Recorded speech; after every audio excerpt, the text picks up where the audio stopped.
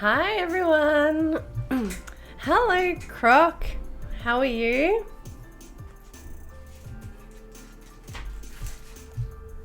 Let me turn my music down a bit now. Might be a bit loud.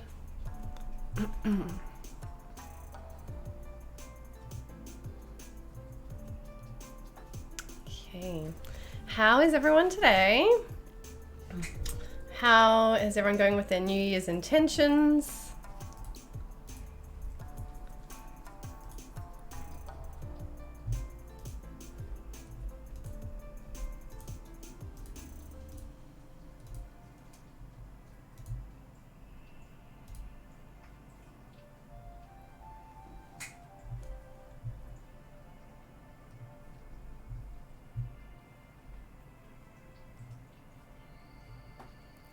Doing solid. I'm doing good with my resolutions so far. That's good. I haven't written mine down yet. Obviously, I have them in my head, but I need to put them on paper. And it's funny because, hey Shredder, how are you? It's funny because like if you do write them down and put them on paper, if you come back, later in the year or at the end of the year and reflect on that, you'd be surprised at what you actually have achieved that you didn't realize. Like I wrote a list of 10 or something. Okay, no worries. I wrote a list of 10 or something last year, and then I looked over them a month ago, and I'd actually achieved a lot of them, and I was quite surprised. So yeah, that was cool. Thanks for the follow, Croc. Would you like a reading today? If you do, you just need to join the queue. There's no one in it. You'll be first anyway so far. Matthew here. What's that mean? What do you mean Matthew here? Yeah, exactly. And you have to you can have ones that you think are more achievable, and then you can have more... Oh, okay, friends. Where you can aim higher and ones that are a bit more, out there and that. But yeah, if you don't have those, then there's no chance you'll ever have a chance of achieving them, basically, if you don't put it out there. Yeah, so anyone who'd like a reading today, just join the queue. We're going to do back to normal birth chart reading. So look at your sun, moon and rising, just a quick overview of who you are. And then we'll go into, we'll look at a current transit or something that would be affecting you. If I can't see anything in particular, I'll bring up today's transits too, and we'll see if there's anything affecting you. If I can't see anything in particular, then we'll just look at that Saturn energy again, because it's still important focus for us, and we've just had that grand conjunction there. And then, the next 2.5 years, that's going to affect us. And then the next 20 years, it will support us, basically. So we'll do some singing bowls and ground first. If you have parental permission, then it's fine, basically. So, yeah, that is my rules, being 18 plus. Oh, actuary, thank you for the follow. Welcome.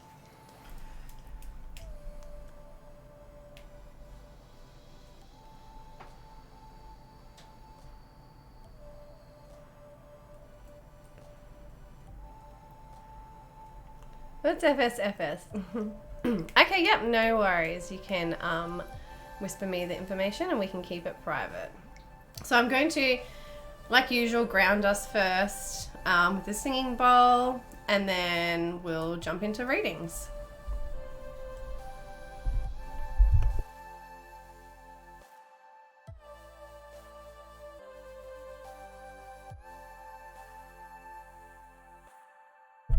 Sorry.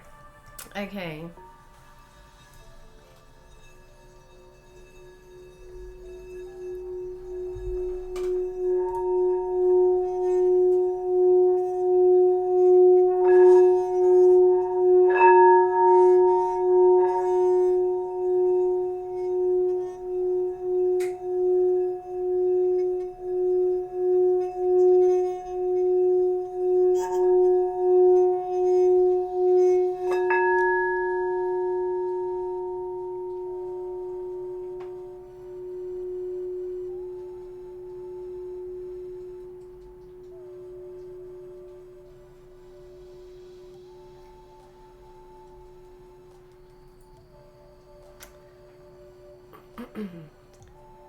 Okay.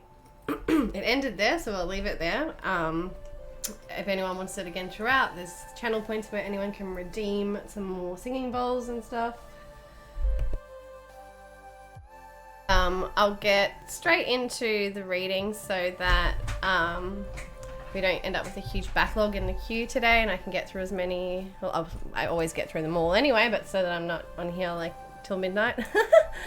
But you know what I mean. So yeah, we'll get straight into it. Okay.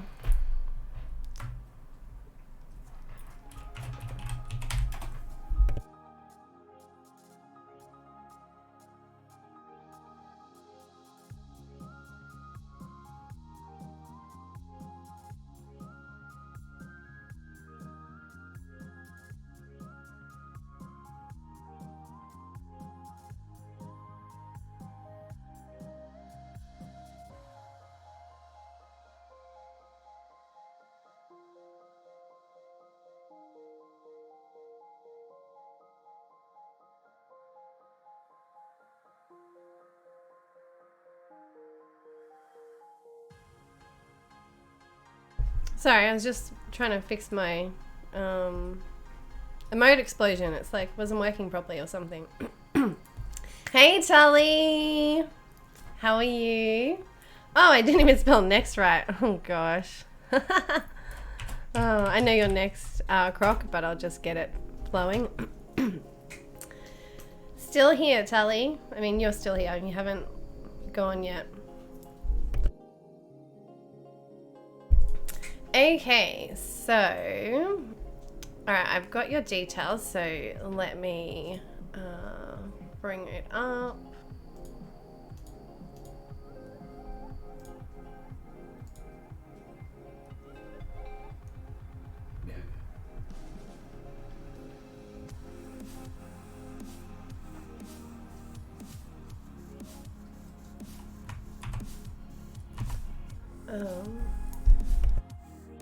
Let me know if my music's too loud as well, because it sounds loud from my end, but that might just be my speakers.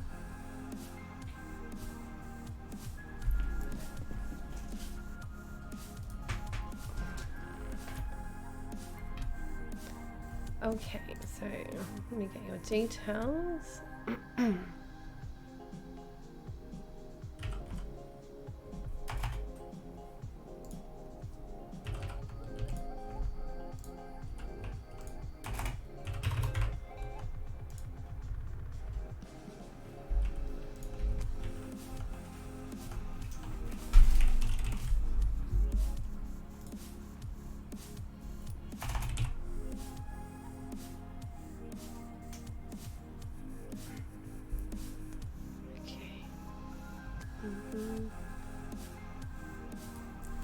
Okay.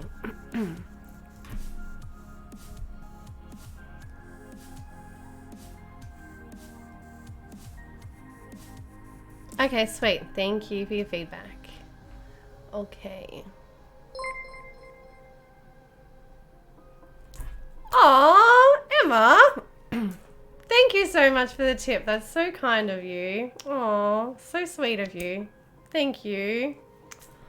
Really means a lot. Thanks so much. So you're stuck here with me instead, Tully. You don't have to stay here the whole time. It's okay. Oh, I hope you're good, Emma. I hope you're well. Thank you so much. That's so kind, honestly. You made my day. Okay. Alright, now I'm going to remove your details first before we bring it up.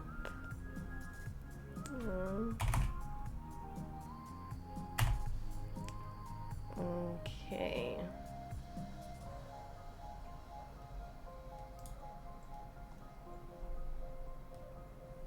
No, I don't have paint yet. Okay.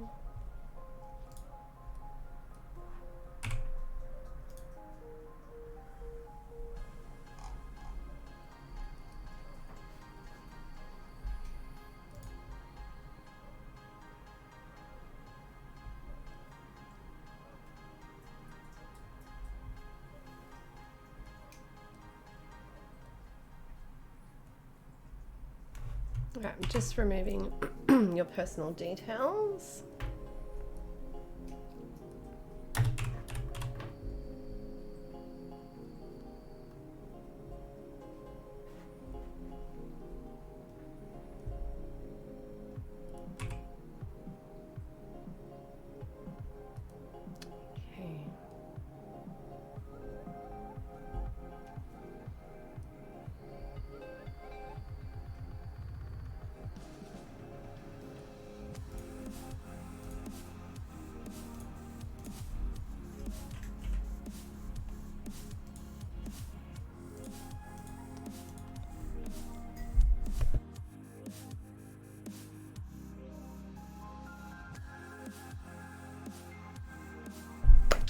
Oh, thank you, Emma.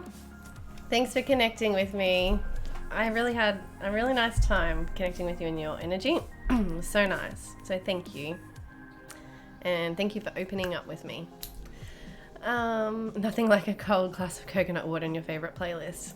Yeah, I kept it on for you, Shredder. I'm going to change it to something else I found. Oh, well, I'm going to change it to, I can tell you, the Spirit Science Transcendence Radio afterwards. It says that you can use it, so hopefully I don't get copyright issues. Yeah, we'll see, I guess. It's not come by stream to be pounded to the ground. Does that mean I need to do more singing bowl? Alright, after this reading we'll do another singing bowl to ground you all.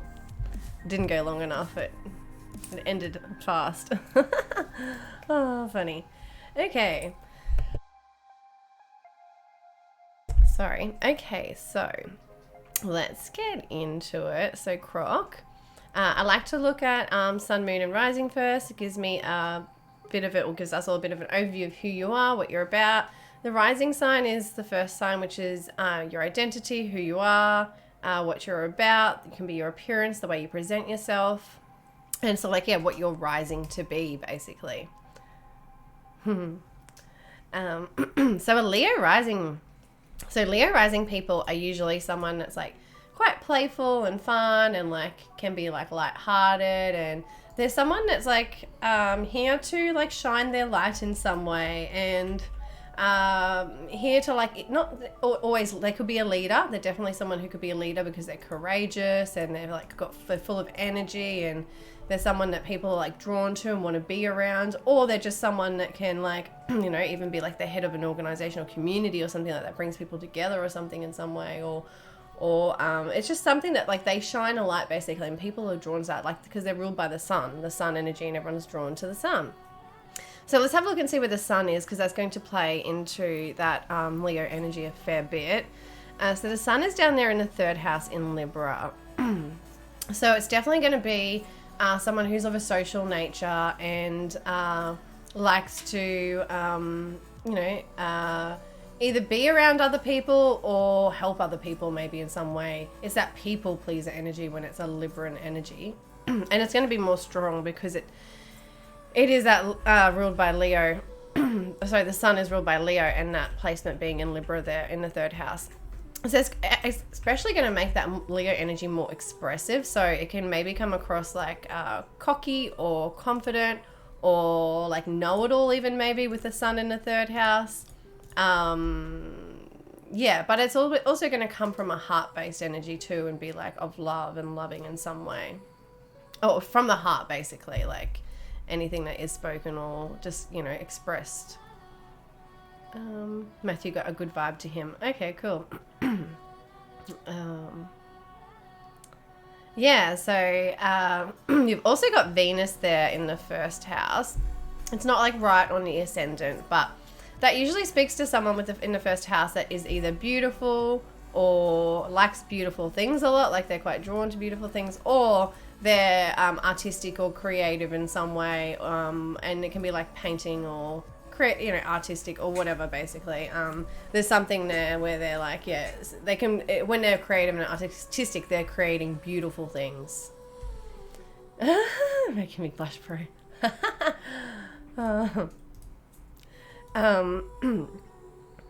Funny. So it's also like quite expansive for you when you are like expressing yourself and expressing that Leo energy and that confident energy and like expressing your heart and all that is really like quite can be quite abundant to you, quite expansive and abundant. So either you like grow a lot when you're like expressing yourself and you learn a lot because you might be like, you know, connecting with a lot of people and it might be social, you know, because you're so social or something like that. But it provides a lot of like growth and expansion for you, and even luck as well, when you're like, you know, speaking from your heart basically.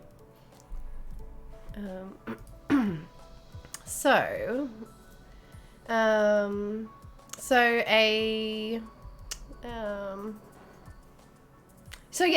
Leo rising person generally is creative, so especially that Venus there, it probably is like, you know, someone that is quite creative or has some kind of creative expression in some way. And it could even be like, if it is, you know, third house based, it could be like speaking or communicating in creative ways. So it could be like through writing or even speaking like through, you know, things that are make people feel good and like are beautiful in some way. So, you know, it can be like poetry and stuff like that, because that fifth house is Leo energy, can be like romantic and whatnot. But yeah, it can just be like some expression that like makes people happy basically from what you say, what you write or something. Okay. So your sun there in the third house in Libra. So a sun Libra person is usually someone that, yeah, the sun's highlighting that area of the third house, which is like communication, networking and like learning too. So you might have an interest in like learning things and like growing and like, but it's not going to be things like necessarily when you're like in this like learning, it's like going to be things that you like to read heaps and absorb heaps of information or something, or learn little bits of everything, like little, you know, it's not necessarily like deep university sort of learning. Like, it's not saying that you commit to heaps of long-term courses necessarily. But there's an interest to like learn more or absorb information in some way, or some kind of growth there with that. Like, you know, it could be someone does lots of short courses, or again just reads a lot and absorbs a lot of information or something. And again, that third house energy, even good to speak to someone that ends up being like a teacher or something like that too, because you've got Jupiter there and you've got the sun in the third house, and it can speak of like guru or teacher or expansive energy there, like, you know, even a guru in the way that you speak and express your heart maybe, or talk or communicate. I'm hungry for knowledge, always have been. I mean, that's part of the reason I got into tarot community on Twitch. Oh, okay, yep, awesome. Okay, so yeah, Sun Libra person also can be a bit, especially like you're going to have more of those Libran energies as well, because it's going to tie in with that first house energy too, the rising sign. So that's being a people pleaser sometimes, because you want everyone to like get along and be happy and have balance and harmony, and like it can be someone who sits on the fence and, you know, tries to keep the peace, that sort of thing as well. And also someone who can like have really good perspective and be able to see like many sides of different things or situations as well, especially because the sun's shining there. It's like giving you that, like, that seeing in a way, shining the light.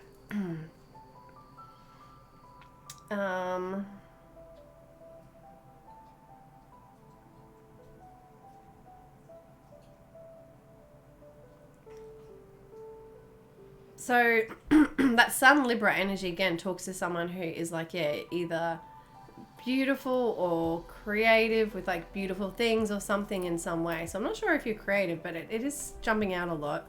But again, it could be through expression and communicating or something like that. All right, let's have a look at so Venus is in the first house.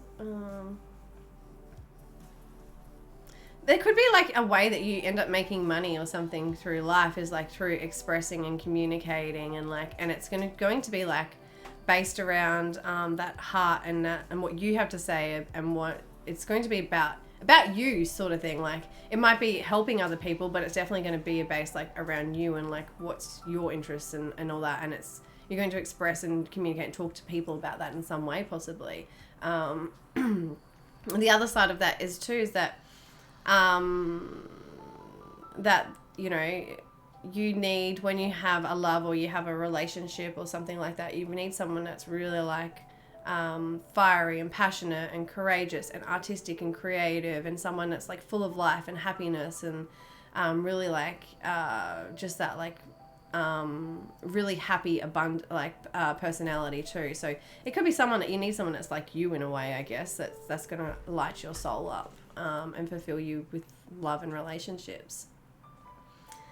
So let's have a look at your moon. So moon is over there in the 7th house in Aquarius. So a moon Aquarius person can feel like the black sheep, or feel like a bit different or unique in some way. They can be a little bit more detached with their emotions and their feelings, and they're more intellectual, so they're not like, they cannot get as reactive and over emotional in situations and when things come up, because they're more not practical minded, but it's that intellectual, so they can like process things and information better on a more practical level, I guess, in a way.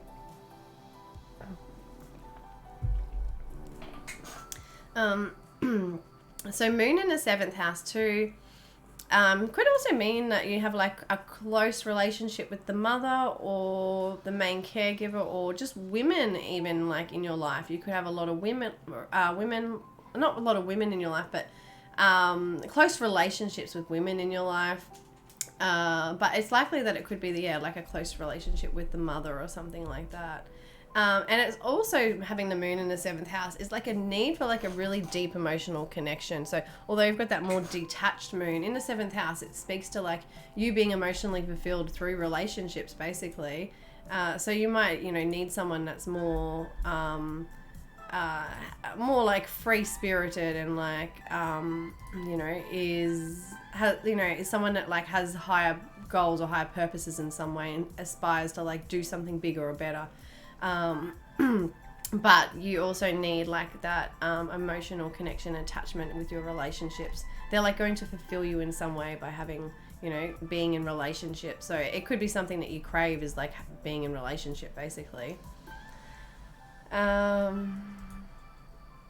Neptune there in that 7th house too can make you like see things with maybe because there's that emotional need too for like, deep connection with someone, or just to have a relationship, because it like what emotionally fulfills you. That there's that Neptune there where you can like be quite dreamy when it comes to it, and like over idealistic in a way, or like see things with rose tinted glasses, or be deceived easily by people because you're not seeing things clearly within. And it's, when we're talking about relationships, we're talking about those one-on-one relationships, not friendships, but love interests and whatnot, or partnerships, but business partnerships, but for you likely love relationships for now anyway. So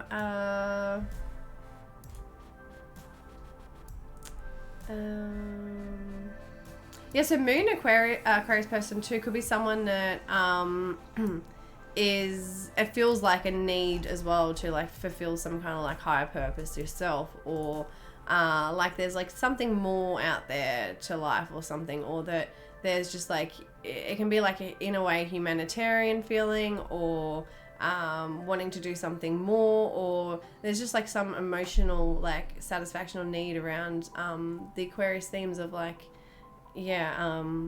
wanting more, wanting to do something more, something big, or having high aspirations in some way.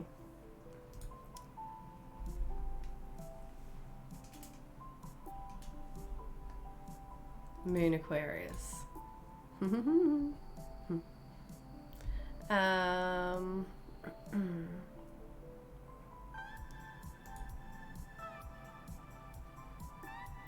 That moon there can also speak to like, I guess, the mother energy too. The mum could be a bit more detached with like her feelings and emotions as well, and be more intellectual and not as like lovey-dovey and affectionate and stuff like that as well. Or that's the way like the home and the family was, growing up. It's like more, not disconnected, like, because the moon's there too, but not disconnected, but less, you know, lovey-dovey, more intellectual sort of family life or nurturing life or something like that too. Okay. So Uranus is staring at me, and I don't know if that's because it's the ruler of your moon.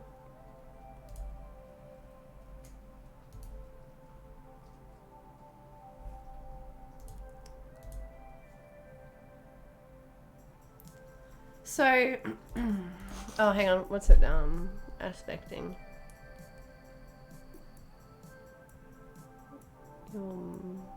Mars. Pisces. Virgo. Mars. 3 degrees of Pisces. Mars, Jupiter. And the Sun.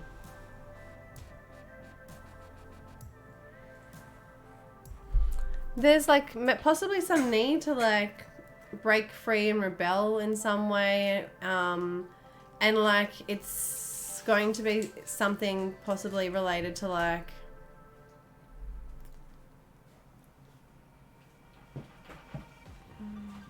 I don't know, maybe like communicating, expressing like deep truths or something, or like dark deep truths about stuff. Like it could be based around like healing, like that could be where that expression and communication comes from. You like talk about unique and different things that like help to heal people in some way, and yourself you might go through like deep unique and different transformations that like help to heal you and like dive deep into like the depths of yourself and like heal traumatic things or heal things within yourself. And that could be something that you end up communicating about or something, and it's like from a spiritual basis too, being with that Pisces energy. But it's super healing too, because that Pisces energy is super healing, and it's like compassionate and that. So that's where, yeah, you might, the communication and expression and all that might come from what you end up talking or writing or communicating about, whatever this is that you end up like stepping into this energy or whatever it is about you. It's going to be something like from a unique and different way that enables you to break free and like do some kind of like healing or help others heal in some way or something there. Diving deep once again. You have seen, you are referring to Infinite Waters. I've been meaning to share some more of his stuff, Ralph, yeah, in like Discord too, because this year he's been talking about awesome shit, not just like the fluffy shit, you know. He's been talking about real shit, which has been cool. So yeah. Okay, so that's a bit about who you are. Just had to bring that Uranus into there for some reason. So I haven't looked too. Let me just bring up today's chart so I can see the sky and what's going on. Pardon me. January 1st, 10:35 p.m. Whoa, it's still January 1st for people, that's right. Okay, so alright, so what do we want to focus on today? Oh, Mars. Mars might be a good transit. Mars or Capricorn. Okay, we're going to focus on Mars or Capricorn depending on charts and what they're sort of representing today. I used to have Ralph as a friend on Facebook when I used to be on it. Oh, true. I followed him like, you know, years and years and years ago. And then eventually he was just repeating the same sort of stuff. So I disconnected. But then, yeah, I started listening to, and it was, and then I started listening to him again, started this year because he started talking about COVID stuff and everything like that. So yeah, but he's cool. Okay, so Capricorn. There's nothing really with Mars in your chart, so we'll talk about Capricorn, I guess. So for the last 2.5 years, for you, the Saturn energy would have been in the 6th house. So the sixth house is like our work, our daily routines, our health, our like well-being, can be like fitness and exercise, how we sort of like look after ourselves.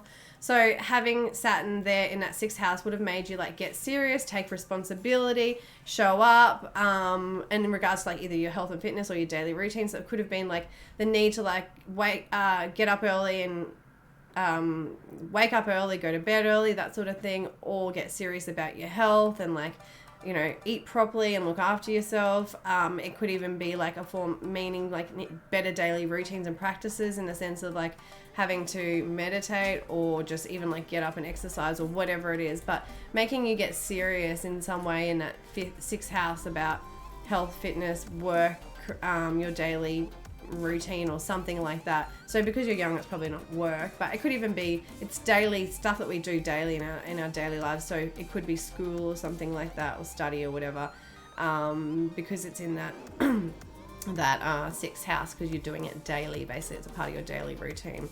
But making you get serious, it could have felt more restrictive, more burdensome, and just like heavy and more responsibility. So basically,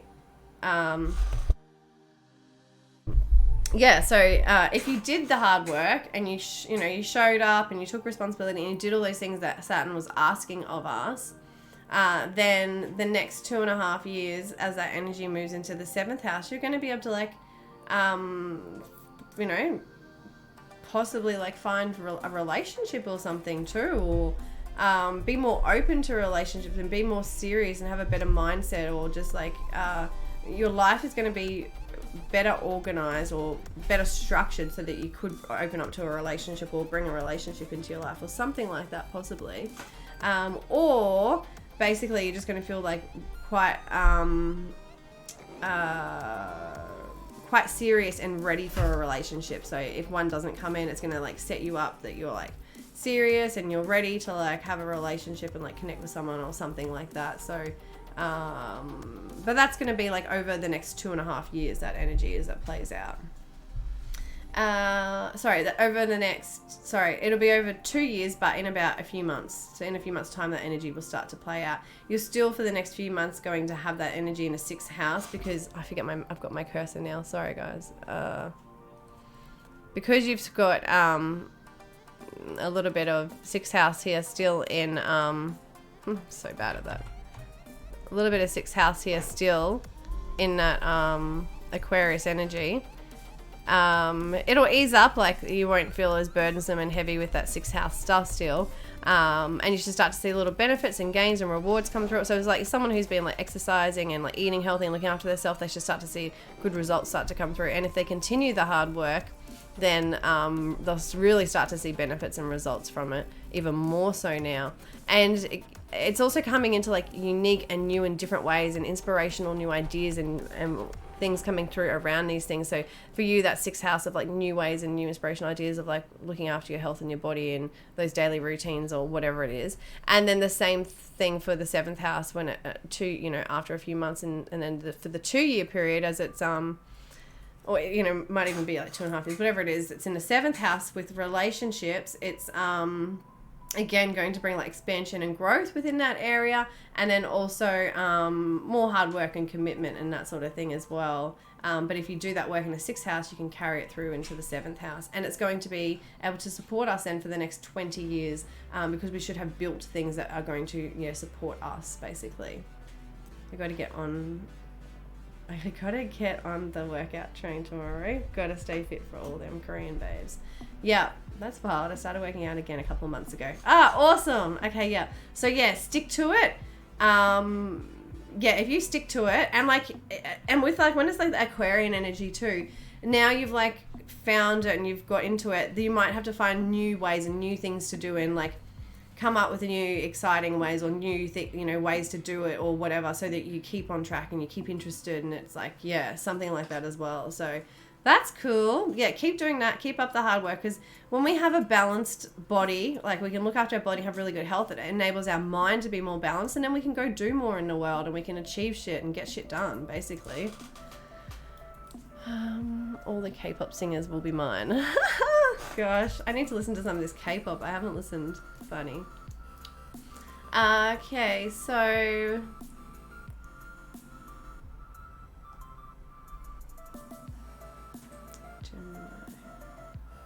So the North Node for you for the next year is still in the 11th house, so it's been there for a while. So the 11th house is all about like our aspirations, our like higher sort of goals, I guess, and also like connecting with the outer world and like organizations and groups and social groups and friendships and all that. So very much the energy is focused for you on focused for you on friendships and groups and connecting with people and finding like new ways to connect with people and new ways to have friendships and to have friends or friendship circles or something like that. So yeah, that's very much a focus for you over the next year and something that can like, yeah, benefit you. And like, that's what you need to like sort of head towards and focus on is like, obviously that health and all that, but also friendships and social circles and finding like new people to connect with and like new groups and, you know, things that are like different and exciting and all that. And moving away from and letting go of anything that like doesn't make you happy, basically. That Sagittarius energy in the 5th house, moving away and letting go anything doesn't make you happy and moving towards things and people that make you happy. Okay, that's pretty much all I have for you today, Croc. Thank you very much for letting me read your chart. I hope that you got something out of it and I hope it benefits you in some way. And yeah, thank you. I'm going to go.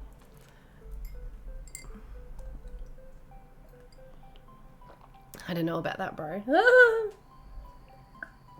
I've never listened to K-pop in my life, Cat. Oh, true. Okay, so I don't feel that bad then. I just see Rollick's always talking about it too. Claire. I should call her Claire now because she's not Rollick anymore.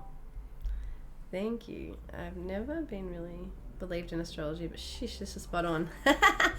Okay, so the reason that people don't believe in astrology and the reason that it doesn't feel right is because when we're looking at normal basic astrology in newspapers, magazines, online now these days, whatever it is, and when people are talking about it, we're looking for our sun sign. And in Western astrology and whatever else, it's like the focus is the sun sign because the sun's so bright, shines so bright, it's so energetic. It's a huge important part of like the chart, and because we're looking at it from an Earth's point of view, and the sun is like gives us life force and all that. So the sun is like a big focus, and that's what the not just Western, but just the general horoscopes talk about is sun sign. And when we're looking at these general horoscopes and we're reading any of these things anyway, we need to be looking at our rising sign. So when you read anything, always look for your rising sign. So that's a Leo rising for you. Because the rising sign is the most important part of our chart, because the rising sign here is, let me put the chart back up so you can see. But the rising sign is here on the horizon, and it's the 1st house. And the 1st house sets out the layout of our whole chart, because all these little triangles are different areas of our life. So when you're looking at general horoscopes and they're saying, blah, blah, blah's in, this is going to happen because of this, is because a planet is in a certain house. So, you know, if it was in the 2nd house, that could affect your finances and money. So having a planet in there, they're going to say, you could have issues with your money and finances this week. But if your sun sign's over here, it's not going to relate. But if you're a rising Leo or whatever, it's going to relate. So those squiggles are bloody confusing, sorry. But yeah, so that's why astrology is like so spot on when you have time of birth, but if you're just going by sun, it's not. So yeah, that's why we need time of birth. So yeah, I hope that made sense. Anyway.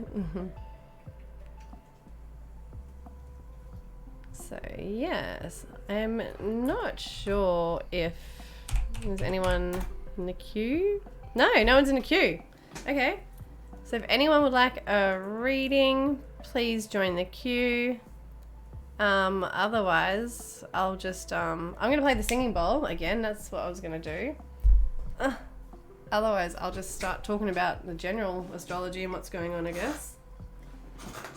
I'll bring up the chart of today and then we'll talk about what's happening and what's going to move and change and what's going to happen, I guess.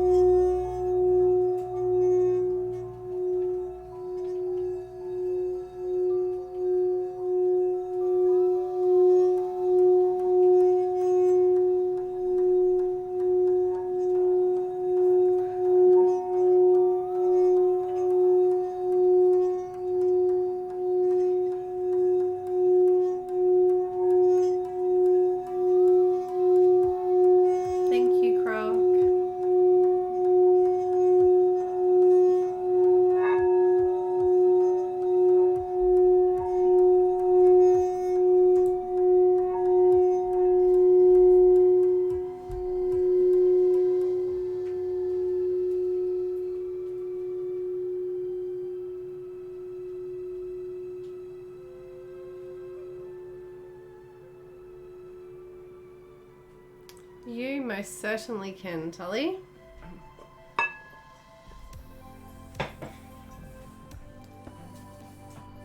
My new deck isn't here yet still, Tully. Oh. Hopefully it comes this week, I guess. It still says it's in Canada.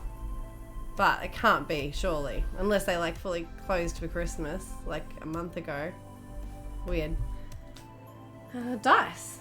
Where did I put the dice so Yosh wouldn't... Yes, you, Yosh, you wouldn't knock them off.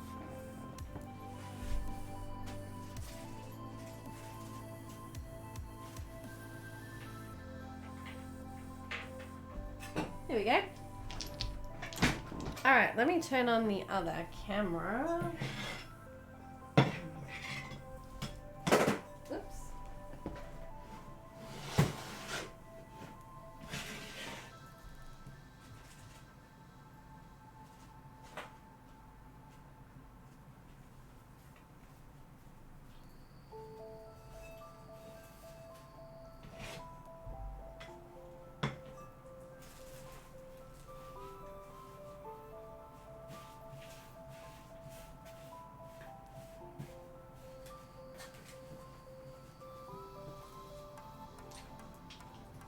Sorry, I should have already had this ready. Okay.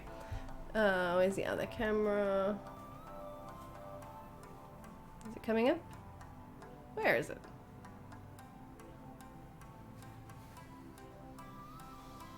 Oh, that's right. I'm so blonde. That's right. It's from last night. It's moved. Oh, why are you not letting me move you? Okay, there we go. Sorry. My blondness is coming through again. Okay. Oh dear. Okay, so alright, we're on.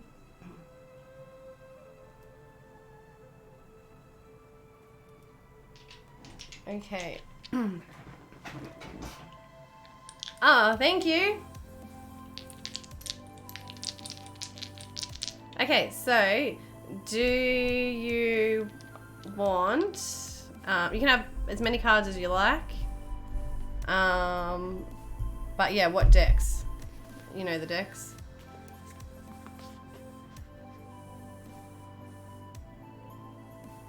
Oops. Gosh, I'm so bad at that. Why could I never get in the center of the camera? I could put these in the other camera. That would have made more sense, probably.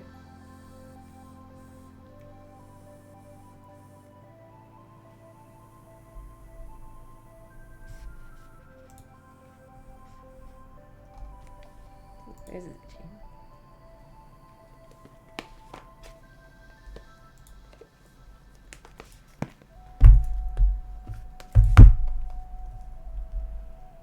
I'm going to roll the dice where you decide on what cards you want. Cards, whatever.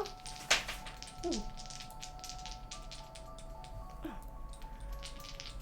Okay, cool. How many?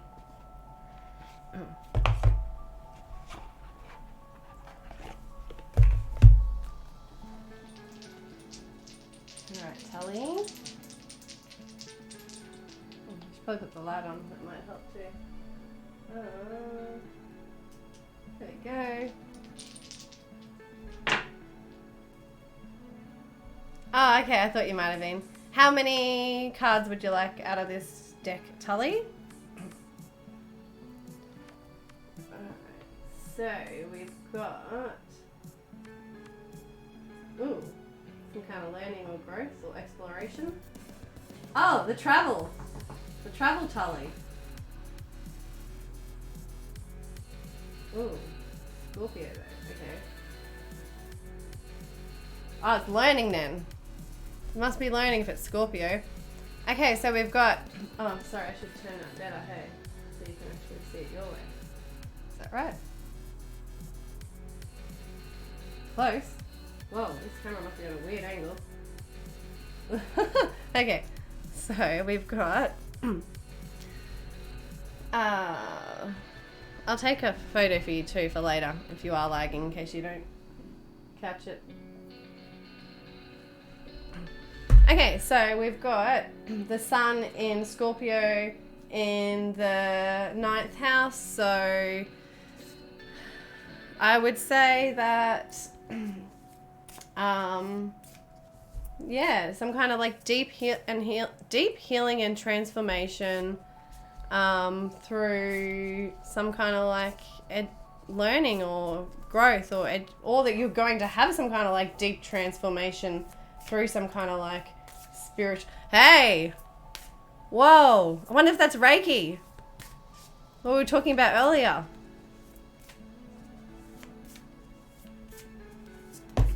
Whoa. 3. I wonder how many cards just fell out. Is it 2 or 3? 2? Okay, 2 just fell out. Oh, just pinched my neck. Yeah, I wonder if that's Reiki, like some kind of deep healing and transformation, or some kind of like occult learning or something.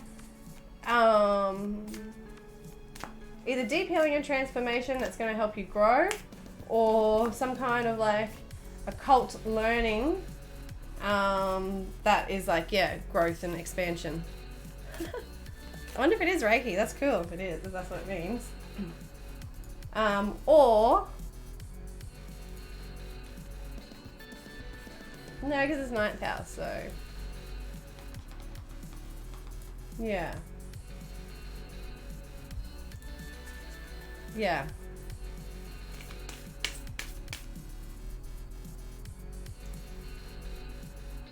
Okay.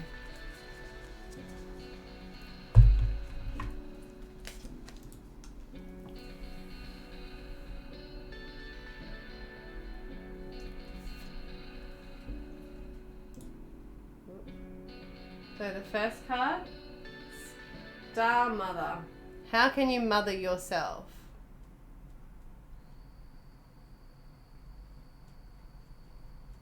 So a need for nurturing. Let me try and fix that light. A need for nurturing and self-care, self-love maybe. Align your life. What is not aligned or needs to change? So something that you're doing that is not nurturing of yourself.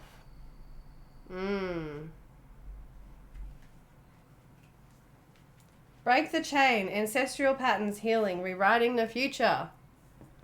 So something you're still holding on to that's not allowing you to nurture yourself, and it needs to change. And if we're relating to these dice, then yeah, some kind of like deep healing that will give you growth, or some kind of study or something that will like help you grow and heal or something in some way maybe. So Star Mother, how can you mother yourself? Align your life. What is not aligned or needs to change? And break the chain. Ancestral patterns healing. Rewriting the future. I'm looking for a new place to live. Okay, well that can be ancestral patterns, I guess, or where you nurture and care for yourself, your home. The 9th house can be travel, but that's like long distance travel. And Scorpio and travel don't really go together. It's more learning or deep transformation and growth and healing. Hi Dreamwind, how are you? Happy New Year. Thanks for coming by. Okay, I hope that helps, Tully. Thanks for coming by. I just said that again. Thanks for being here, Tully. I always appreciate it. I'm not kicking you off and telling you to go, though. Funny. Okay.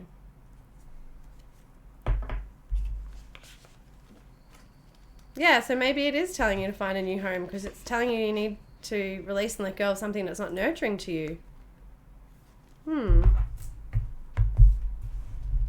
Somewhere that's going to provide you like growth maybe as well. Maybe he's living overseas, but it's Scorpio energy. Scorpio's not travel. And, yeah, I don't know.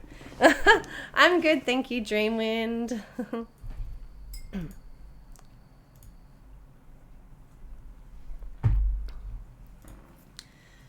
I wonder, is anyone else in the queue?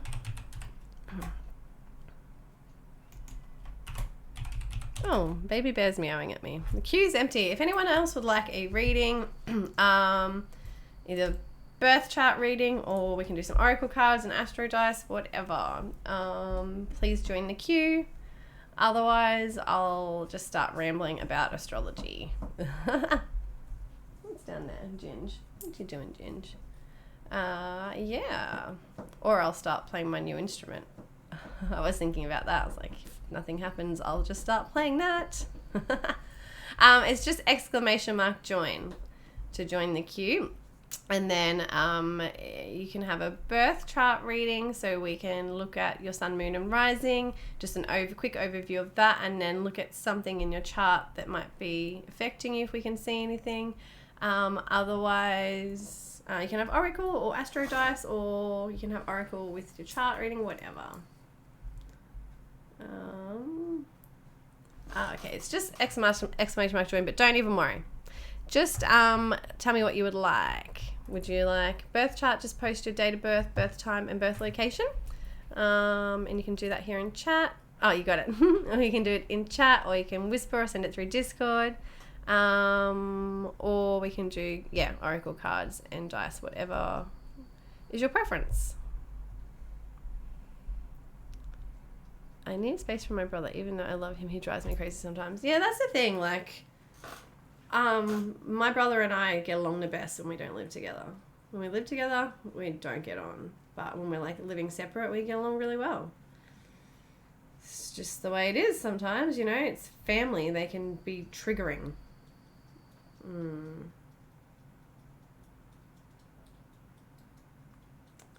Especially like when you've like always been around family too, or, you know, just growing up. People are set in their ways, especially like when you know each other, you know each other's boundaries, and you know each other's pressure points, and you just, you know, and you just, yeah. Okay.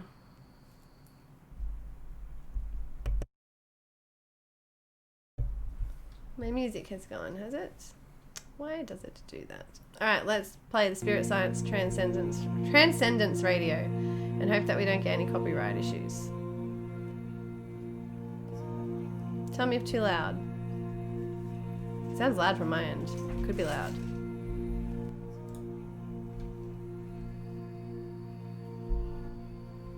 Sorry, I hope I didn't blast anyone's ears.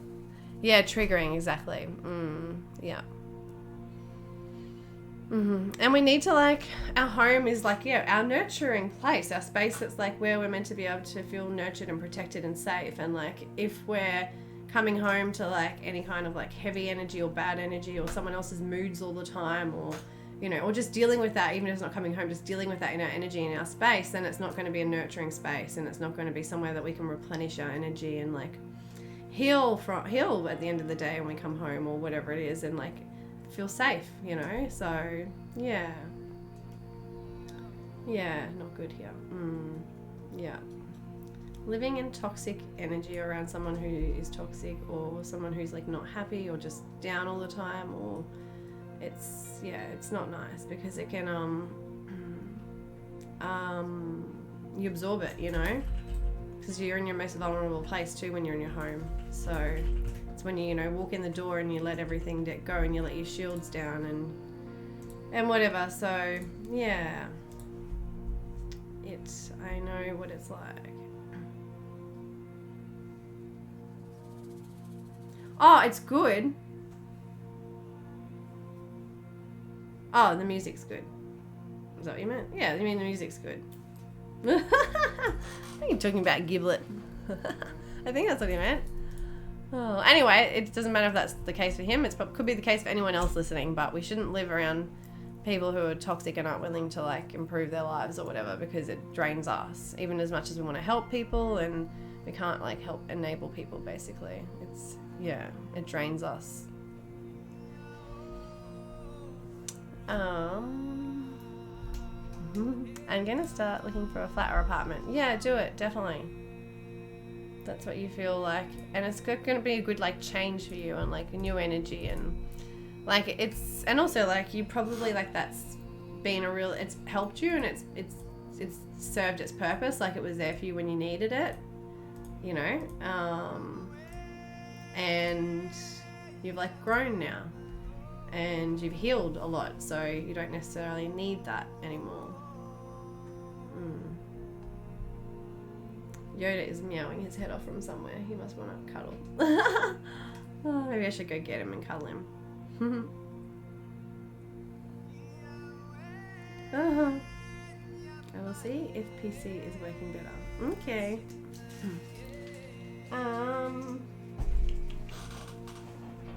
Oh, that's right. Dreamwind. Did you send your details? Did you? That's what I was waiting for. I was like, what was I waiting for again? Dreamwind. We were just waiting for your details. So yeah, date of birth, birth time, and birth location. You can send it here in chat. You can whisper it. Send it in Discord. Or yeah. Or if you just like Oracle card. Or Astro dice or whatever.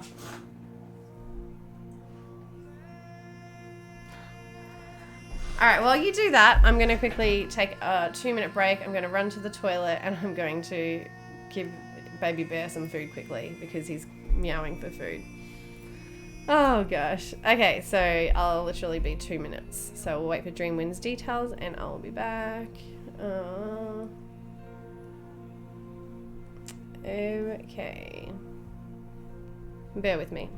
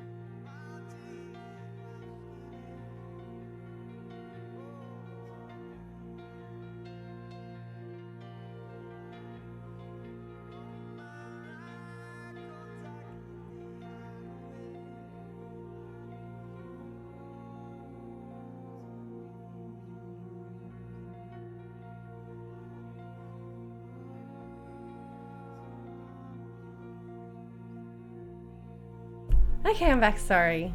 Thanks for waiting. Okay.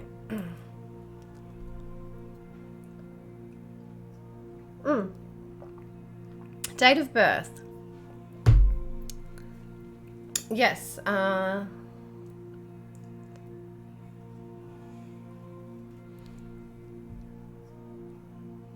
yeah, date of birth, birth location, and time of birth. If we don't have time of birth, it's a bit hard to give a reading. We can't really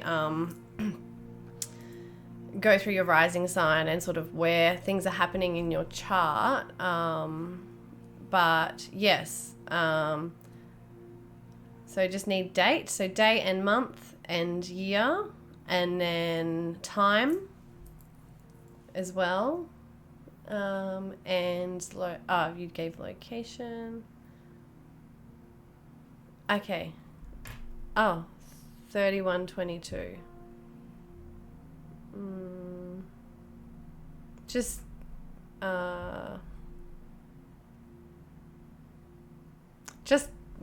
That's confusing. 3122. Sorry. Date is the 31st or the 22nd? Oh, you don't know time. That's okay. We can just have a look, a little bit of a look without time. But 3122, what is that? Day and month we're looking for. 31st to 12th. Okay, cool. All right, let me bring it up.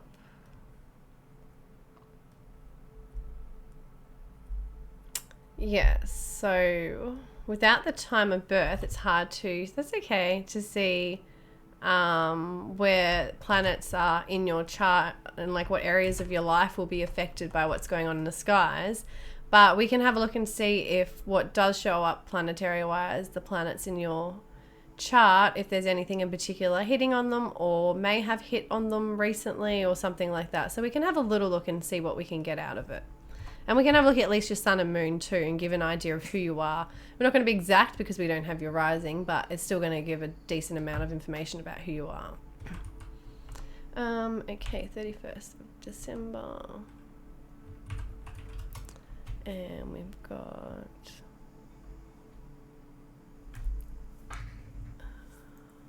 we don't know time, so we're just going to say 12 noon. And...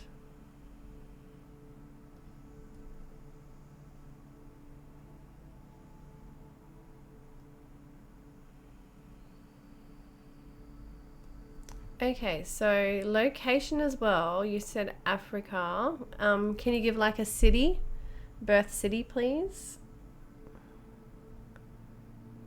Either a city or in a province or something like that. Oh, wow. That's nice.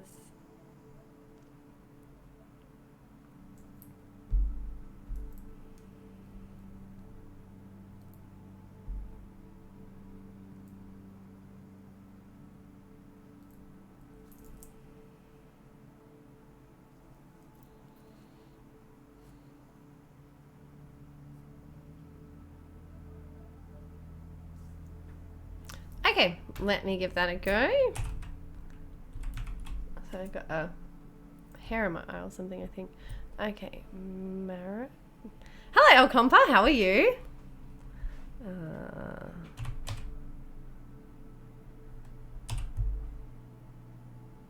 Marrakesh.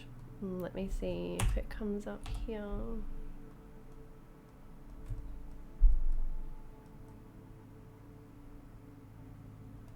Let me Google and see what I can find as local. Let me look at the map and just see what it might be under.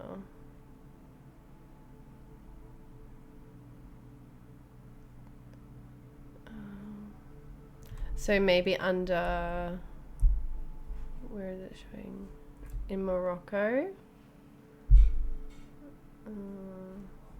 Oh, maybe it's 2 R's, that's why. Oh, okay, is that what it is? It's 2 R's?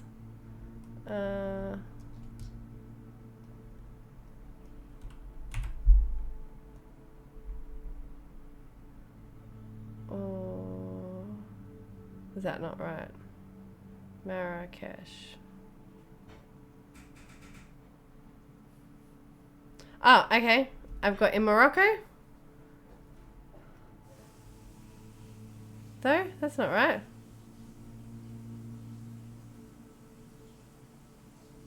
Is it?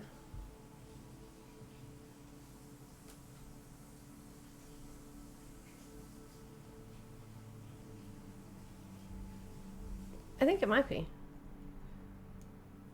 Okay. It is, yay. Okay, cool. I'm looking at the map and it, now I'm zoomed out, it does look right. Okay, cool. So, sorry, I'm bad with geography and locations, which is so not good for astrology. But anyway. I'm good at maths though. That's where my expertise is, maths and accounting and stuff. Okay, so let me bring up your chart. Now I'm going to try not to think about houses. Okay.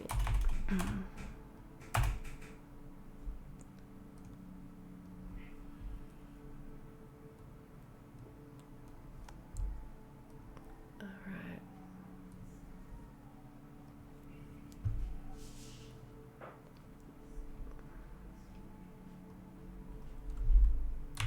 Okay.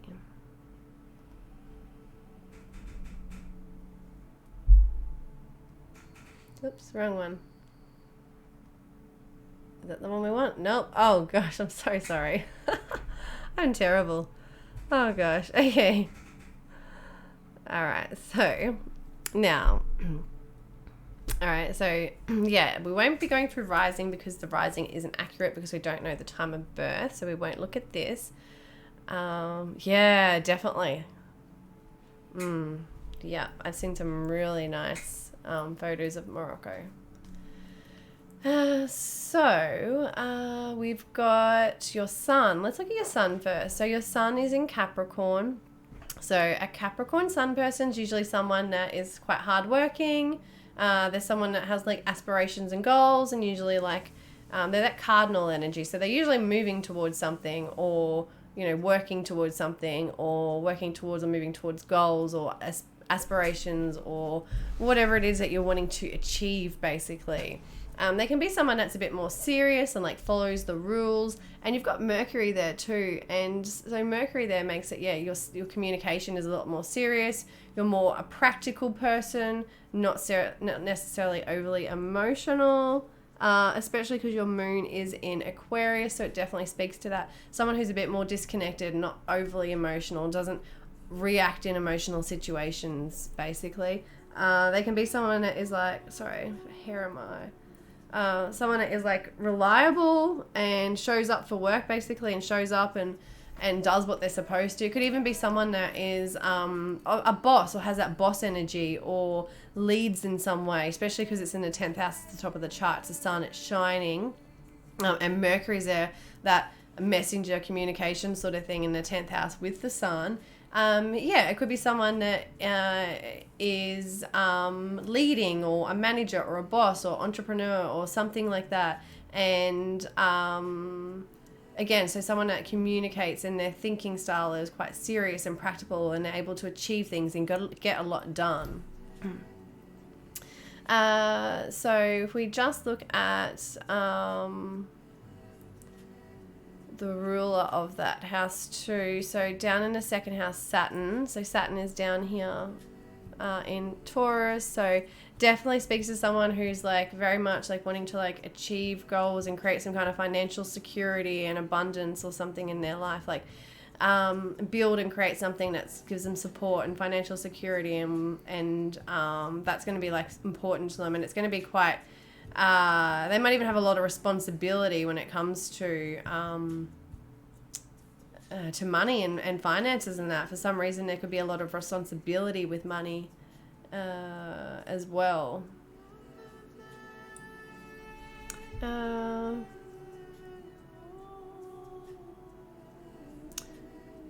So if we have a look at your moon, so moon, Aquarius people are usually, you know, they're like the black sheep in some way usually, or they feel different or unique in some way. They sort of like can just feel a bit like different to everybody else and not the same. They are usually have like a higher drive or purpose, like emotionally it's going to fulfill them if they're like doing something of a higher purpose or for a higher purpose, or that's like humanitarian, or that helps people, or that is like inventive or inspirational or something in some way. That's when they're going to be like most emotionally satisfied basically. And again, that moon Aquarius person is usually someone that is very intellectual and maybe has really good inspiration and really good ideas as well about things. Again, they've got that kind of that empathy for man in some way. So it's some kind of humanitarian feeling about them that's going to emotionally satisfy them in some way. Oh, what's today? 30. Oh, yeah, it was just your birthday. Happy birthday. I didn't even pay attention. Oh, happy birthday for 2 days ago. Or maybe yesterday for you. Oh, I'm not sure time zones. But yeah, happy birthday. That's awesome. Oh, so yeah, Chiron return is around 50, isn't it? Let me have a look. Chiron and Aries. Oh, you're going through Chiron return. We'll talk about that. Oh, okay. Okay. Oh, okay. Okay, so,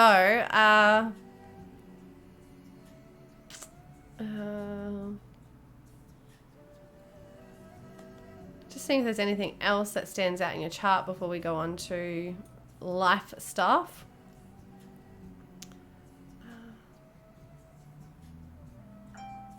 Oh.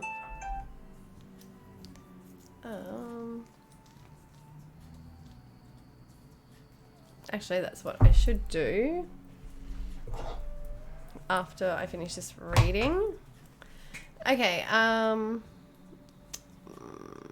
so yeah, North Node is there in the, I'm not going to say house, in Aquarius too, so it definitely puts you like driven towards like wanting to do some kind of humanitarian thing or something for like a higher purpose or for humanity in some way. Like it's very much like a destiny point or part of your like life drive, and like something that's like really destined for you, or a destined point is like doing something humanitarian or something inspirational or inventive too. It could be like you come up with like a new inventive thing or new inventive way or new inspirational ideas or something like that too. Or even like it could be like, yeah, if you're like the boss or the head, it could be bringing some like company or organization or group together that's like from a humanitarian purpose or something like that too.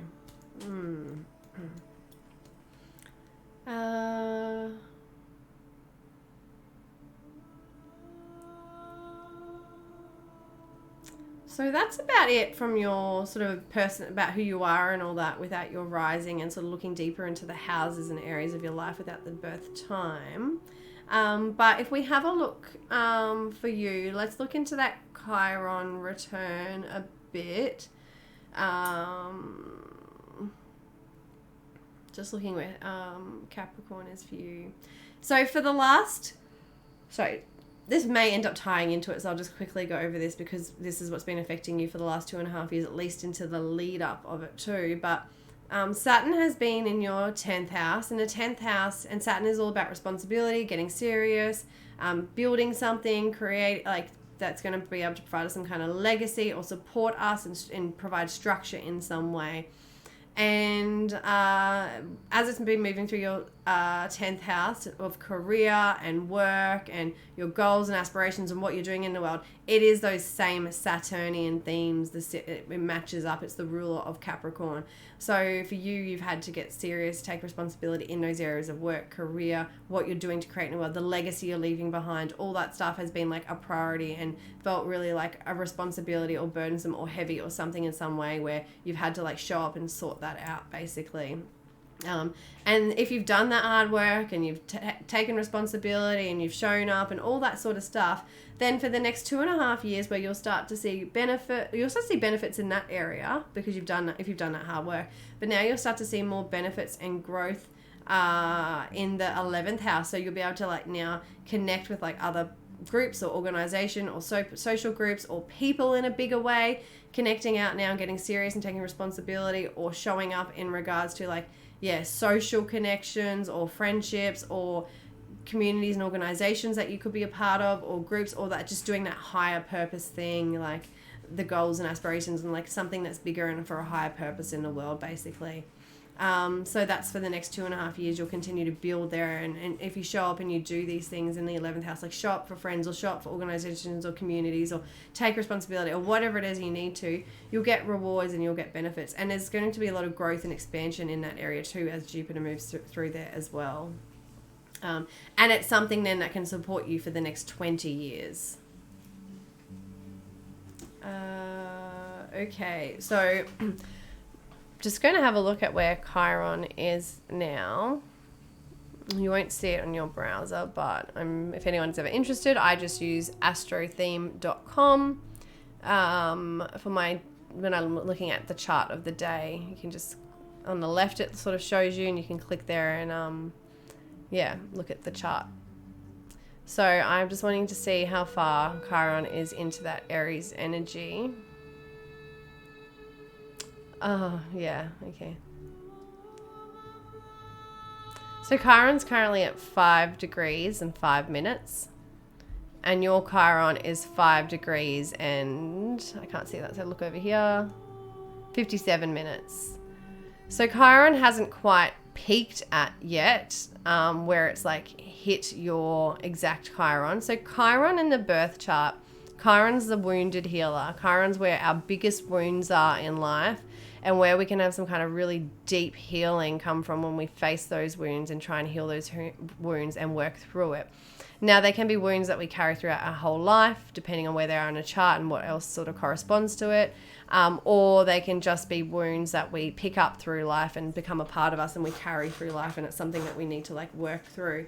And part of, hello, Commie brother, how are you? And part of, you always remind me of this. Mm-hmm. Oh, thank you. I got double now. I've got cat ears and elf ears. I'm 2 animals at once. And a human. 3. Chiron is our biggest wounds. And it's where, when we heal those wounds, we can then step into the teacher guru energy around those wounds, because we've been through it, we've experienced, we've overcome it, or we're working through it and understanding it and whatnot, and we can help others then to work through it and heal it, because you can only heal those Chiron wounds when you've been through that experience. That someone who hasn't been through those Chiron wounds won't understand them, won't be able to heal them, won't be able to work through them with you. So it's hard to say what area of life it's going to be affecting you, because we don't know the time of birth, which is going to play a big part in the energy and like how it's going to affect your life. But just talking about the wounds, you might have felt that energy, something come up. It's going to be like Chiron's slow moving, so it's not going to be, like I said, so it's going to, I'll work out when it's going to exactly hit your chart in a sec, but there's going to be lead up, and because with slower moving planets, there's a longer lead up, so it can be months. Instead of like if Venus is moving through the chart, you're going to feel it a few days before, a few days after. But if it's a slower moving planet like Chiron or whatever else, Chiron is in between Saturn and Mars and Jupiter. So it's slower moving, but not as slow moving. Anyway, it's going to be more lead up to it, and maybe not as intense, slowly build up. And then the same thing, fizzle out slowly after it. So you would have been feeling the lead up to it either the last few months or even like, I don't want to say last few years, but because it's such a big placement Chiron and it's like a 50-year cycle, I almost want to say like it could be a few years lead up, but it could be a few months too. It just depends on where it is in your chart, and if it's, I can't see it's aspecting anything else from here, but there's always more to the story, especially if we look at progress chart and other things too. So I have Chiron and Aries. We same vintage. Oh, what degree is yours at, Tully? I can't remember. If you can't remember, I'll have a look after. I'm doing all right. I just woke up from a much needed nap. I also got some sage recently that helps me sleep as well. Oh, that's awesome. That's really good. I'm glad that you had a good nap. And Happy New Year, Commie Brother. I hope you had a good one. I hope you're well, especially after your nap. Okay, so Chiron wounds in Aries are based around the identity and like who you are. It's going to be play out in an area of your life, and I can't say where it is without the time of birth, but Aries Chiron wounds are around the identity, who you are, and it could be around like being an individual and needing to do everything alone and having to like support yourself and be alone or something like that. Or it can be something around that loner energy or the identity or who you are or something like that. The wounds are going to be those Aries themes, but again, I don't know what area of your life. So but it's identity, who you are, being an individual, being independent in some way, taking risks. There's like wounds around that basically.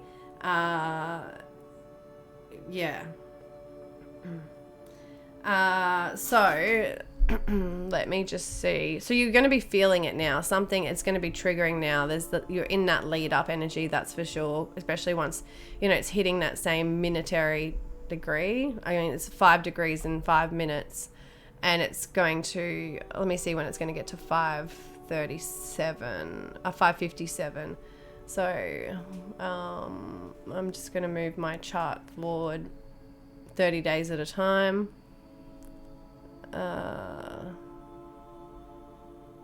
So we're looking at Chiron moving. It's Chiron. It's not in retrograde. Something's staying in retrograde. There's only one more planet left. Can't remember what it is now. What's in retrograde? No. Okay. 5:05.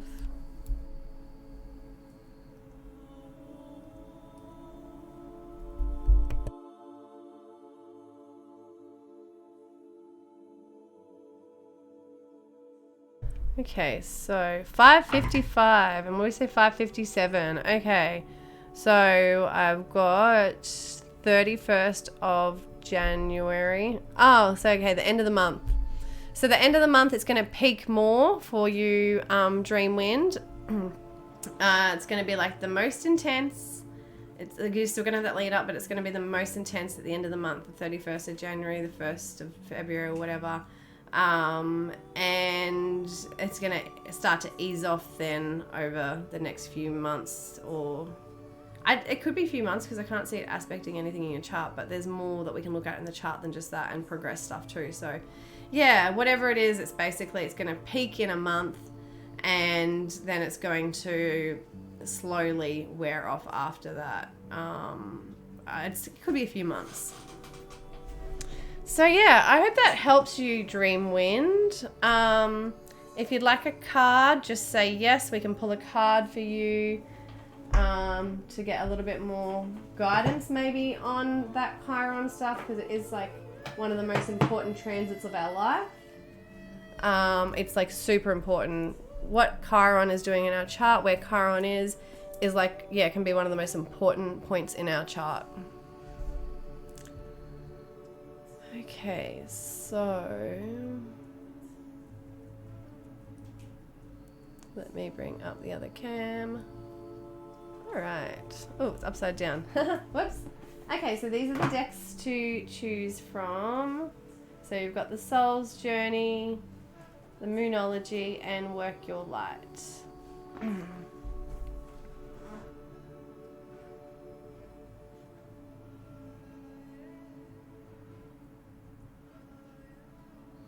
Oh, I was only supposed to take a 45-minute nap, but I didn't hear my alarm, I guess, so it turned into a 4-hour one. Well, your body must have needed it then, Commie Brother, because, yeah, that's what happens, I guess, if we don't hear our alarm or sleep through it. We really need that sleep. Oh, thanks.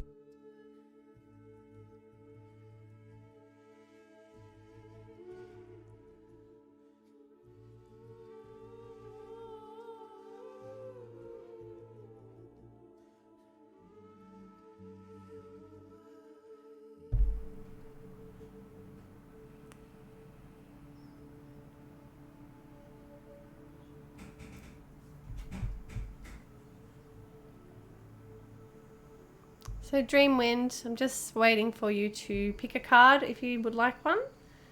So you have 3 decks to choose from, so either the Soul's Journey, Moonology, or Work Your Light.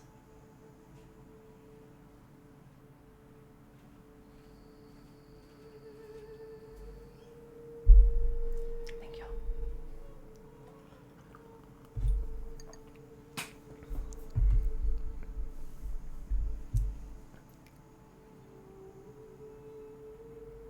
Moonology? Okay.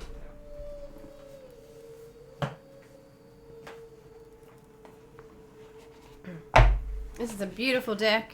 Super healing. It's probably the best deck you could have chose, I guess, for Chiron stuff. And I'm sending you lots of love and healing too.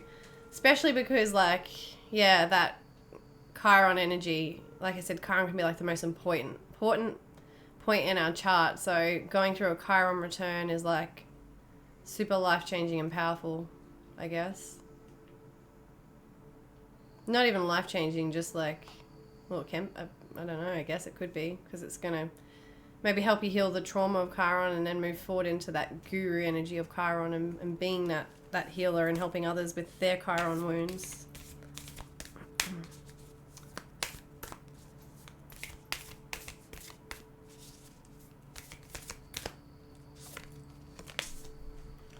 Luck is on your side. New moon in Sagittarius. So this card is telling you that to be optimistic and positive and to focus on, like, yeah, just positive things basically, and that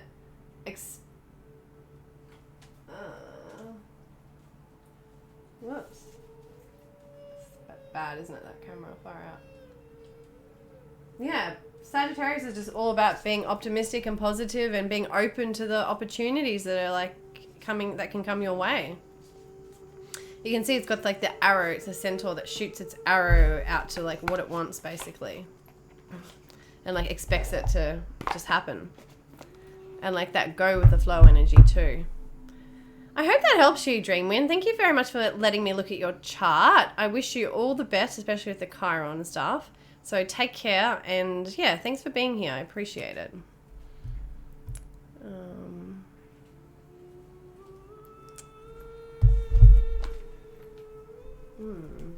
Chiron. Alright, let's do Singing Bowl again to just shake the energy up. Well, not shake the energy up, ground the energy, whatever we need to do. Point it at the galactic center. What's pointed at the galactic center? Sag. Ah, yeah. Ah, yeah. Yep. Yeah.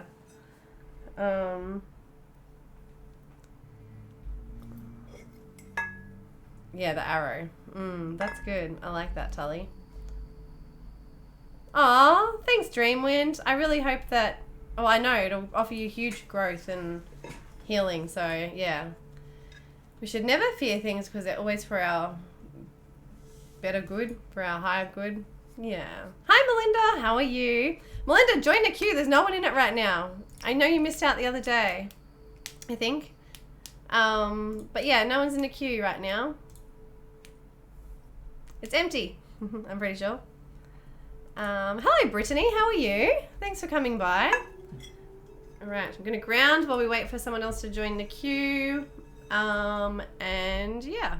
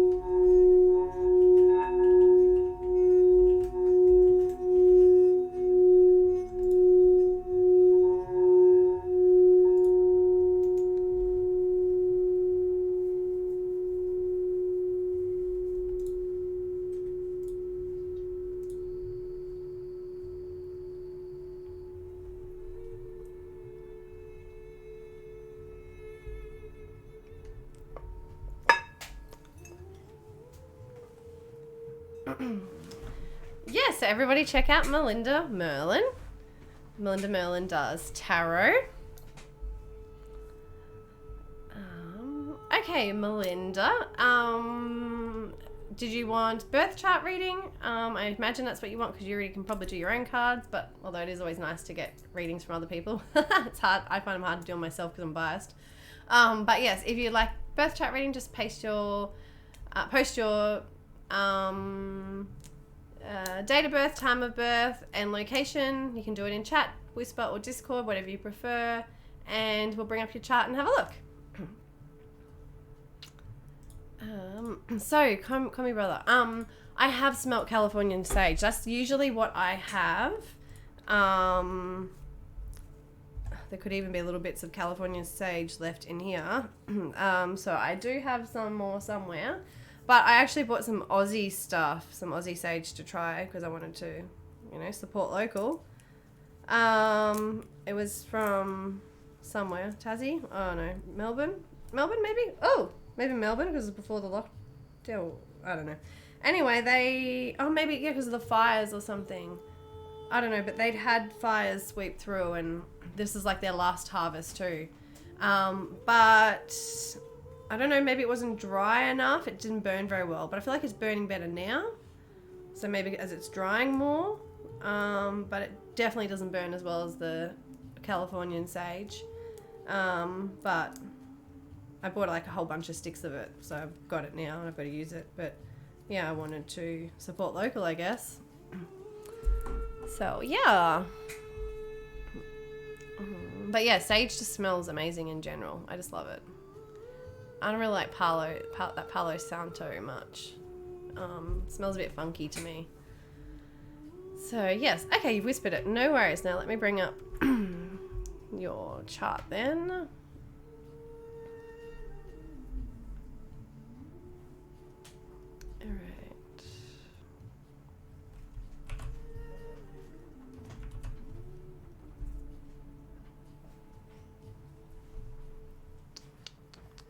Oops, I closed it. That doesn't help. Okay.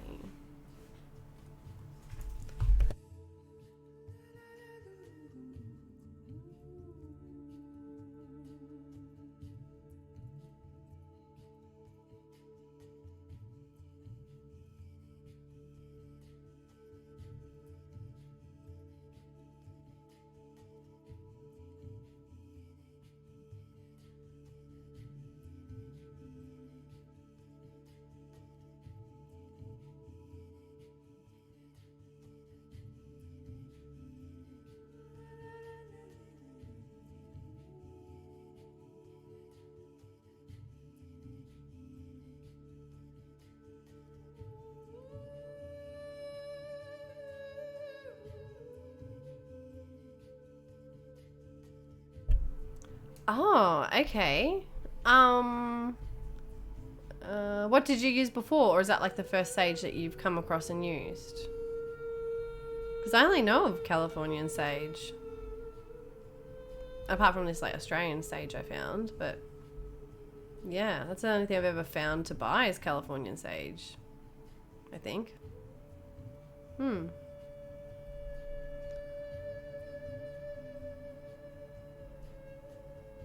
Alright, I'm going to save your chart and then remove the details.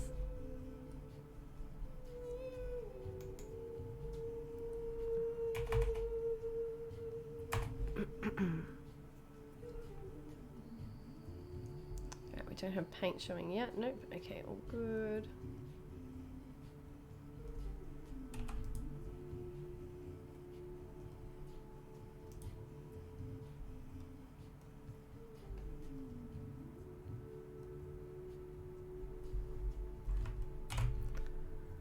Okay.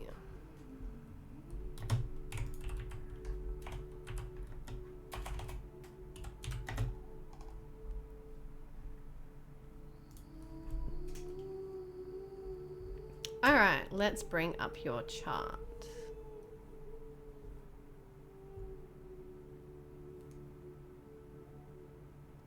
Paint. There we go. Okay. Ooh, well, it's a lot in the nighttime.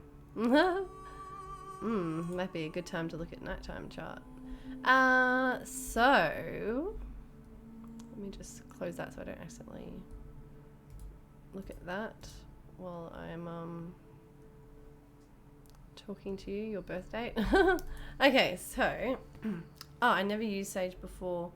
When people talk about it, I suppose they only call it sage because we're in California. Oh, okay, I don't know. Okay, so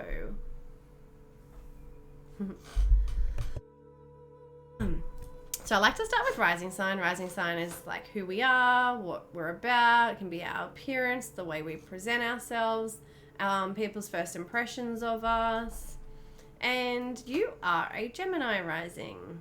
And you've got the sun there, and you've got Venus there as well on that rising. So sun and sun when you, it's so interesting when you get Sun Mercury people together. No, it's not Sun Mercury, sorry, Sun Venus. I think it was Sun Mercury. But yes, Sun and Venus together. Venus on the ascendant. Why do I keep getting that lately? Venus in first house, Venus on ascendant. I'm dealing with a lot of beautiful people. So that's what Venus on the ascendant means, that you're either beautiful or you are super creative and artistic, that you make beautiful things from your creative side, basically. And you can make your money from those creative things that you do, or from your beauty or something like that. Or, can even be someone who's a fashion designer into not handbags, but fashion and clothes and fashion, or artistic and beautiful and creative things like that usually. I'm a musician. There you go, creative. So yeah, it's usually creative. And if it's Venus too, it can speak of something that's sensual. So music is sensual, and it stimulates the senses. So yeah, music is ideal. Not ideal, but matches up. So, Mercury rising person, and your sun is there too, so it speaks to it even more because it's conjuncting it. But is someone that's here to spread a message. And for you, if you're a musician, then it's through your voice. You're here to spread a message through singing in your voice probably. And it's probably really beautiful, your voice, because of the Venus there as well. And either soothing or sensual or something in some way. But, it's beautiful in some way, your music. Or the way that you speak and whatnot. Or your message is beautiful. Rising and having a sun there too definitely speaks to someone who's of that Gemini nature, and that's someone who is intellectual, someone that can have a monkey mind too. They're always thinking and overthinking and just always absorbing information and either coming up with new ideas or just has that need to absorb and learn more sort of thing. And also the Gemini rising person is someone that can either get along with a lot of different people, or they, it's Gemini, the rising sign some people describe as the mask. I don't really sort of see it that way. But when we're talking about Gemini, it can be a mask. So when they're talking about, different sides or different parts of you, so it's either that you get along with a lot of different people, or you show one side to people and you show a different side to other people. So it can be especially with the sun, you show one side of yourself out to the world and shine one side of yourself. And when you're alone and with your family and in your nurtured space or something like that, possibly, you show a different, or to those that are close to you or whatever, you show a different side of yourself, or there's just different parts of yourself that come out or something like that. Or again, it's someone that, just gets along with many different people, and it can be many different backgrounds, ages, that sort of thing as well, because they have that duality and they have many different interests as well, usually. And it can be someone that needs to have many different interests to feel stimulated, basically. Or there's got to be that, being able to, not be, but the being, the, not need, but the, there's going to be that need or want to basically learn more and grow or something like that. Take in information basically and learn in some way. And again, can be someone that, teaches something possibly too, especially when it's that rising sign, it's the messenger. They could be here to teach something or spread a message in some way. So we want to look at Mercury as well and see a bit more about how it's playing out. So your Mercury is there in a second house. So that speaks of, using your skills and abilities out in the world too in some way possibly. And expressing your skills and abilities. And you can be probably quite confident too around your skills and abilities. There can be a confidence there. And it's in Cancer too. So it speaks of someone whose communication is like either nurturing or really caring or really supportive or just really emotional and deep and connected. And maybe that is, I don't know if that's what you sing about, but singing about like, and that Mercury in the second house too can be someone who, teaches or shares information about their skills and abilities. So that speaks to being a teacher as well. That's cool. And that Mercury there in the second house, makes you more expressive about like your, maybe you feel, about your skills and abilities and all that. And again, you're going to be more emotionally expressive, like more expressive of your emotions and your feelings, and probably more confident to express your emotions and feelings in some way too. Your moon is there also in that. Sorry, moon is there in the first house, but it's actually in Cancer. So Cancer moon person is usually the moon's the moon's natural spot is to be in Cancer. So that can speak to someone who can be moody because your emotions and your feelings and all that are ruled by the moon. And the moon changes signs every 2.5 days. It can speak to someone that's moody when you've got a Cancer moon placement. Because your emotions can change so much, because you're sensitive too. You're sensitive to emotions, you're sensitive to people, you're sensitive to energies. It's the crab. They've got a hard shell on the outside. They can act tough, but on the inside, and that's more for when you're like sun Cancer, not so much moon Cancer, but it can be a little bit of that trying to defend and protect the feelings and emotions too in some way. But someone that's like soft and gooey on the inside and really sensitive and emotional and connected. And Cancer moon person is someone that's really psychic too and intuitive, and they can like sense things and feel things. It's the water sign, so it's a psychic, intuitive energy. And again, someone who could be like super nurturing and caring, especially to those that are like in their immediate environment, those they like care and love, that are close to them. They can like be super caring and loving and nurturing to those around them.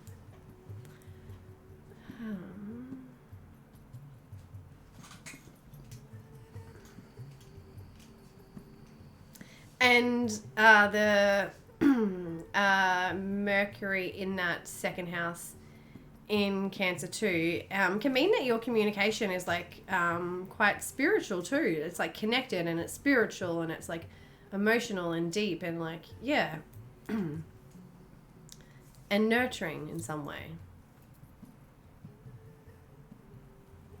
It probably like calms people and helps people to feel, people might feel calm around you when you're like talking and communicating and all that. It's part of your like natural presence, especially with like that Cancer energy being in the first house. Okay, so we looked at Mercury. The moon is in its own sign.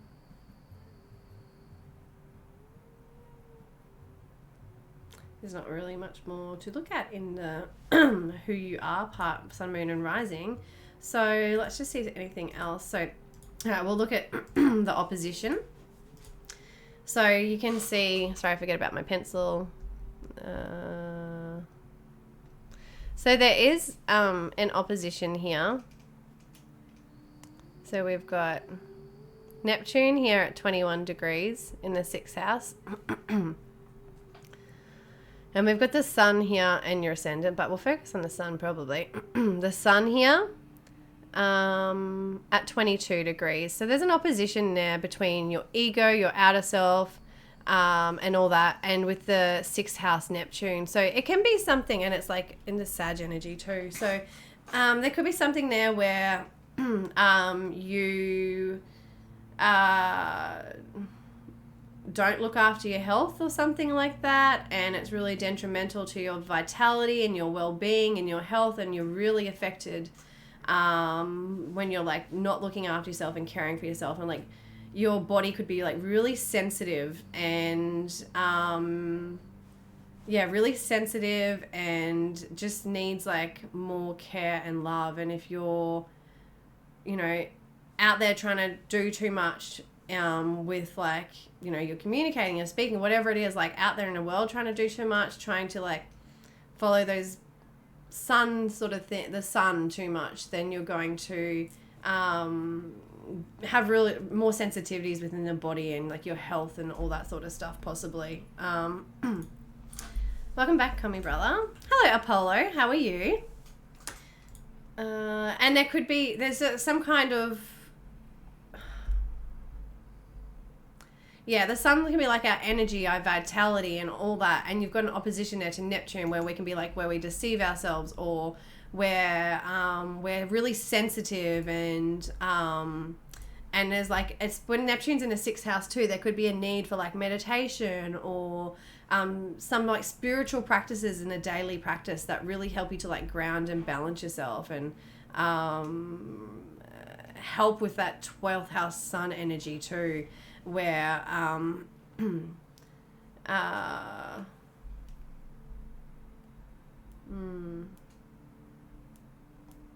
okay, makes sense. I need a lot of alone time to recharge. Okay, yeah, so your vitality and all that is in opposition there with that Neptune energy, and it's like really sensitive and that. So that's what it could be, something where you need a lot of time alone away. And you've got a lot of planets, like apart from your sun is in that top chart, but a lot of like your chart is in the bottom half, which speaks of a nighttime chart. So it's usually someone, but the sun's not there. So within the sun's more there, it's usually someone that is like a night owl. That more prefers to be internal and not sort of like external and extrovert and that sort of thing. But the sun is just above that horizon there. So there is that extrovertedness about you. There is that shining yourself out to the world in some way. So that doesn't quite speak, but maybe there's just that inner self, especially that moon there, where you need that time away and that space to yourself. And it could be too where, like I said, you just have a really sensitive body and you really need to like eat healthy and take care of yourself because of your health and, you know, being able to shine your light basically. The other side of that is that like you could have co-workers, or you could find in work or jobs or something like that people deceive you, or people lie to you, or people aren't honest or upfront, or that you like see you know, your co-workers with the rose tinted glasses. You idolize people within your work and your workplace like that, and they're not as they are. And you know, it can speak of deception in like work and career and stuff like that too, when you've got Neptune energy within the 6th house. Hey Spellwork, how are you? I hope you're feeling okay after New Year's, and Happy New Year. Do you do free readings? Yeah, so you just have to join the queue, Apollo, and we'll look at your sun, moon and rising, and then we'll look at one aspect of what's happening in your life in your chart, depending on what I sort of feel like we should focus on, and then I can pull a card for you as well for that energy. So it's just exclamation mark join to join, and then we can get to you. There's not many in the queue, so it's not going to take long to get through the readings. Okay, I'm good, no hungover at all. I was wondering if you were hungover. That was my main thinking. Okay, good. I'm glad you're not. I hope you had fun though. So that's like where, Melinda, there can be that deception maybe within career, workplace or something there, or it's the health, whichever one it is. But when the sun's there, it can speak of our vitality in some way. I got a hangover and didn't drink. Oh, Tully. Oh, Tully, is that from like late night, staying up too late? Because that's me. I'm like not hungover, but like, yeah, just tired because I've had like 4 or 5 late nights this week, staying up to like 1 or 2 a.m., even 3 a.m. one day, I think it was. And I'm usually in bed by 10:30, 11. Like, oh, so I need to have early night tonight and early night tomorrow night because I go back to work on Monday. So early nights, no staying up late. But we're gonna play games tonight if anyone's keen. Elder Scrolls. We just got downloaded Elder Scrolls, or downloading at the moment. After I stream, we'll start downloading again. But Elder Scrolls, we're going to play Elder Scrolls tonight if anyone's keen. Make sure you join Discord if you're not already there. And if you've got Elder Scrolls, come play. It's like a new expansion or something. I don't even know. But we're playing Elder Elder Scrolls tonight. If anyone's keen, join Discord and come play. Yes, so, and if I don't stream it here on Twitch, we'll stream it in Discord. So, yeah. Oh, cool, Tully, come play! If not tonight, then just another day then. But yeah, get it if you don't already have it, or if you already have it, I don't know. It's cheap too. For me, Australian dollars is $13 Australian dollars. So, I mean, that might be like $20 for more people, but for US people, it's going to be like $8 probably, or $9 or something. But yeah, it's like super cheap. It's like 13 Australian dollars at the moment. It's so cheap. I know, it's really cheap. I'm so excited. And like, I wanted a game like that where it's like a world sort of game and you can have heaps of people play together. Oh, Elder Scroll Online. And yeah, I like playing world games where we can play together and interact. I don't like one-on-one games as much, like one-player games.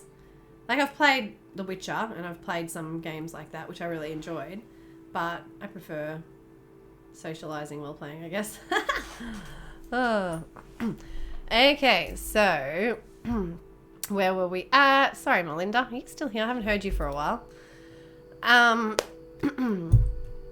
Yeah, so you didn't say anything about any of that. Just, oh no, you did say about like the health and that. Okay, so all right, so let's have a look at okay, so yeah, that's a bit about your sun, moon and rising. There's nothing else that sort of jumps out at me. So your North Node is in Leo in the 3rd house. So that definitely speaks to someone, speaks of someone that is like part of their like destiny and what they're here for or whatnot is to like speak and communicate or write or journal in some way. Like that's a part of your destiny to like express yourself in a creative way or through writing or communication, through your thoughts, something like that. But you're definitely destined for some kind of like expression and communication. I've hotboxed my apartment with Sage. I love it. Oh, cool. I'm Australian too. Oh, awesome, Apollo. That's cool. Where are you in Oz? Oh, I'm going to find out soon anyway, so don't worry with your chart. Oh, well, actually, you might have moved from where you were born, so that could be different. I'm just in the same place, so.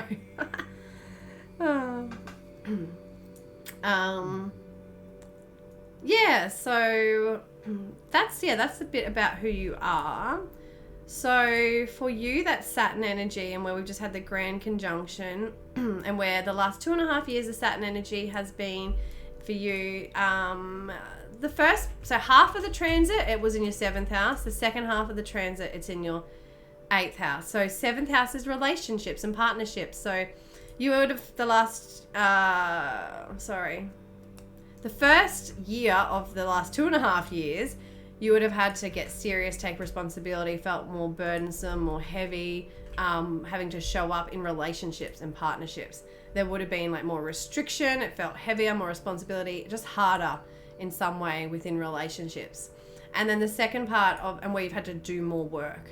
And then the second half of that transit, so for the last year, maybe year and a half even, I would say, it's been in this 8th house for you, which is either other people's money, the money that you receive from outside sources, so it can be from like your work and that you receive from outside, or loans, taxes, insurances, having to get serious about that. It could have been taking on more loans or money, or having to sort out finances and inheritances, insurances, or something like that, taxes, but having to get serious and take responsibility in those 8th house themes for the last year.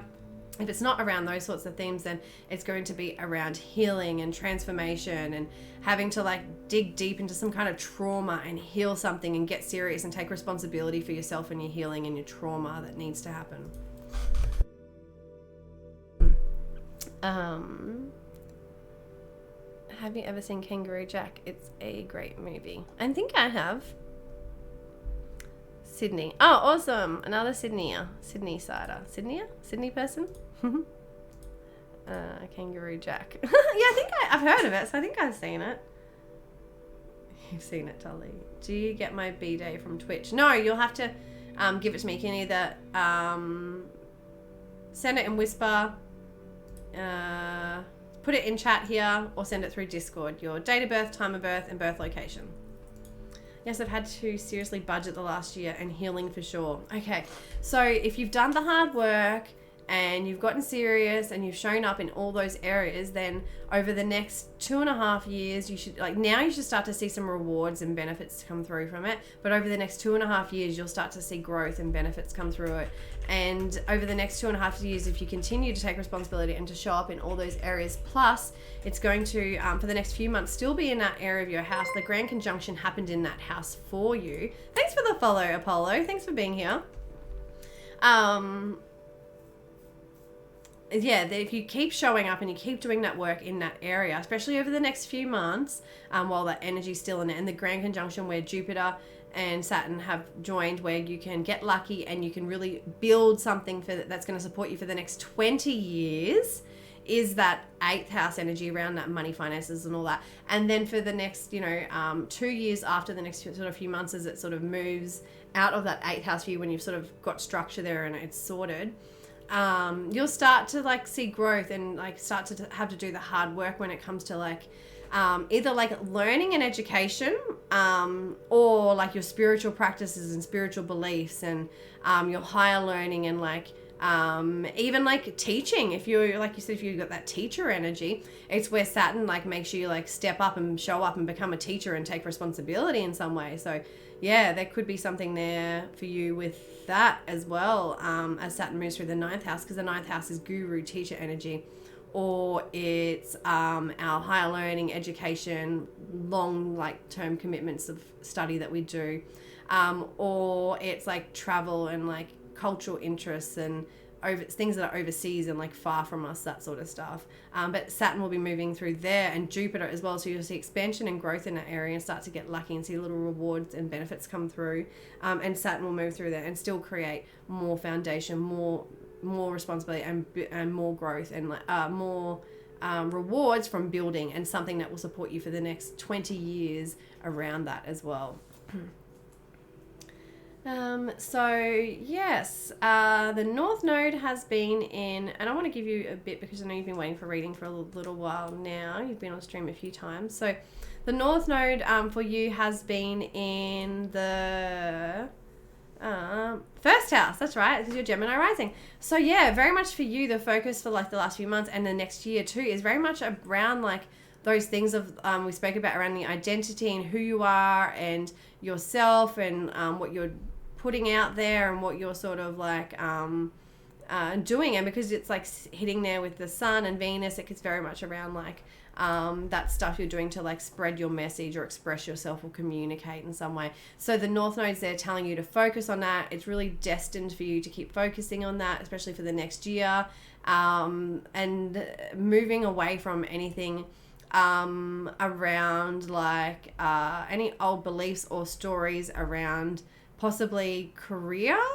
and your daily routines and what is expected of you, and the world's beliefs or stories that you've grown and taken up with through life, but around either career and work and what you should be doing and what's expected of you and all that, or it's to do with that health and that well-being and old stories and beliefs around what you believe you should do to be healthy or this or that. They need to shift and change. You need to release and let go and come into new beliefs and new patterns that will help you to move forward into that first house Gemini stuff, which is going out into the world and spreading your message and speaking and communicating. And it's in a compassionate way too, because it's in the 12th house, in a connected and intuitive and compassionate way. My beta has 77s. Oh, nuts. It's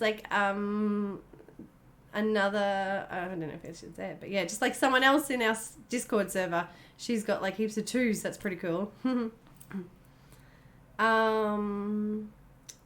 So yes, Melinda, I hope that helps you. Just looking at anything else in your chart that sort of stands out.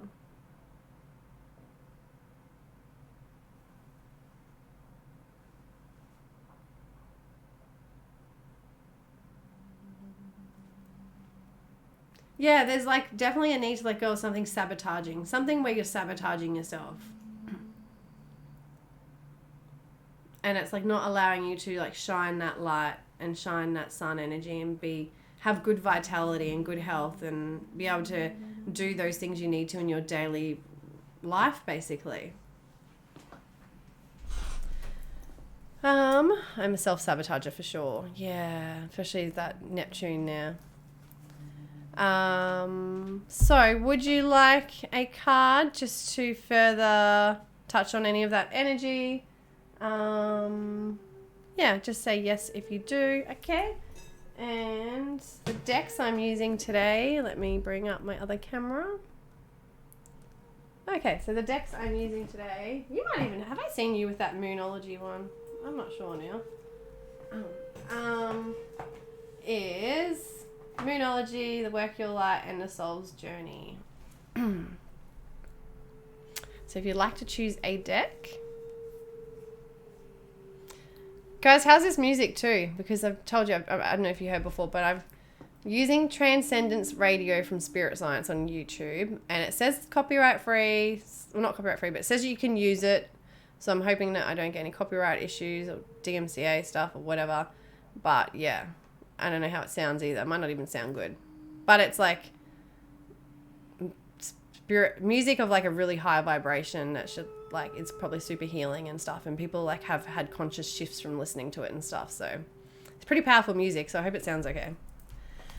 I don't have Moonology, but have Soul Journey. Oh, maybe it's that. I thought I'd seen you using something that I'd just gotten. Okay, cool. So, Work Your Light. Oh, awesome, Apollo. We'll use that one for you then, if you're keen on that deck. It's so beautiful. I love it too. It's my favorite. Oh no, it's not my favorite. The Work Your Light. I love them all, actually. I can't choose now. I thought Work Your Light was my favorite, but they're all so nice.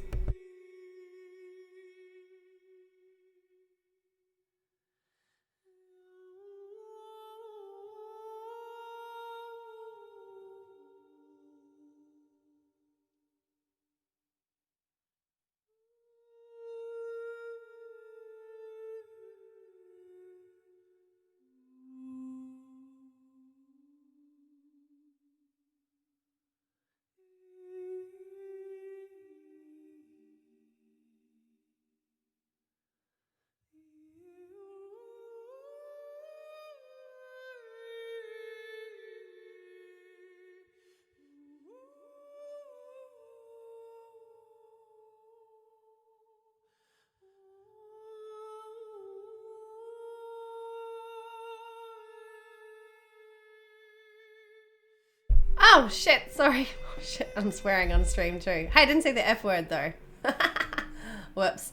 I was just talking to myself about the cards, not wanting to shuffle. That's all. So you didn't miss anything. Okay. Oh. Oh, 2 just came out. So I pulled 2, so we'll go with 2. So we have Warrior Woman. Oh, that's beautiful. Have you answered your deepest calling? And that I was talking about that North Node energy in the first house is like, yeah, expressing you and who you are. That's nice. Gosh, this light is terrible. It's so reflective. I don't know how. Oh, maybe that's better. But that's in my eyes. Oh. Maybe that's okay. I don't know. Can't work this out.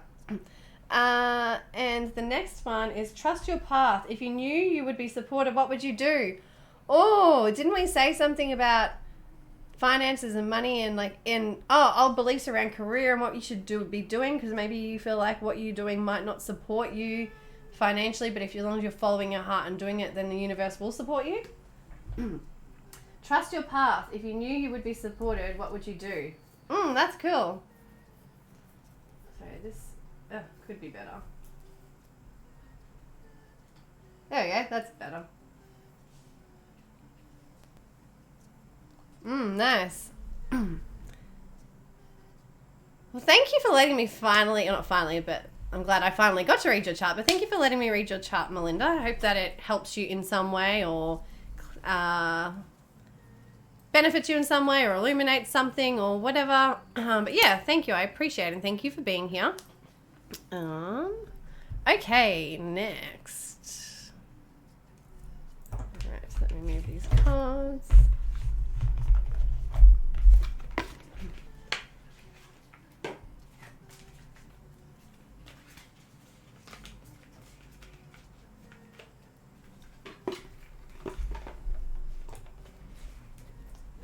Okay, so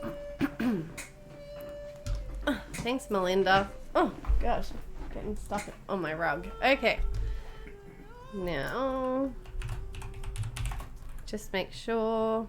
Oh, whoops! I'm a little behind in the queue. Whoa, not behind in the queue, but I mean clearing the queue. Okay, Commie brother, you're next. What do you want to look at? Do you want me to bring up your chart? Is there something in particular you want to look at in your chart? Or do you just want dice and cards? What do you want? Tell me. How can I help you today? Awesome, Apollo. I think you are probably next on the list. Let me have a look. Yep, you're next, Apollo. And then there's no one else in the queue after that. So if anyone else wants to join the queue, ! Join. And we can look at your birth chart, or we can just do cards and Astro dice, whatever you are feeling today. The dice. Okay. Dice and cards, or just dice? Okay. This camera again. Yeah, I know. I love them. They're cool. They're really cool. Well, we can throw them once and see if we can get something, and then if we need clarity, we can throw another one of the dice to get clarity. That could be cool. All right, what do we have for Commie brother? That music sounds a bit, I don't know. Dice and cards. Okay, cool.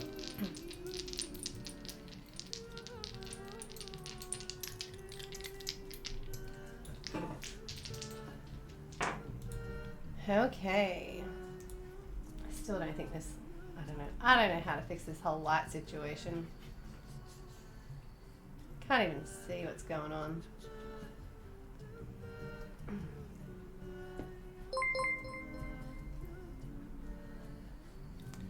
Oh, thank you so much, Melinda. That's so kind of you. Wow, I really appreciate it. Thank you so much. Oh, that's so nice. Thank you. I really appreciate it. Don't get many tips, so it does mean a lot. So thank you so much. Thank you very much. I'm very grateful for that. I hope you have an amazing year. Sending you a blessed new year. Not just a good day, but an amazing new year. That's for sure. And if you follow your gifts and your passions, then amazing things will happen for you. That's for sure. And follow that teacher energy, that guru teaching energy. That's calling to you. Okay, so dice, that's what we were looking at. Okay, so I will work out how to sort this whole light situation one day. Well, not one day, but I will. Okay. Let's go closer. Up. Up. Okay. So we've got Jupiter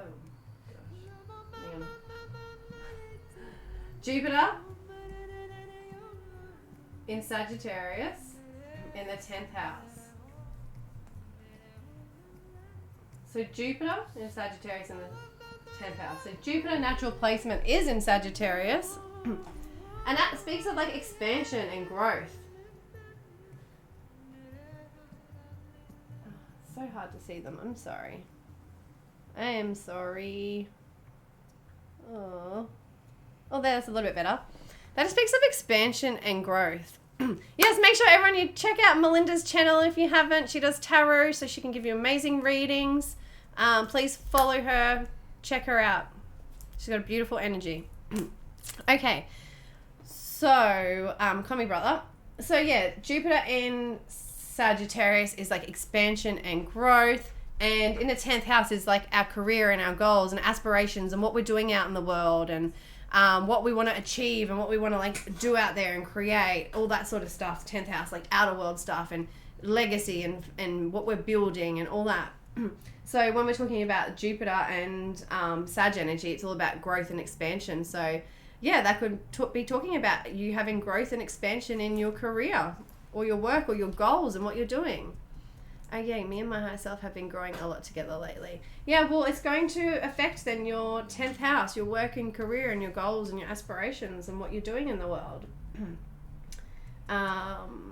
You know, and it can even speak of too, it could even be that maybe there's like something more you need to learn or do to help with your career. You know, there could be some like education or learning or some kind of growth. It could even be like personal development when we're talking about Sag energy too, because they're just always wanting to grow and expand in some way. In the 10th house, that will help your career and help with your goals and achieving them or something as well. So let's pull a card and see what else comes up that might even clarify some of that. Which deck did you want to choose from, Commie Brother? We've got your... I've moved it up now. Here, actually, this is what I should do. And then I don't have to move the cards around so much. Probably end up breaking this. Oh, now you can't even see them. Okay, these are your choices of cards. Because I'm right next to a window, I think, which doesn't help. Okay, so we've got Work Your Light, Moonology, and the Soul's Journey. Ooh, so touchy. So noob. Sorry, guys. I've been practicing my hobbies lately too. Oh, okay, that's good. Maybe your hobbies can provide some kind of career growth as well then. Middle? Okay, Moonology. Sweet.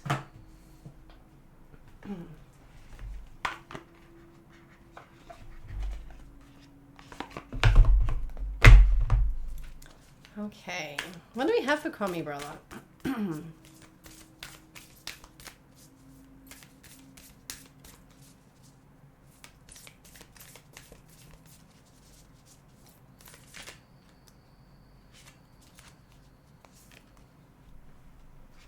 Oh, okay.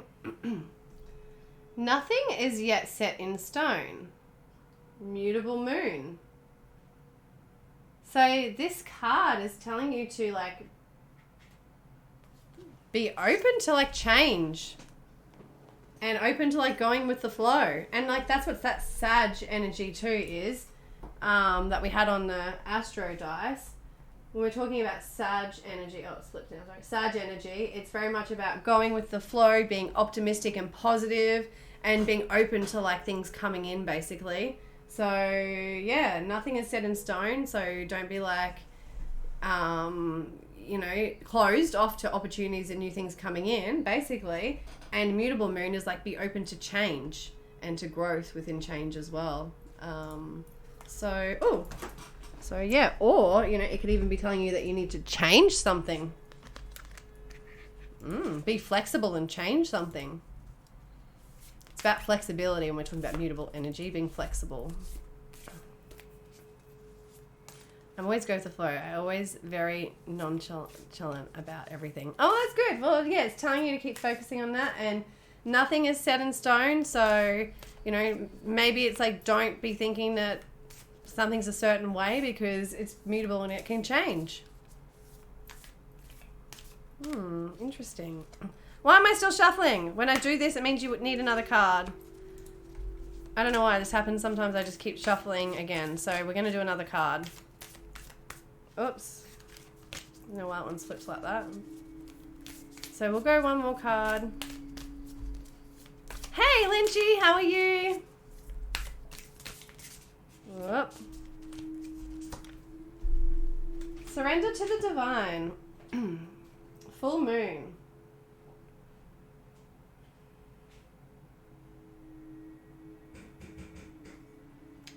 So yeah, I feel like this is all just telling you to go with the flow and be open to the new opportunities that could come by, I guess. Surrender and yeah, which you're already doing. So keep doing it. It could just be just confirming that you're on the right path and doing the right things that'll get you to, achieve your goals. You're cold, Lynchy. What's the temperature?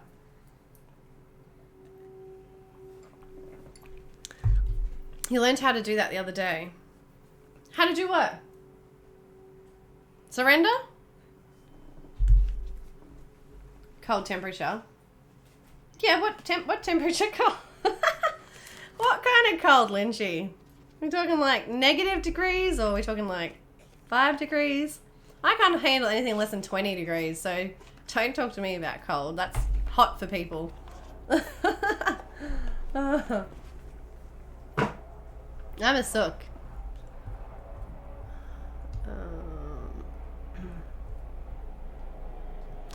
2 degrees. That's cold. That's freezing.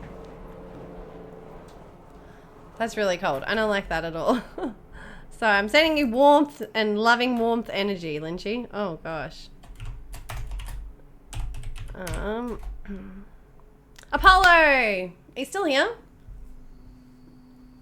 It's time for your reading, Apollo.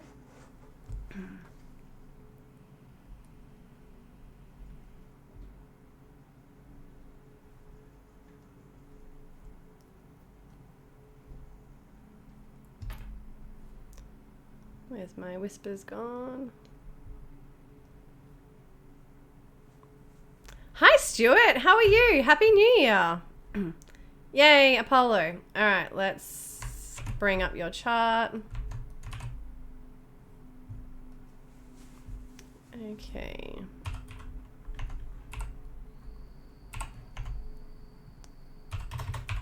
All right, and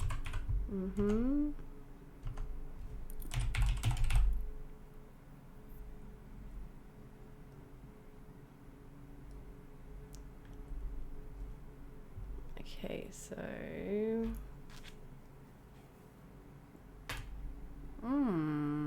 okay.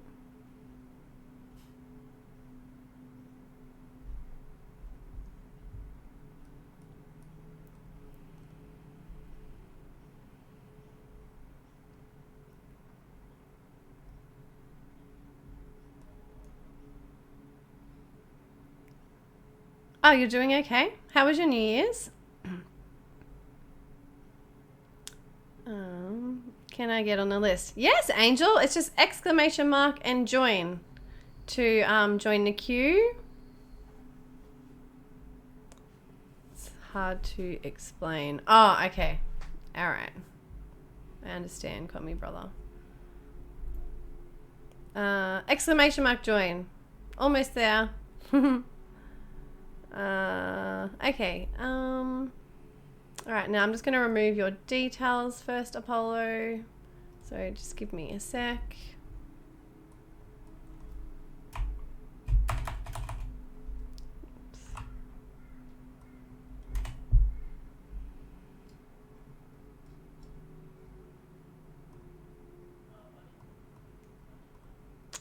All right.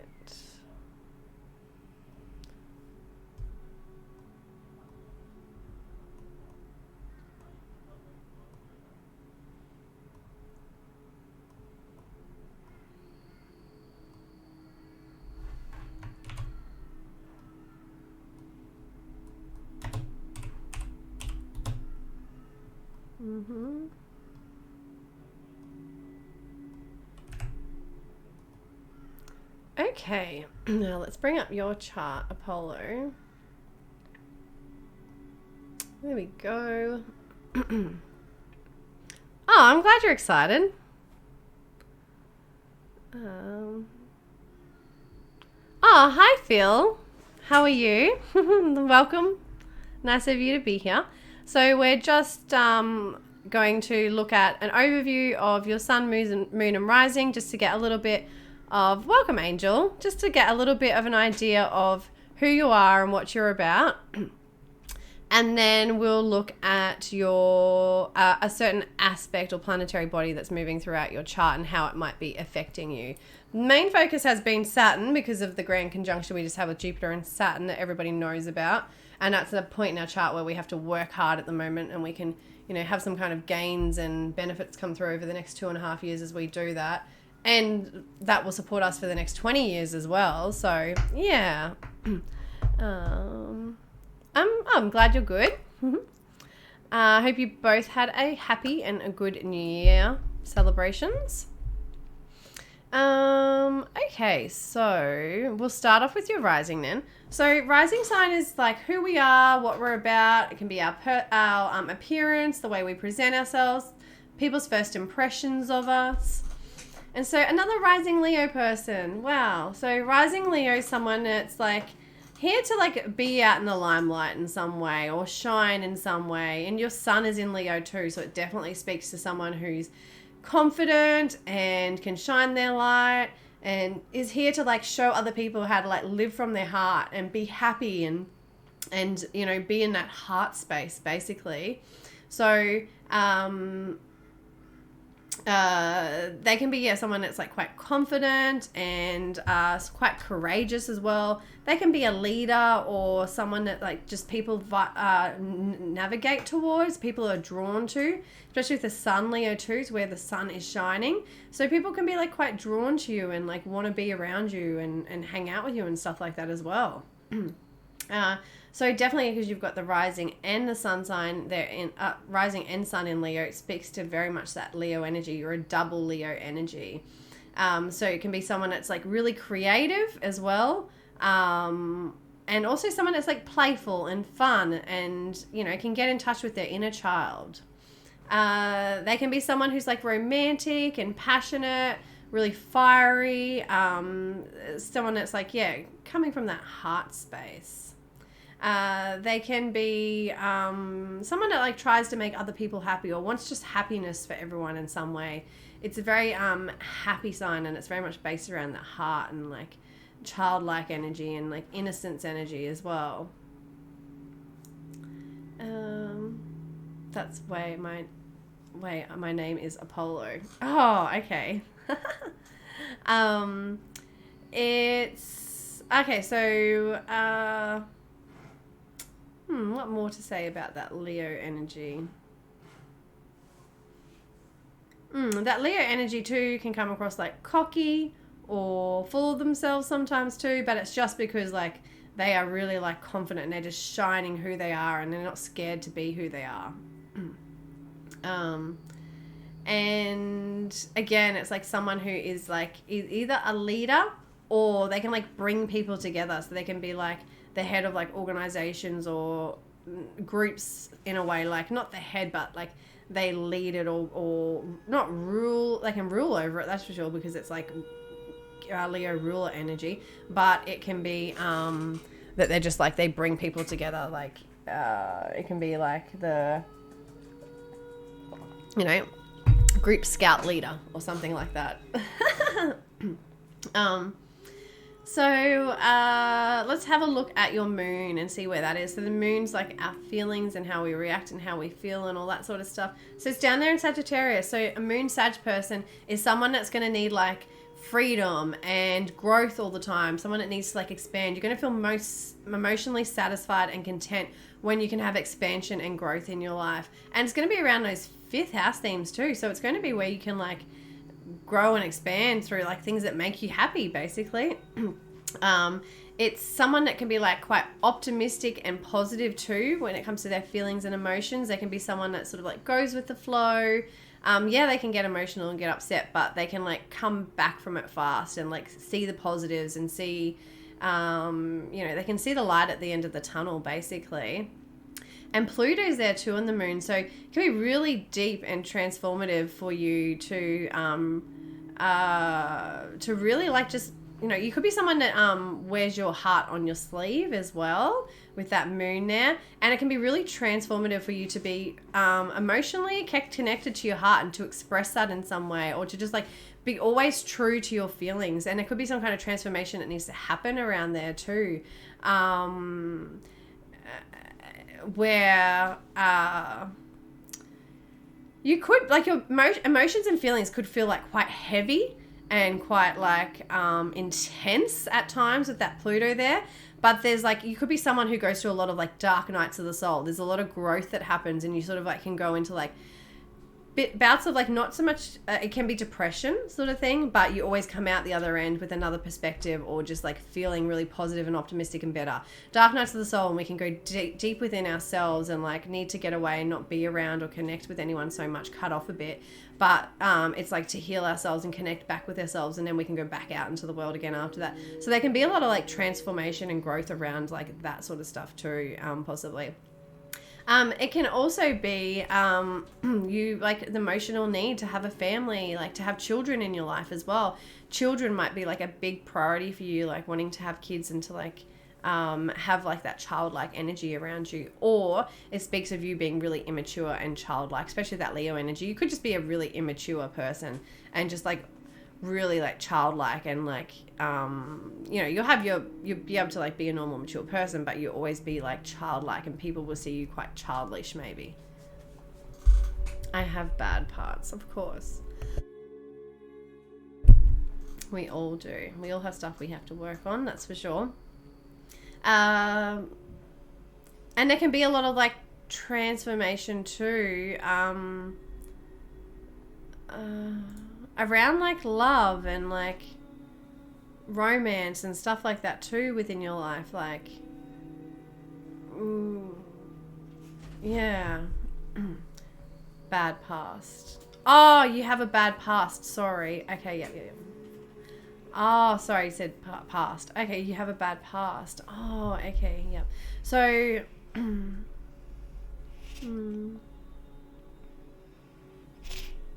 just looking at your chart. So there could be like something with the mother. Something around like the mother, where the mother is...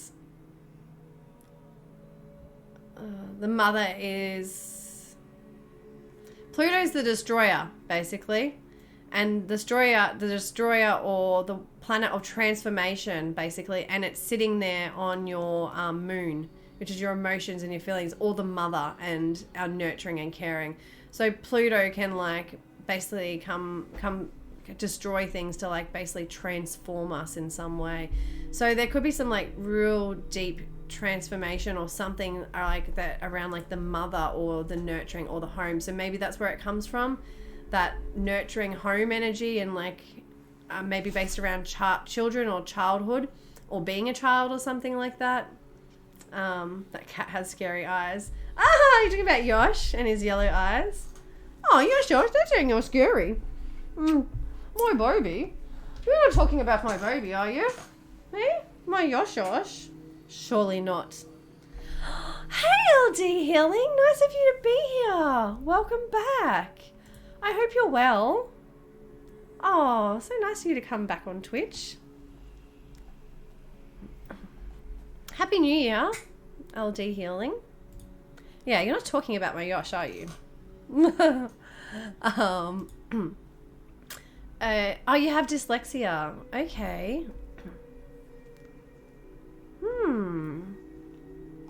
So your Mercury, which is like your communications, your thoughts and all that, is in the 12th house. So it can speak of someone who's a bit more emotionally sensitive with like their communication, their thoughts, and like, you know, hides away and maybe doesn't like express the way that they think or what they think, or doesn't express and communicate what they're thinking and their thoughts and all that. It can be, yeah, you hide away what you think and you don't necessarily express yourself in some way. Oh, just here to watch you. Oh, thank you. Happy New Year. Oh, so nice. Do you have other yellow-eyed cats? Well, isn't Honey... Hang on, can't we see it in my thing? Doesn't Honey... Yeah, Honey's got the same eyes down on the bottom of the screen. Bottom left. Honey's got yellow eyes too. And... no, Yoda's got blue eyes. Ginge? Yeah, what's Ginger's eyes like? What's Ginger's eyes like?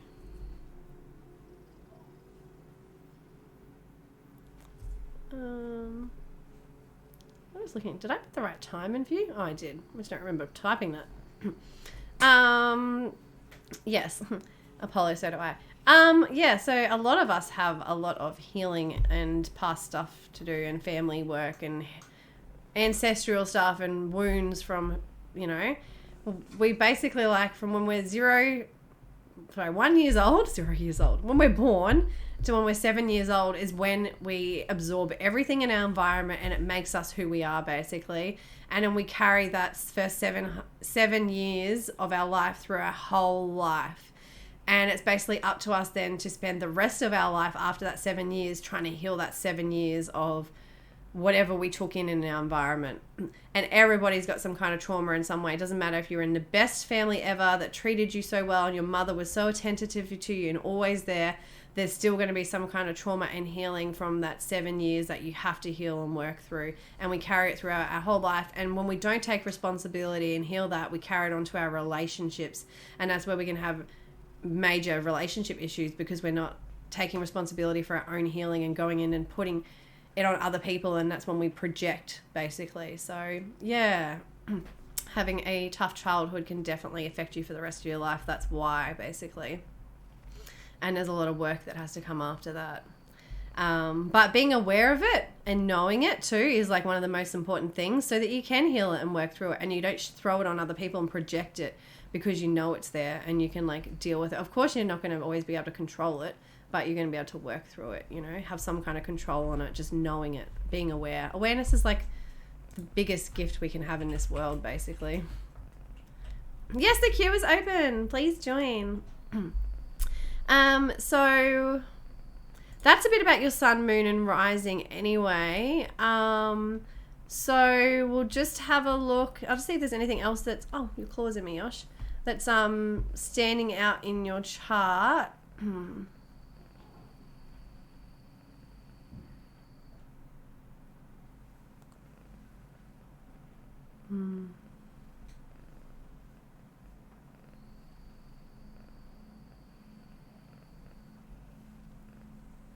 Your Lilith sign. Oh, you know a little bit of astrology then, do you? I haven't chosen Lilith on here, but I'll bring it up.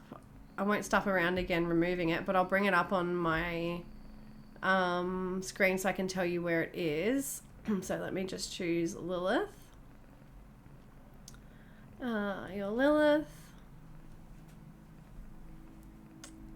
Your Lilith is in Scorpio in the 3rd house. So that's, yeah, communication and thoughts and your mind. And Lilith there. So do you know about Lilith and what Lilith like represents as well? Oh, you must do if you're asking about Lilith. But Lilith can be like where we are, can like sabotage ourselves, or be like, it's where like our most intense desires come from, basically. Lilith is seen as bad because it's like where we can chase our most intense desires, or where like really in, not like trauma, but like, or healing, but it's just like, it can be like what drives us, basically. Yeah. Oh, thank you for the follow, Angie. Angel, sorry. Angel? What is Angie? So far away from there. Thank you for the follow, Angel. Or Angel on her way. That's such a nice name too. Angel on her way. Thanks for joining, El Compa. Yeah. Okay, yeah. So, yeah, your Lilith is down there in the 3rd house. So, and it's in Scorpio too. So there's like a need for like deep transformation, and a desire for deep transformation and healing of like communication and like your thoughts and all that sort of stuff, basically. Like that's where the desire and the need, and like where you're, you know, there's some kind of drive pull there, basically, because it's the moon's hidden sort of aspect. Yeah, that 3rd house. And it can be where we like can almost like, we can like, with Lilith too, because we like desire it and chase it so much, it can be like detrimental in a way too.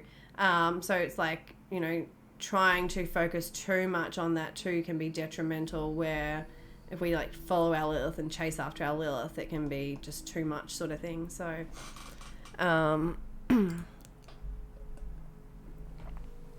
oh yeah, we'll do a health feng shui tip next. Awesome. Thank you for redeeming that. Yeah, so that's where Lilith is in your chart, 3rd house, communication. And like even the 3rd house can be like travel of like local places and like our local environment and all that. So yeah, there could be like some kind of like need for like deep connection too, with like, you know, people and connecting and like communicating or something like that too. Some desire or need there.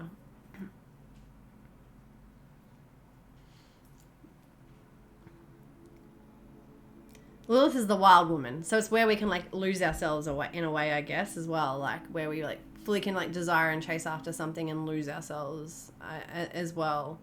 And be like promiscuous and that, but depending what house it is in. But yeah, third house is like, you know, maybe it can be like in the mind and the overthinking and all that. That's like you get lost in your own thoughts and your own mind. Or there's some kind of like a need for like growth and connection and all that too. Yeah. So for you, for the last 2.5 years, the Saturn energy has, for the last at least 2 years, a year and a half, it's been in your 6th house. So that's where you've had to like get serious, take responsibility, show up, grow up in like themes around like your health and well-being or your like daily practices, what you do every day. So it could be like needing to get up early, go to bed early, eat healthy, you know, exercise, all that sort of stuff so that you can fulfill your daily routines and, you know, get up and do what you need to every day, basically. And there's energy still there, at least for the next year, I would say. So you still need to take responsibility, you still need to do all those things, but you should start to see some benefits and rewards start to come through in that area, and even some expansion and growth as well.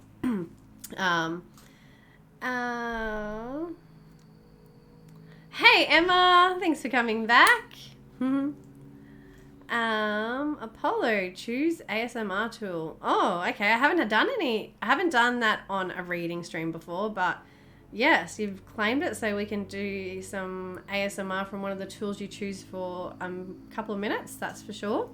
So we'll do the Feng Shui tip, then we'll do another reading, and then we'll do the ASMR tool, and then we'll go back to another reading. So we can get everyone in.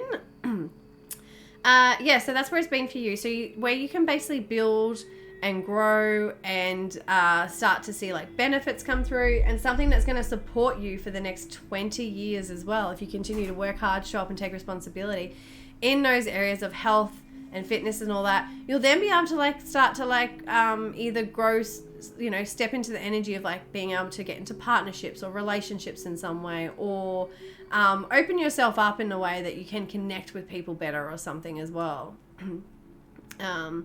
But yeah, it's making you get more serious and take responsibility about your health. That is the main biggest thing, and where the conjunctions just happen for you, and what's highlighting there, and the need to really be serious, and where you can gain a lot of benefits from is that 6th house. So really like looking after your health and well-being. Tarot. You like a tarot card, Apollo? Oh, you're laughing so hard. What are you laughing about?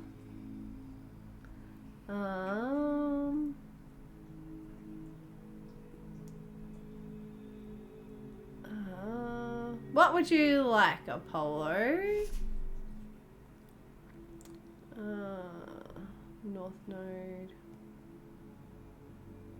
This is this Leo energy coming out. Oh, I have no idea what was redeemed, but I hope it helps. Yes, it will, Angel.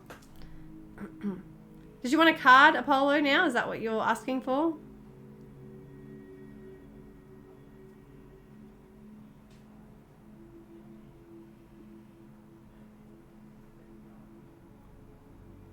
Yeah, okay. I'm not doing tarot cards, but I'm doing oracle cards. So let me bring up the other camera and you can choose which deck you would like. So we've got the Moonology, Work Your Light, and the Soul's Journey.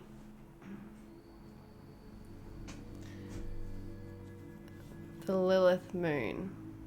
Oh, laughing about the Lilith Moon. Okay. In the 3rd house. Well, yeah, if you know about Lilith too, more about it, then that'll speak to you more, I guess, knowing that it's in the 3rd house, which is like, yeah, your communication, your thoughts, your learning ability, processing of information, all that sort of stuff. The moon ones? I think that's what you wanted, the moon cards.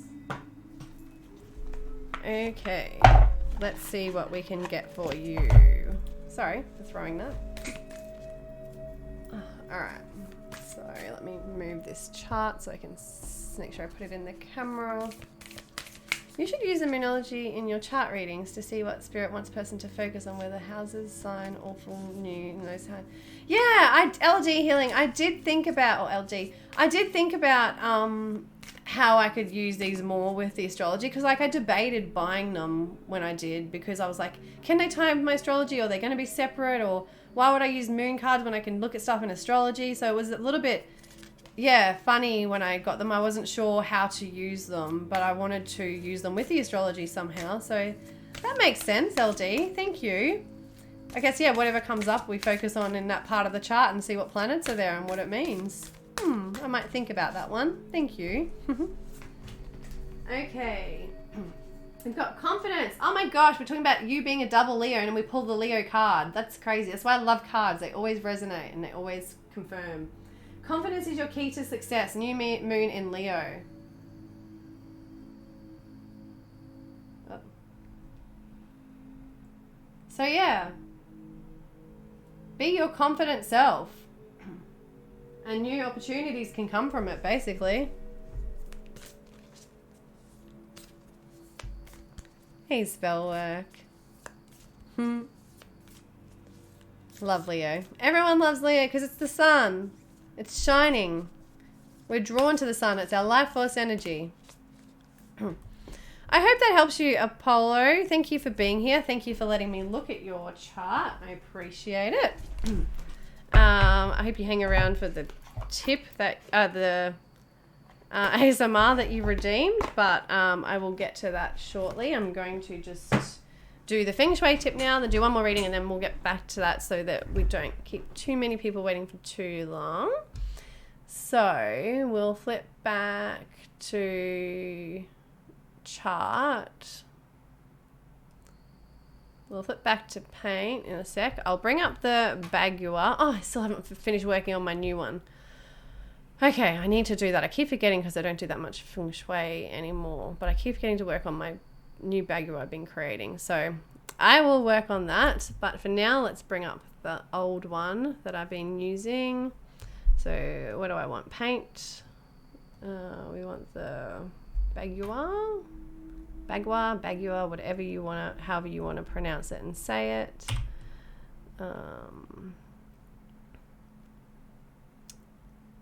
Where is it? Oops, went too far. Go back. There we go. Here. Oh, that's the new one. Nope, that one's not finished yet. Okay, we'll use the old one for now. Okay, let's see how that's going to show up. Oh, cool, that's all right. Okay. Thank you, Apollo. Oh, El Compa, we can definitely do that for you. And don't have to worry about it. I just wanted to help you. Oh, what do you mean, Angel? No, I love Feng Shui. I do these on stream all the time. I just meant that when I'm off stream, I'm not always thinking about Feng Shui. I'm always thinking about astrology. That's all. So when I'm off stream, I forget to do these little things in between, you know. But I love Feng Shui and everyone loves it and it helps people. And yeah, so no, we're definitely doing it. Thank you. Sorry. Okay, so did you claim health? I have to go back. Oh, health. Yeah. Okay. So when we're talking about health, you can't see my cursor. Oh, no, you can see my cursor now. That's right. We're in paint. We changed. Okay. Oh, I can even draw on this. When we're talking about... Okay, so, sorry. When we're talking about Feng Shui... Oh, let me make this bigger. We need to see the main entrance.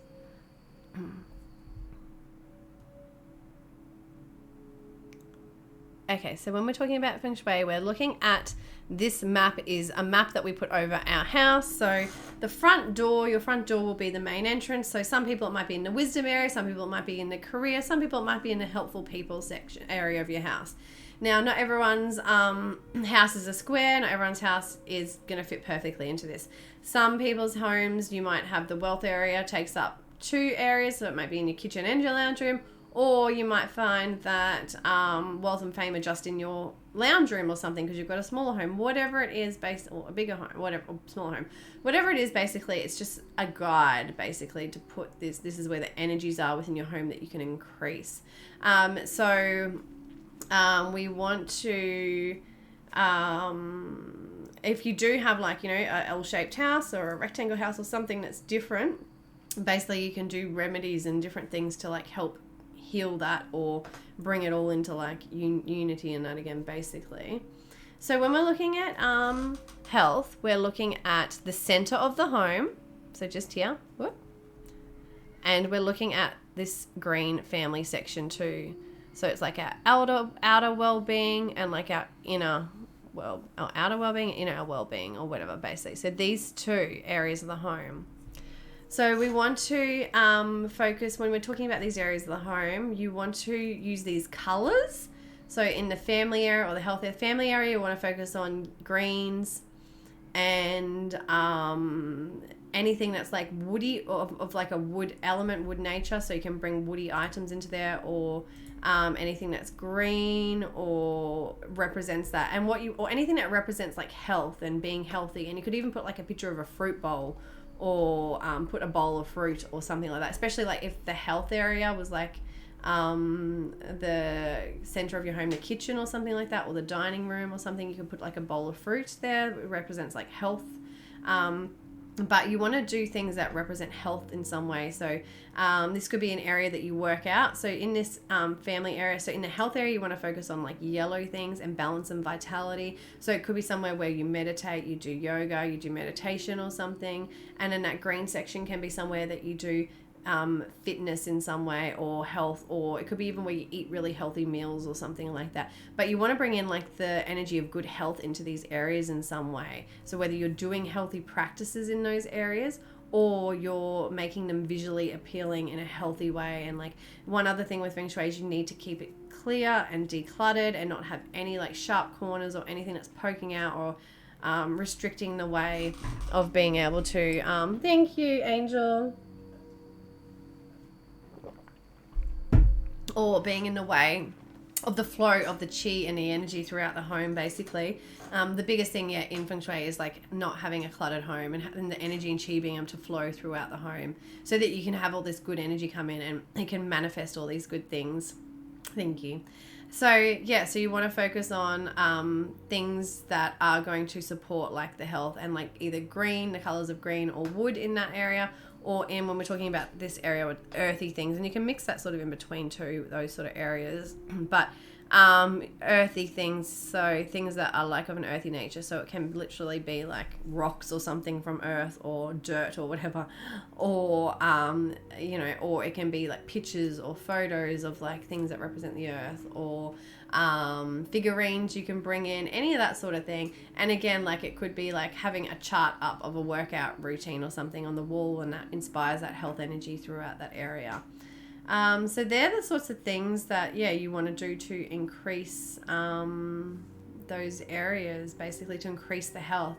And the biggest thing is definitely keeping them decluttered out of everywhere, those rooms, because, yeah, it can affect your mind as well, being the health area. So that's the Feng Shui tip. Thank you for claiming that. Oops, didn't do the right one. There we go. Okay, so who was next in the queue? Okay, Lynchy, are you still here? I hope you're still here, Lynchy. Oh, and I missed some talk. Oh, you know his name. Spell work. Yeah, he used to be on here. Oh, yeah. Yeah. He's nice. Okay, Lynchy, would you like me to look at your chart? And do you want to look at, like, have we looked at the Saturn energy for you? Any of the North Node stuff? I can't remember. Have we looked at your chart before? We looked at your chart before, haven't we? You've been here for a while, surely. Or do you just want cards and astro dice, or what are you feeling? Okay, let me have a look. Surprise you. Okay.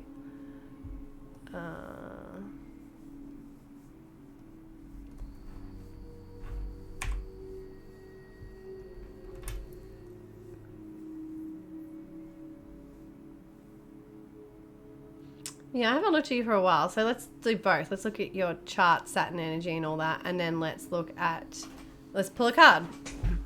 Okay, so I've got your chart here. Let me bring it up. My paint. Ah, thank you for the follow, Phil. Thanks for being here. Okay, let me bring your chart up.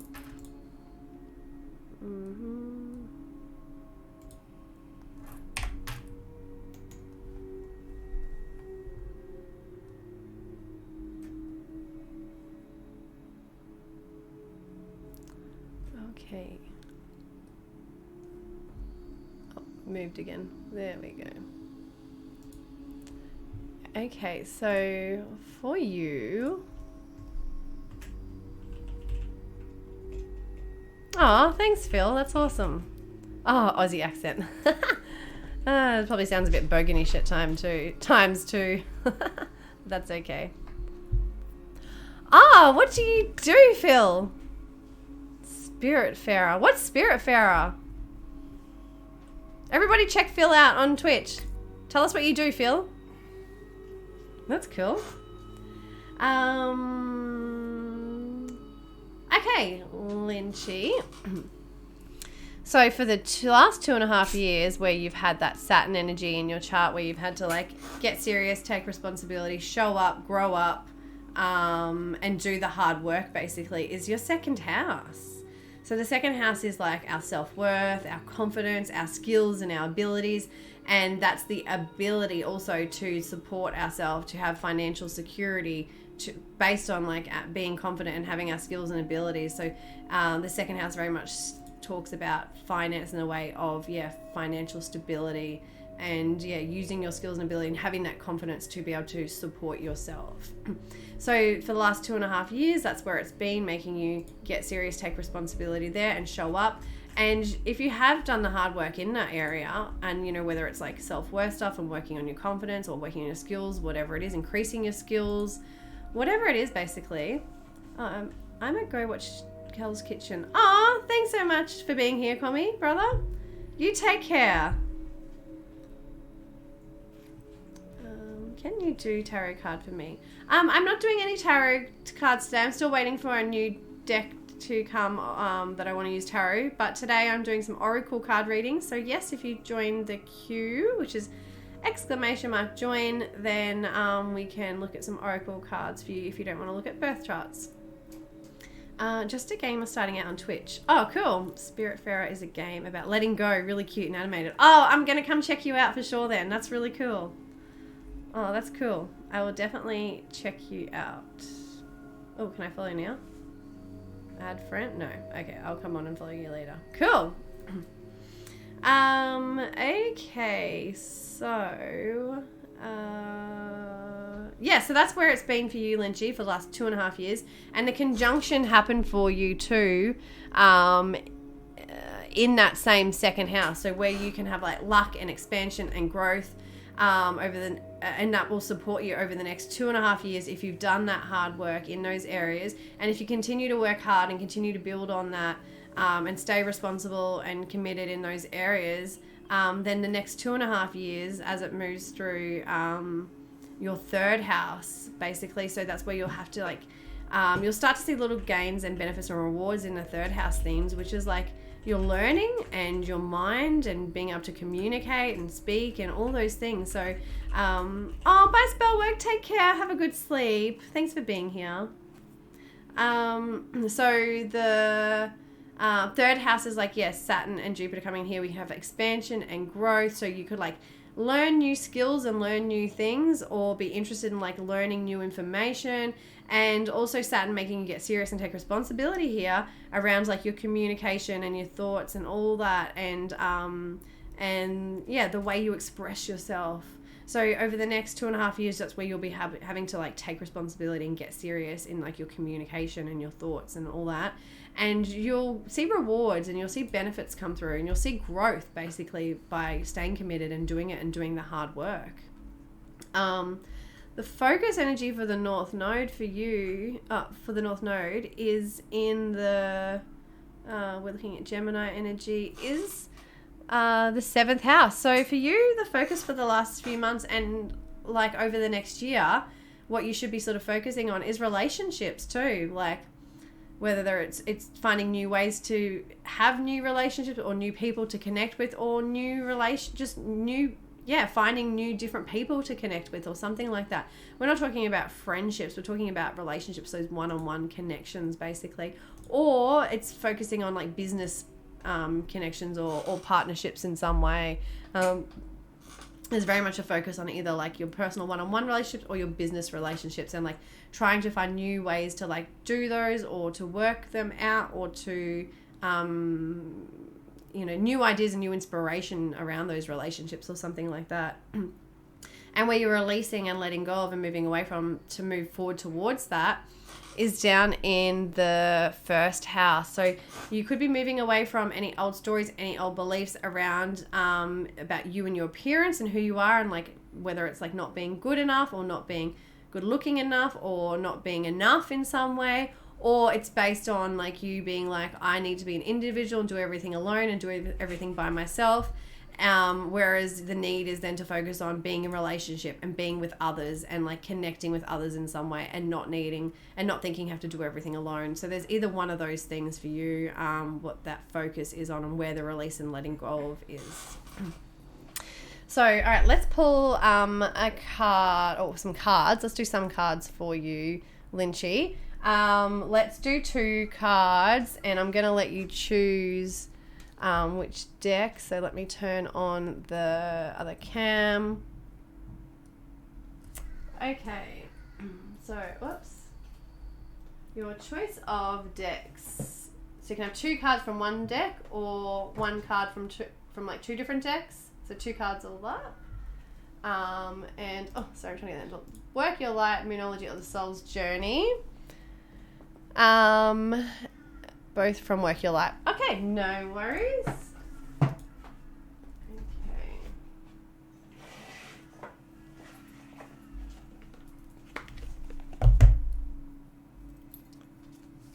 All right, what do we have for Lynchy?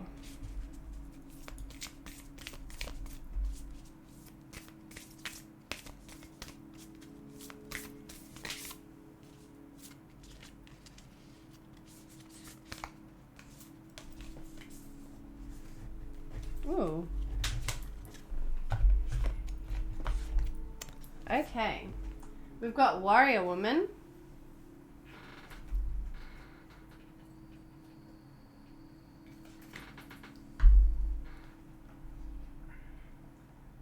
Have you answered your deepest calling?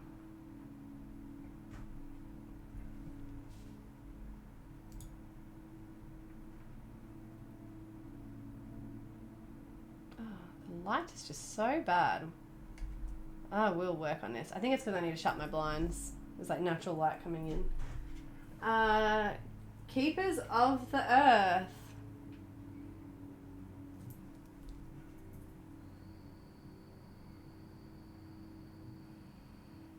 You are not alone. Ancient ancestors stand beside you. So have you answered your deepest calling? You are not alone. Ancient ancestors stand beside you. So, I don't know what my deepest calling is. Oh, okay. All right, let me look back at your chart. Let's have a look at your chart again, Lynchy.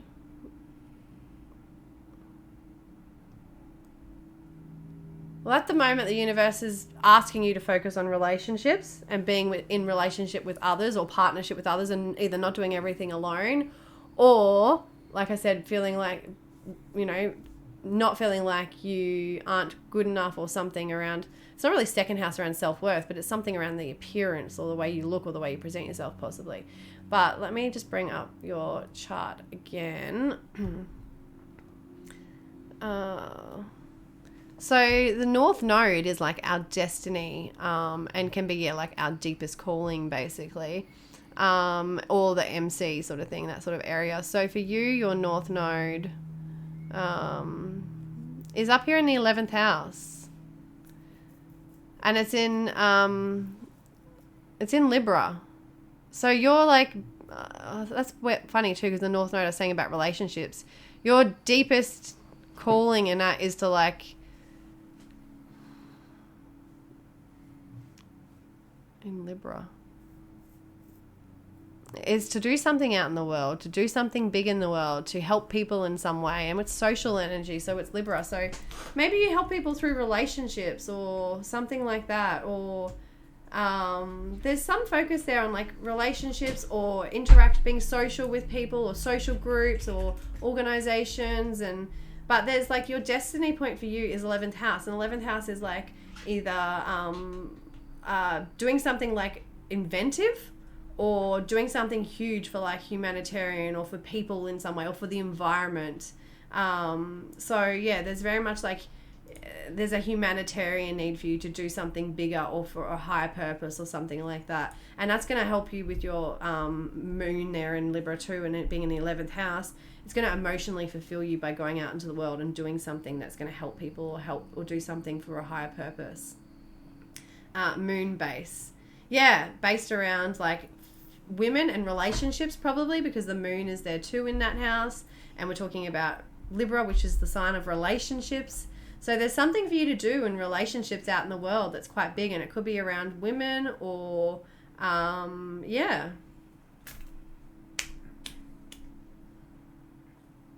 And it's like you got your 10th house up there and your midheaven there in Virgo, which speaks to a being of service, to helping people in some way.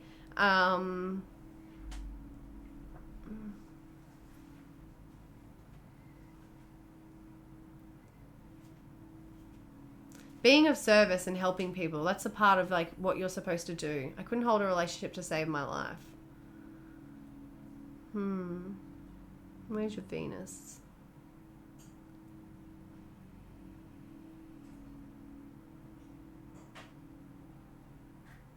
You need someone that has Leo energy. You need to be in relationship with someone that is confident and is like shines their light and like isn't afraid to be who they are and live from their heart, and like someone that's playful and fun and all that.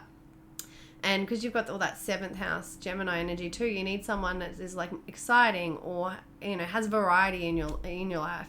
You need variety within your relationship. So you either need someone that's exciting and is someone that's like popular and exciting or something like that, or you need to have variety in your relationship. So it could, you know, 7th house Gemini, it's not on the cusp of Gemini, it's Taurus, so it's more someone that speaks of being stable and grounded in relationships. So it's probably not really someone that speaks of having heaps of different relationships. But yeah, I love myself, so that's double good. Yes, well, you should. Your sun is up there in Leo, and Leo people love themselves, and they should love themselves because they're coming from the heart. And you need someone that loves themselves as well. Otherwise, you're going to be repelled by them. It's hard for Leos to find love sometimes. Because they're the sun, you know, they're shining their light, and it's hard for others to step into that energy with someone else shining their light unless they can shine their light just as strong, basically. I don't think I can filter Tinder to Leo star signs. Leo or Gemini qualities. That's what you need. Oh. Yes, relationship astrology and matchmaking astrology. That was definitely something that I have some goals around one day, but all this online restriction stuff has definitely changed what we can do and the way we're going to do things. So rethinking that one. I'm going to update my dating profiles to Leo Gemini only. Do it! See what happens.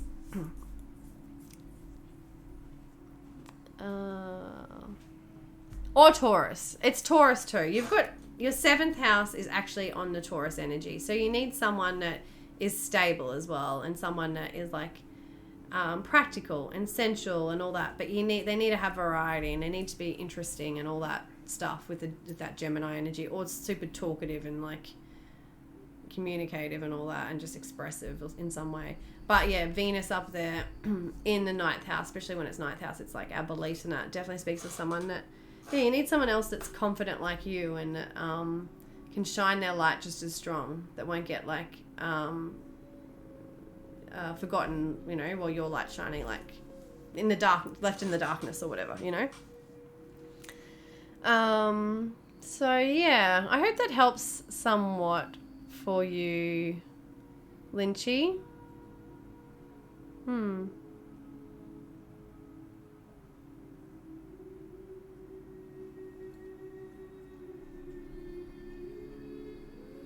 Sixth house Taurus.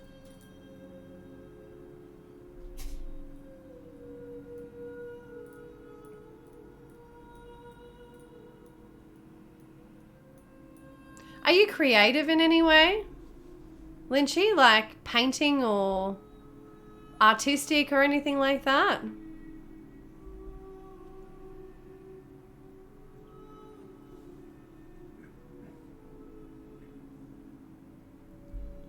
Not exactly.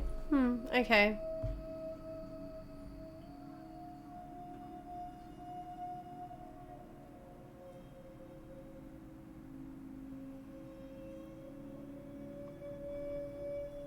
I was just thinking maybe, yeah, you can create beautiful things in some way. Because Virgo energy can be creative as well.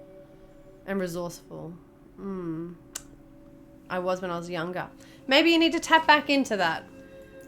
Maybe you need to tap back into that creative side. And then it's something that can end up, you know, being a part of your destiny or what you do in the world or something like that. Like maybe you're going to bring some kind of beautiful art into the world that really helps people or something in some way.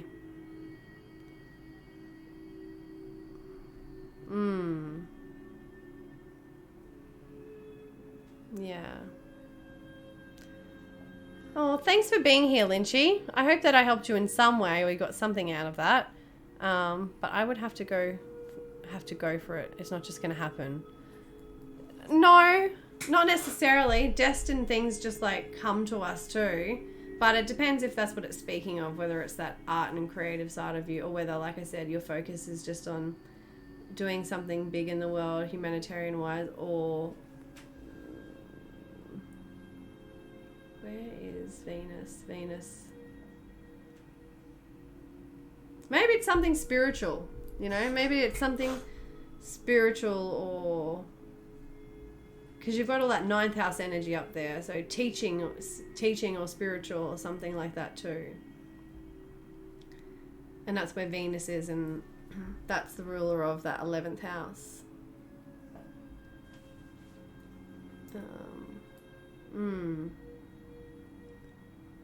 It's not just going to happen.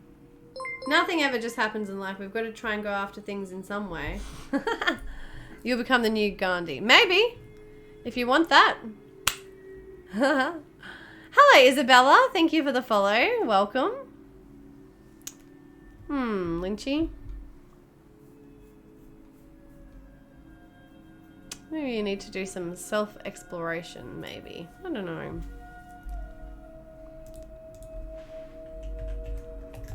Okay. I think we had another... points redemption thing to do too. So next in the queue is Angel. If you're still here, Angel on her way. Thanks, Lynchy, for being here. I appreciate it. And Happy New Year. So Angel on her way. Are you still here? And we had... let me open up my dashboard. That will probably be easier. Then I can see what was claimed. So we have... Oh, Apollo. Are you still here, Apollo? Or have you gone now?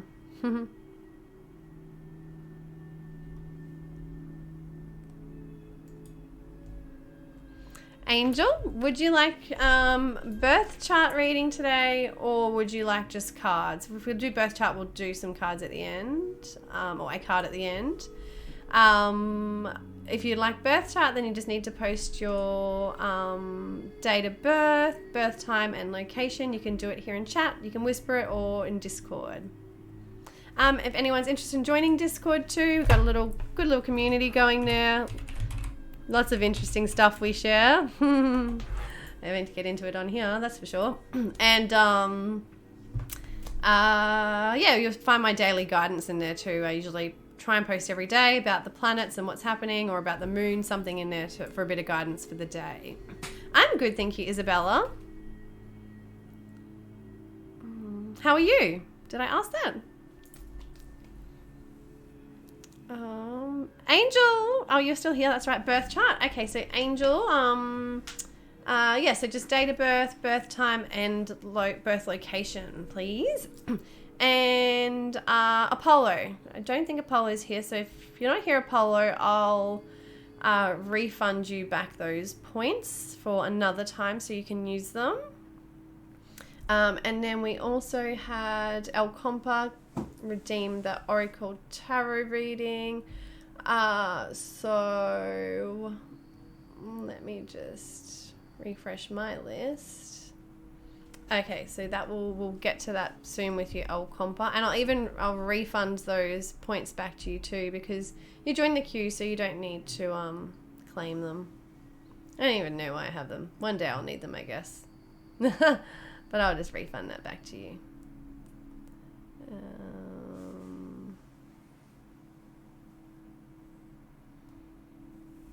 There we go. And I'm going to refund Apollo since he's not here too. Then I won't forget.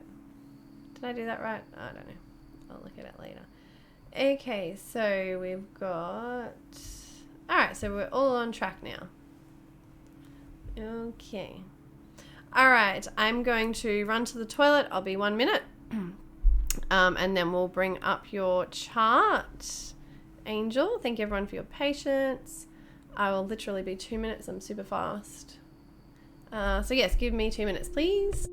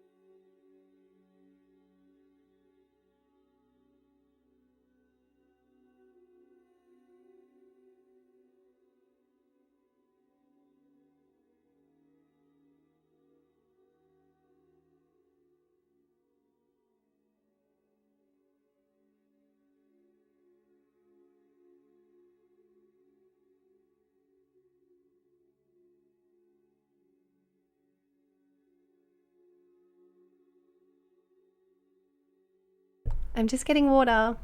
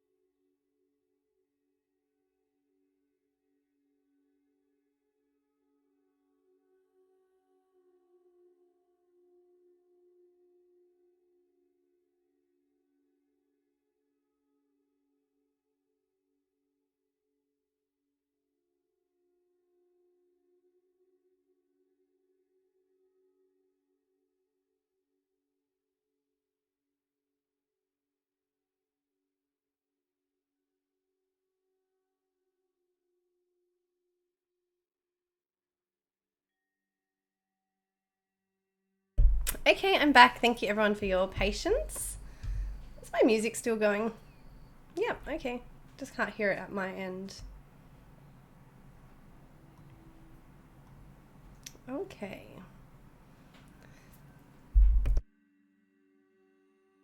Okay, so I'm going to close the queue as well so that we can get through everyone, and I'm not here all night because I've already been on for 3.5 hours. So it's still going to be another little while that we're here. So I'm going to close the queue. So I'll give it a minute for anyone else to jump in that wants to.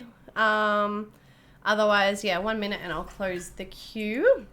So let's bring up your chart, Angel. Let's get into it.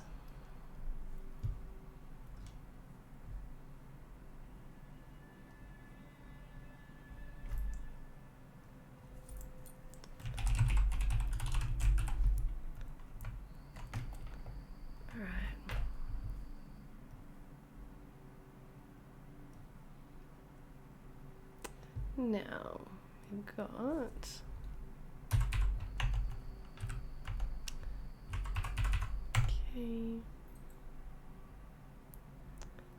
time. Did you have your time of birth, Angel? Time of birth is quite important because it gives us your rising sign, and it also gives us the layout of your life, basically, where all the planets are in certain areas of your life and how they are affecting you and how the transits will affect you too. So I hope you have your time of birth. If anyone doesn't know too, not just in my country, but I know in other people's countries too, you can ring the hospital and find out your time of birth because they've got it in their records. So, I mean, it does depend on where you live, but if it's not on your birth certificate, which is not for us in Australia, you can ring the hospital and find out. Okay. All right. Well, unfortunately, we can't pull up your rising sign.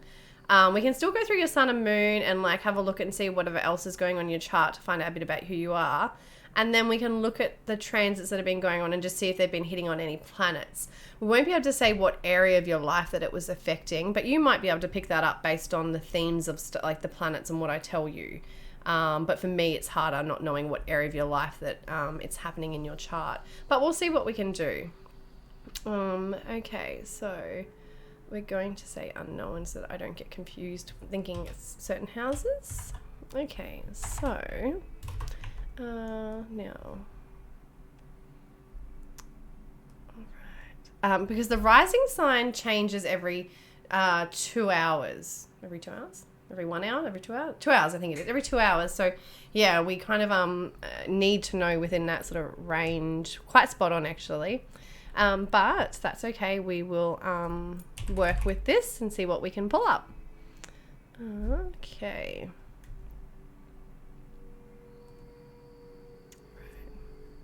Make sure I've got the right details. Yep. And location's correct. And we're unsure of time. That's fine. Okay.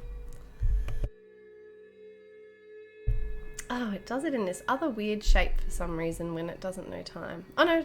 Yeah, it does. Weird. But anyway, we'll just bring it up like this. Okay.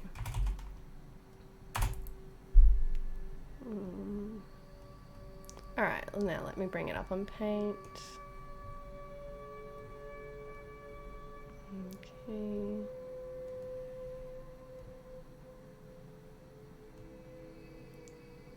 Oh, it's quite big. Just let me make it a bit smaller. Oh.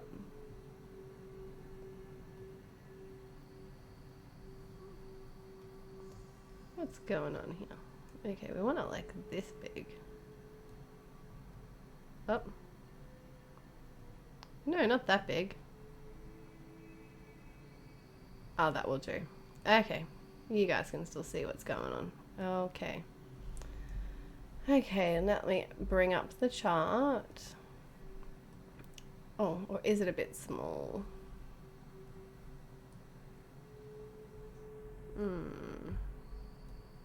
No, you should be able to see it, I think. Okay, so now we're going to have a look at your sun first. Normally we go rising, but we don't know what your rising sign is. The rising sign is who we are, our identity, people's first impressions of us, how we can come across, what we're putting out into the world, what we're rising to be. So it can be it's the most important part of your chart.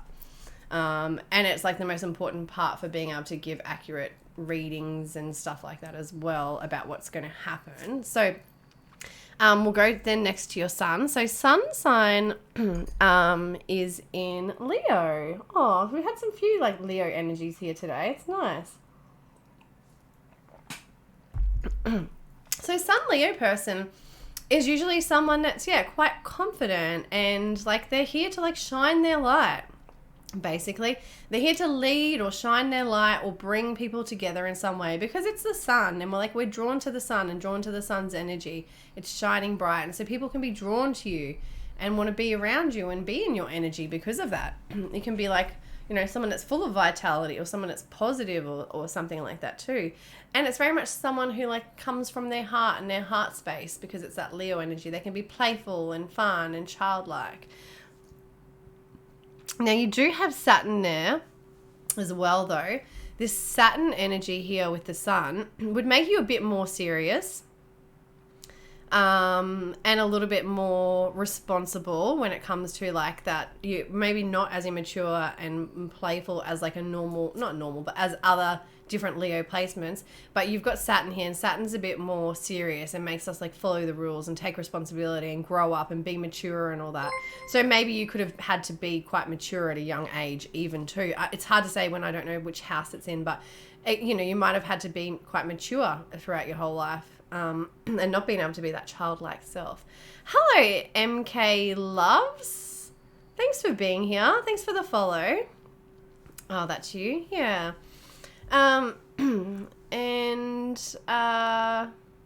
Leo person can also be like quite creative as well. Saturn can like not be creative, but Saturn can push us too. So whether that like pushes you to be more creative or inspires you or something in some way, maybe. And it can make you someone that's like more hardworking having Saturn there too. You could be someone that's like quite a hard worker.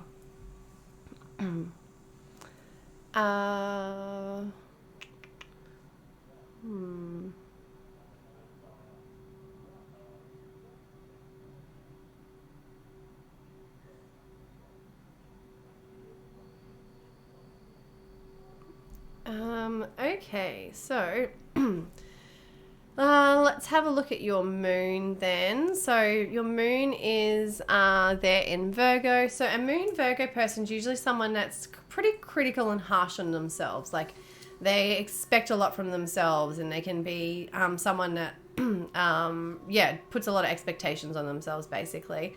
And there's someone that like feels very much like the need to like help others or serve in some way or be of service basically. They can be someone who is quite practical and quite intellectual as well. Someone that is can be quite organized as well, especially like when we're talking about your feelings and emotions and stuff like that. It's like important for you to have organization so that you like don't have not cluttered emotions, but don't have emotions that are all out of whack basically. Because a Virgo moon person can be someone that has, gets anxious or can be an overthinker and just like over analyzes everything. So if they don't have like good balance and like a good balanced mind sort of thing, like have healthy practices that they can use to balance themselves, then they will have that overactive mind, and that's where anxiety and stuff like that can creep in too. And because Mercury's there too, that can more speak to that, having that overactive mind, that monkey mind. Its natural placement the natural placement for Mercury is Virgo or Gemini. So, and Mercury is our mind, our thoughts, processes, our communication and all that. So having it in Virgo makes you more intellectual, but definitely makes you someone that's an overthinker and has an overactive mind. And that's where that anxiety and that can come in because of the overthinking and the mind just racing so much. And it can be where you need to, yes, that's me, too much doesn't just shut up. Yeah. And it can be where you need to have like, be able to like get into your body more and out of your head so that you can have like really good a healthy like body and mind basically. So sometimes the way to do that with that energy is like to be able to like write things down, take lists, write notes, journal your feelings and emotions, get them out on paper so they're not stuck up here, and then do something to balance them out in a healthy way, like that gets you more into your body. So it could be like yoga or anything fitness related or exercise that really gets you into your body and out of your head.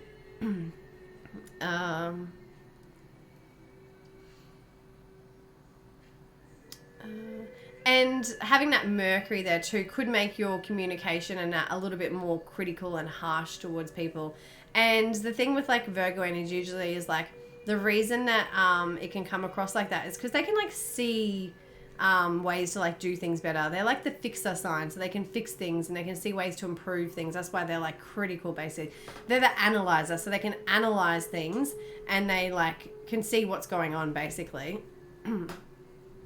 And they can be like, I always say the Virgo energy is always right. So you might feel like you're always right with your feelings and emotions. They're always like, you know, even if you doubt them sometimes, you'll find out later on that they were right or something. It's not your intuition, but it's like your feelings, which is a little bit, it is your intuition because the moon is our intuition. So yeah, maybe you have those intuitive feelings where you sense things and you know whether things are up or funny or what's going on basically.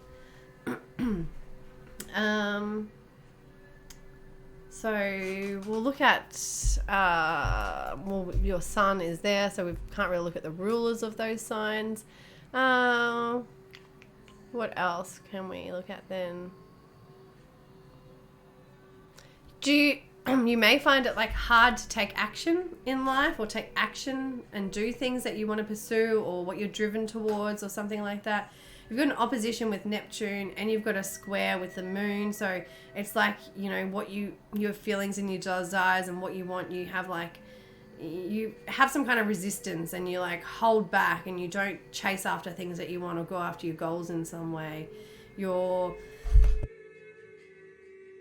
Whether it's like your feelings and emotions get in the way or that overthinking mind gets in the way or something there where you deceive yourself and you self-sabotage, and it could be around like beliefs or something like that you're not good enough or something, not even that you're not good enough, it can just be beliefs or something that are where you can sabotage and deceive yourself and not take action on things, and maybe it's like procrastinating or something. There's not really Taurus energy there, but I mean it could be something like that. Yes, all of it. Okay. All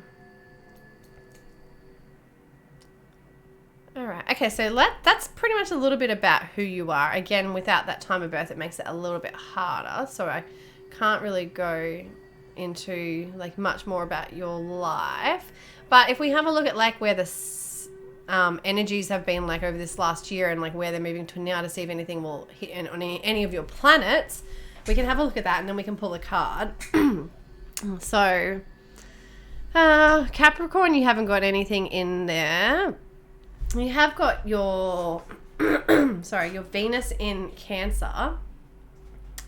I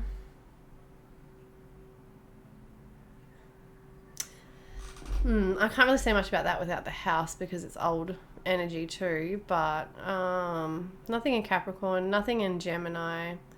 Okay, so Sagittarius. So we've just had a lunar eclipse, a solar eclipse in Sagittarius.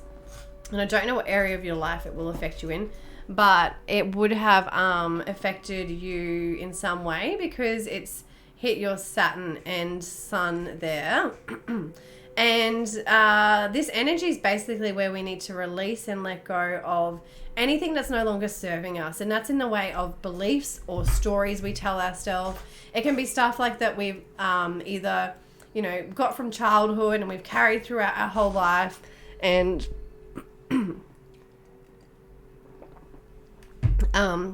or things we've picked up through life that, with new beliefs we've gained throughout life, throughout our journey that aren't serving us anymore, that aren't for our benefit, that are holding us back from like following our path and going where we need to. And so for you, that could be some ego stuff. It could be something around the father and like authority figures. There's something there with like father energy and authority figures for you where you've had to release and let go of and move away from, and like any old stories or beliefs around that, around like the father or authority figures, or something around it could be childhood because of that Leo sorry, what am I talking about? Leo energy?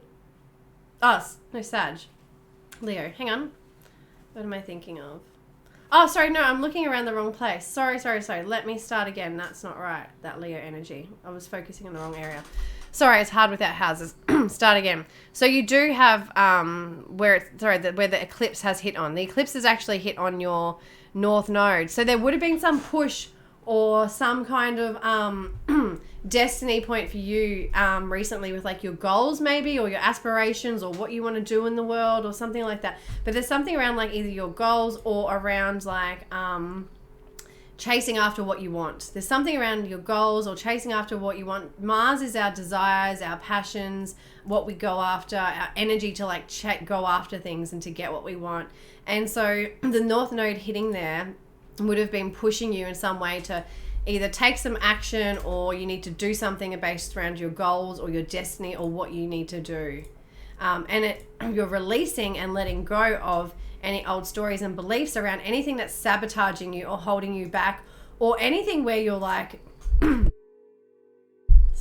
anything where you're like not seeing clearly, and you're seeing like through fogginess or through haziness, or being lied to or deceiving yourself.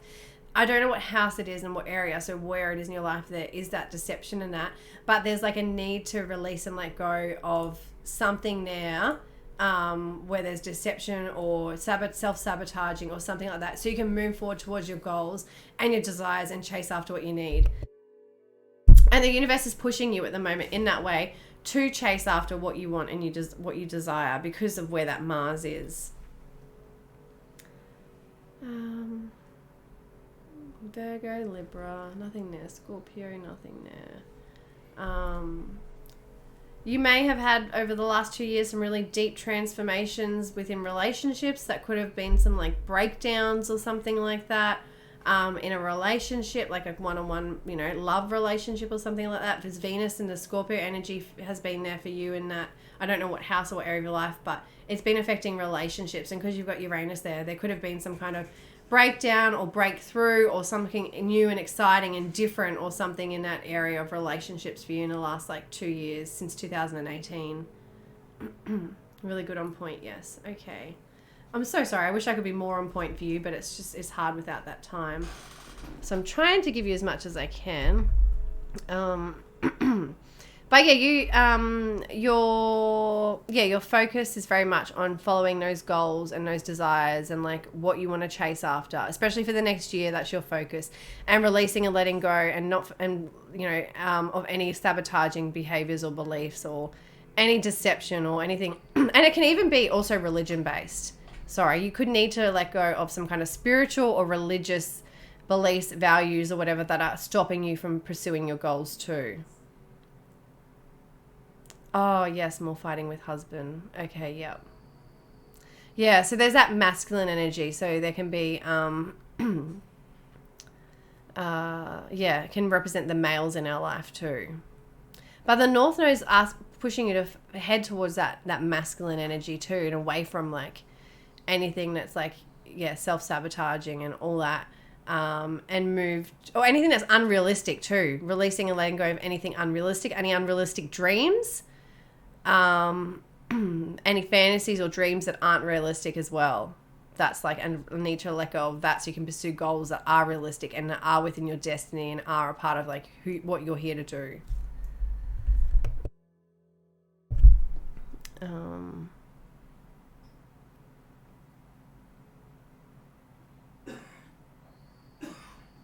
But yeah, the relationship thing, that's right. Yeah. So yeah, there'd be some shake-ups within your relationships over the last 2 years. I don't know. I can't see for endings or anything like that because I can't see more of your life and what's going on.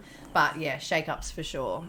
So let's pull a card now and just see what we can get for you for just some further guidance about anything really that's sort of come up today.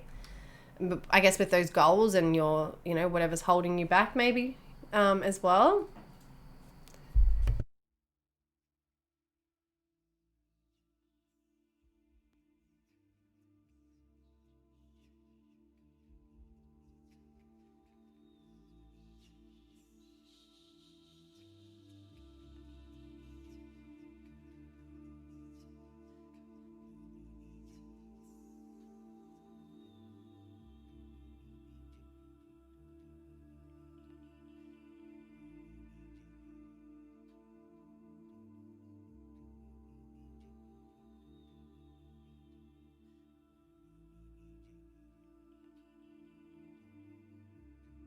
Oh, sorry, I'm not even talking to the mic. Okay, so if you'd like to choose a deck, thank you, LD.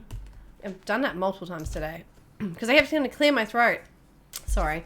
The Moonology deck, if you'd like to choose which deck you'd like a card from, Moonology, The Soul's Journey, or Work Your Light. Funny LD. Oh.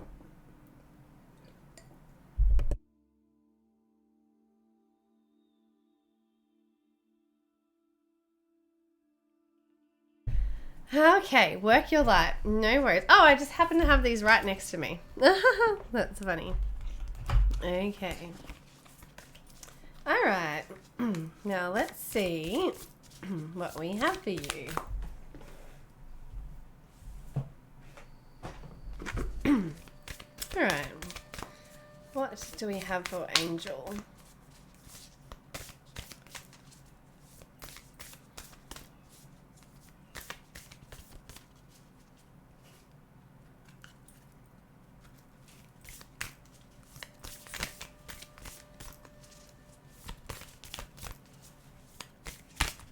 Oh! Oh, we've got 2 cards. We've got Starseed. What lights you up?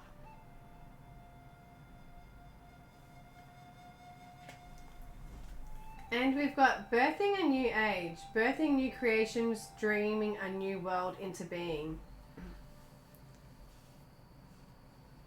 So when we were focusing on that North Node energy too, about your goals and all that too, we're talking about with the North Node of coming up with like new inspirational ideas and new ways of doing things and new ways of connecting and all that. So yeah, there could be like some new inspirational ideas that come to you on how to pursue your goals, or some new goals that you come up with that are more in alignment with like what you do, where you're going and all that light you up. You know, maybe you need to set new goals of things that light you up, or there's going to be some new opportunities for things that come into your life that light you up. Are you still here, Shredder? Oh my gosh. Okay, Shredder, before you go, let me singing bowl you. Do you want this one, or do you want the heart chakra one? So heavy grounding or up with the fairies before you go to sleep? Some love before you go to sleep, or some grounding? Heart chakra. Okay, I felt that one too. That's why I guess I asked.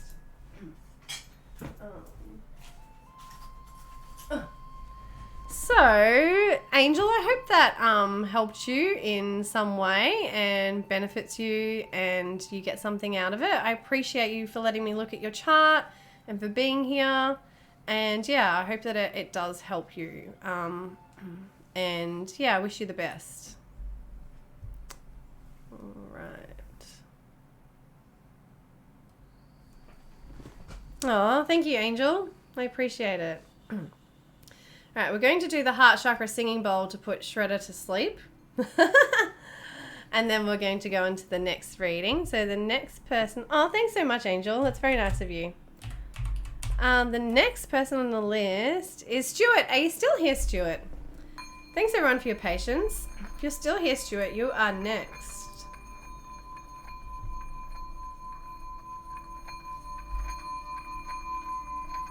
Oh, awesome.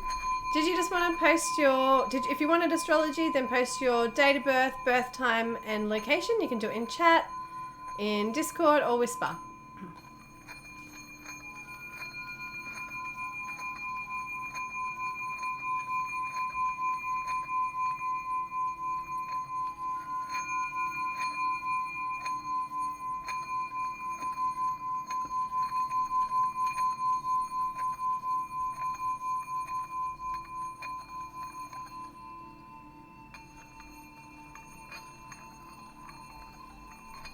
I'm not getting that peak with it, Shredder.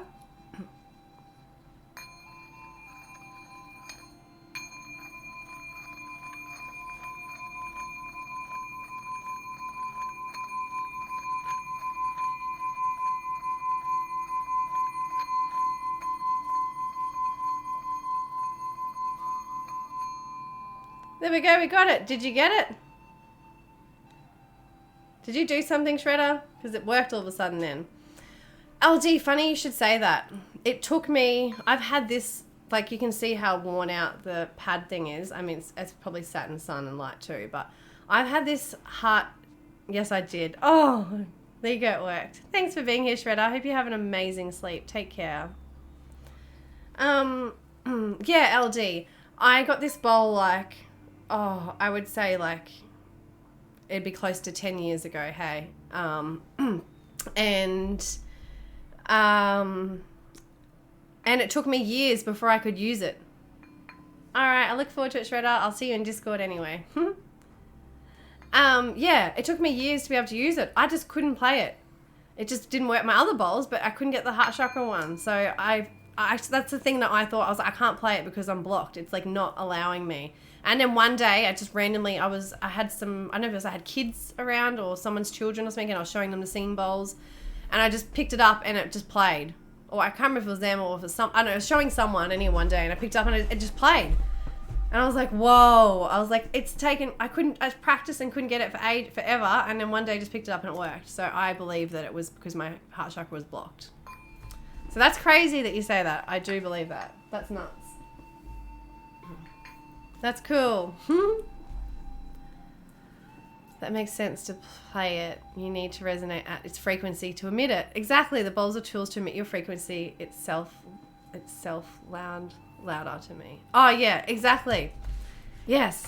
Everything's energy, and that's what we're tuning into, frequencies and energies. And even with cards, it's just energy and frequency that we're tuning into.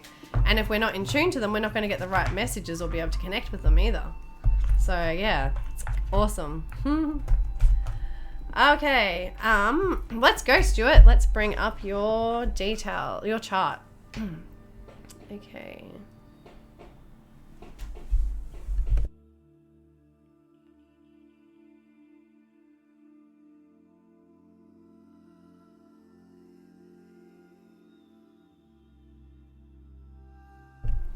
Okay, Stuart.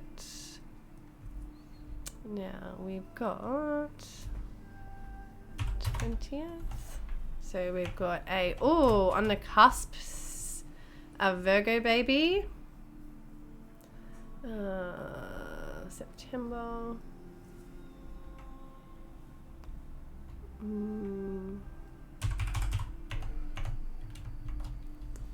And time, awesome, 8 a.m. And location.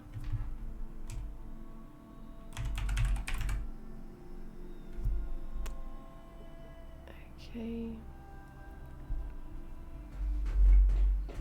All right, so let me bring up your chart. Oh, what cam do you use? I got a new one just recently. So I've got a different one for my cards. That's just like a cheap Logitech one. But then I got a new one here. Giblet will post for you what it is because I don't know. It's a Logitech one. I can see it says Logitech. There you go. Logitech Stream Cam. Yeah, it was a bit a more pricier one, but not heaps expensive or anything. But yeah, obviously it's like a lot better quality than my other one. That's for sure. And even like the movement thing is better. Whatever that is. Yeah. Okay, why are the charts coming up weird shaped now? Let me open this again. I want normal shaped charts, not weird shaped ones. Okay. Let me see. Oh, it was the type of chart I was choosing. Okay, all good. Alright, so I've got the right details. Okay. You can split it. Oh, no, I can't split it. It's under my overlay, the rest of the cam. So like my cam takes up the whole thing, and then I put my thing over the top of it.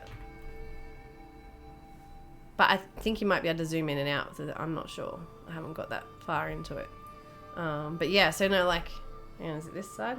Yeah, this side there's more cam there, but I've put something over the top of it. Yeah. So then I can have me in there. Otherwise I'd be too far away or something, I don't know. But yes. So I'll just make sure I got your details right, Stuart. We got 8 a.m. 20 September 1985, and we've got Sarnia, Canada. Okay, sweet. Let's bring up your chart.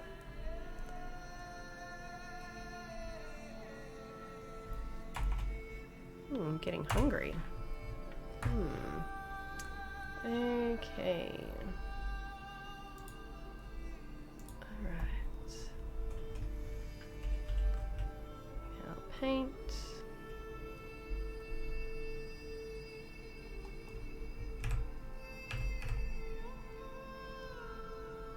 Oh, it's pressing A, not S. Oh, just like when I play games. Oh, funny. Okay, Stuart.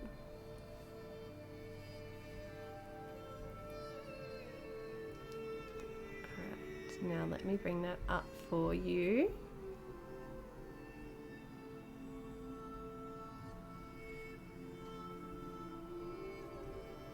Okay, oh, we can make it bigger again, or move it again, whatever. Oh, so it was the same size before. Okay, so I like to start with your rising sign. Because the rising sign is like who we are, how we can come across, people's like first impressions of us can be our appearance, yeah, how people first see us, that sort of thing. And yeah, it's a big part of who we are, and it lays out our chart. So I've got my pencil. So it lays out the areas of our chart. So each of these triangles are a different area of our life, and that's how we can read the chart and know what's going on in your life, basically, and know how about you and how you are because of the certain planets in different areas of your life. So there's nothing really going on in this first house. So there's nothing sort of that, you know, really changes that first house energy of who you are. But this is the rising sign, so the sign that was on the horizon when you were born, and it's a Libra rising. So that's really nice. A Libra rising person. So we want to look at also your Venus, because Venus is the ruler of that, and Venus is up here in the 11th house in Leo. So when we're looking at a Libra rising person, it's usually someone, and because we've got that Venus there in the 11th house in Leo too, it could be like someone that's quite creative or can create beautiful things in some way. And yeah, really artistic or creative, and it could be like painting, it could be art, but it's something that creates beautiful things. And it's possibly something that you can take out into the world as well, and like heaps of people can see or appreciate. Yeah, there's like, there's something that you can, or it helps people, like many people in some way. Like there's a humanitarian part of you as well, where you want to do something more or help people on a big scale or do something for the planet or for the environment or something there, but there's some kind of need for like to do something more or something where, or help people in some way. And a Libra rising person is usually someone that's either quite social or has a lot of friends or gets along with people. They're the social sign. They usually like to have balance and harmony, and they like to see everyone getting along. And they don't like people to not like them either. They like to, everyone to get along and everyone to like them. And they usually, that's where they can be like people pleasers too, because they do like everyone to get along and they want to be liked. So they can go above and beyond sometimes, or even just, neglect themselves because they're too busy people pleasing or worrying about what, about others, basically. But yeah, the Libra person can be like, quite balanced and harmonious, and it talks of beauty in some way. So either being beautiful or liking like fashion or art or something, like you're quite drawn to that in some way. Or again, it's like someone that could be like they're beautiful and their beauty and their appearance is important to them in the way they present themselves, or it even sometimes speaks of someone being like a fashion designer or something like that. But there's or maybe that is something out in the world that you create, but there's something there with like beauty or something in some way.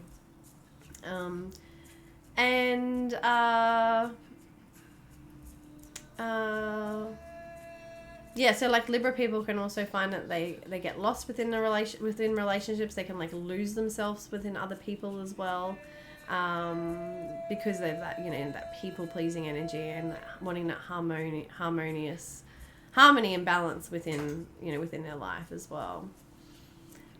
So your sun is there in Virgo in the 12th house, with Mercury there. So that can definitely make someone a little bit maybe anxious, or definitely an overthinker, and someone that needs like space and to be alone. And it's that hermit energy, and especially when it's in the 12th house, you need your space and you need your time alone to like regenerate and heal and just be by yourself and like analyze all your thoughts and just everything basically. But yeah, it's definitely a need for like being alone, and you might even like be quite internal when it comes to like your communication and expressing yourself. You might be someone that doesn't necessarily put everything out in the limelight for everyone to see. You're someone that's a bit more private and like keeps their like intuitive, their thoughts and their not their feelings, but their thoughts to themselves in some way. It could even be also with the sun and Mercury there could be like an interest in like religious stuff, or of like God, or of spiritual stuff, of like connecting with like the higher self or intuition. It could be someone that's like quite intuitive as well with a sun and Mercury in that 12th house. Someone that's gets lots of intuitive messages and channels information or something like that. They've got a good connection with their higher self or with God or with the universe or whatever it is. But that can be extremely important for that person too, and to balance out those that Mercury mind too, by having like good spiritual practices.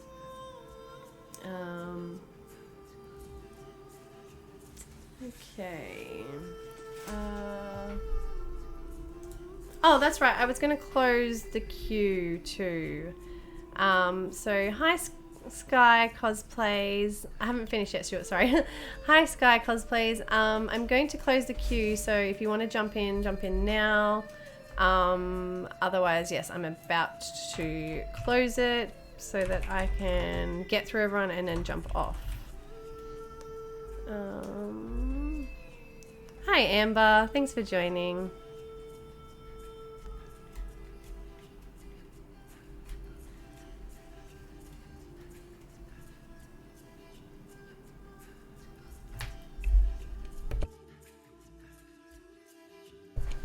I'm good, thank you. How are you?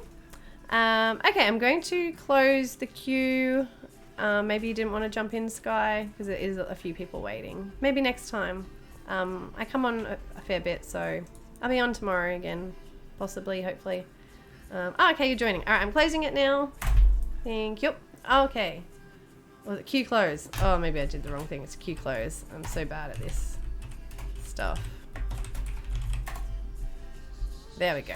Okay, awesome. Thank you everyone for your patience. Okay, so we talked about your... Oh, where's my little paint thing gone? Here we go. We talked about your sun in the 12th house, and we've talked about your rising. So let's have a look at, with the rulers here, so let's have a look at the moon. So your moon is down here in the 3rd house and in Sagittarius. Oh, and it's there with Uranus too. So these two together. So this speaks of someone who basically like needs like a lot of growth and expansion, and probably like has a like emotional need to like learn more and to know more and to like take in his information, or to communicate and talk about their beliefs and how they feel or something in some way. And with Uranus there, it speaks of it like being like unique and different, and you could even feel unique and different in some way, and you could have grown up feeling like the black sheep maybe, or that you just feel differently from everyone else, or there's just something where you just like are unique and different, or you felt unique and different in some way. And just wanted like some kind of freedom or something like that. There's a real need for like freedom and expansion and growth there with the moon there and with Uranus there, that's for sure. So very much for you, like there's a need to like learn and grow and like absorb information and like, basically like that's quite strong there. Your Venus squaring, no, it's not. Oh, Mars. Mars is squaring that. So there might be like a little bit of a struggle, or you find it harder to communicate or something like that too, because you've got Mars squaring that emotional expression, that communication and all that. So you want to express the way you feel and like, you know, and all that. And it's like, it's different and it's unique what you have to say and all that maybe. But there's some kind of like opposition there where you're stuck and you can't do it in some way. And it's harder for you to communicate and express how you feel in some way. And because of Mars in the 11th house, maybe it's because of what the outer world's expectations are of you and what you think is expected of you, or the way you should be, or it's some kind of like something outside yourself that's like not you, that's holding you to that in some way. Sorry, I was just thinking it's getting a bit dark in here. I don't know where my other light's here. Oh, here. Let me just switch on my other light.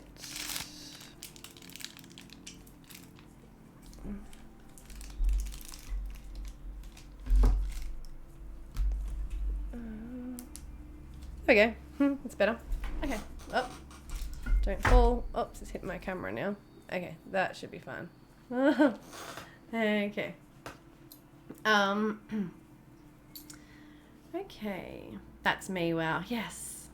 So when we have time of birth, astrology can be so accurate, and that's why people don't understand how astrology like connects and works. They think that it doesn't because you're just looking at your sun sign, but we're so much more than our sun sign. And especially when we have our time of birth and can like really put the pieces together. This would actually be my first ever astrology chart reading. Honestly, know nothing to next about these types of readings. Oh, awesome, Amber.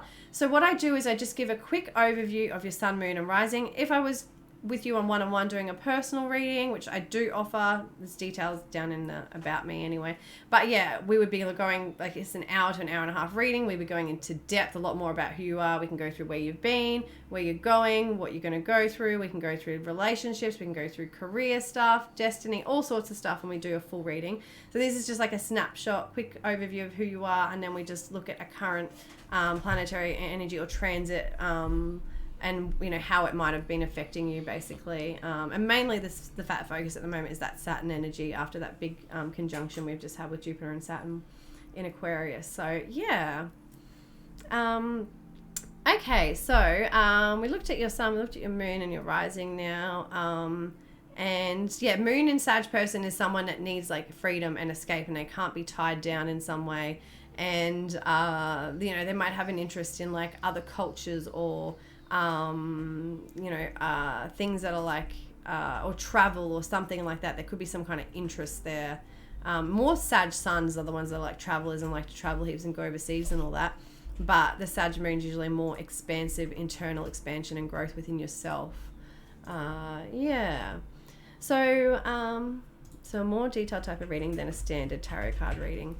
Oh yes, we're not talking about, yeah, so tarot is more focusing on like, I guess, giving you some kind of predictive reading or something with healing or whatever it is, but this is more, we're looking at you and then we're looking at something that could be affecting you, so it is sort of predictive as well in a way.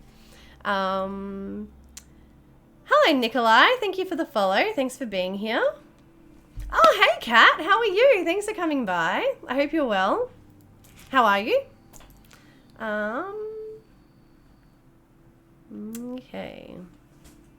Did I miss anything else? No. Okay, so let's have a look now at, yeah, where something could be affecting you or like, let's have a look at, so the Saturn energy. So for the last 2.5 years, where Saturn has been in your chart, where you've needed to take responsibility, grow up, show up, knuckle down basically. It's felt harder, it's felt more restrictive, and that for you is in the 4th house of home and family. So it could have felt more burdensome. You've maybe taken on more responsibility around the home or family. It could have been taking on more responsibility with family, or more burdensome or heavy or restrictive.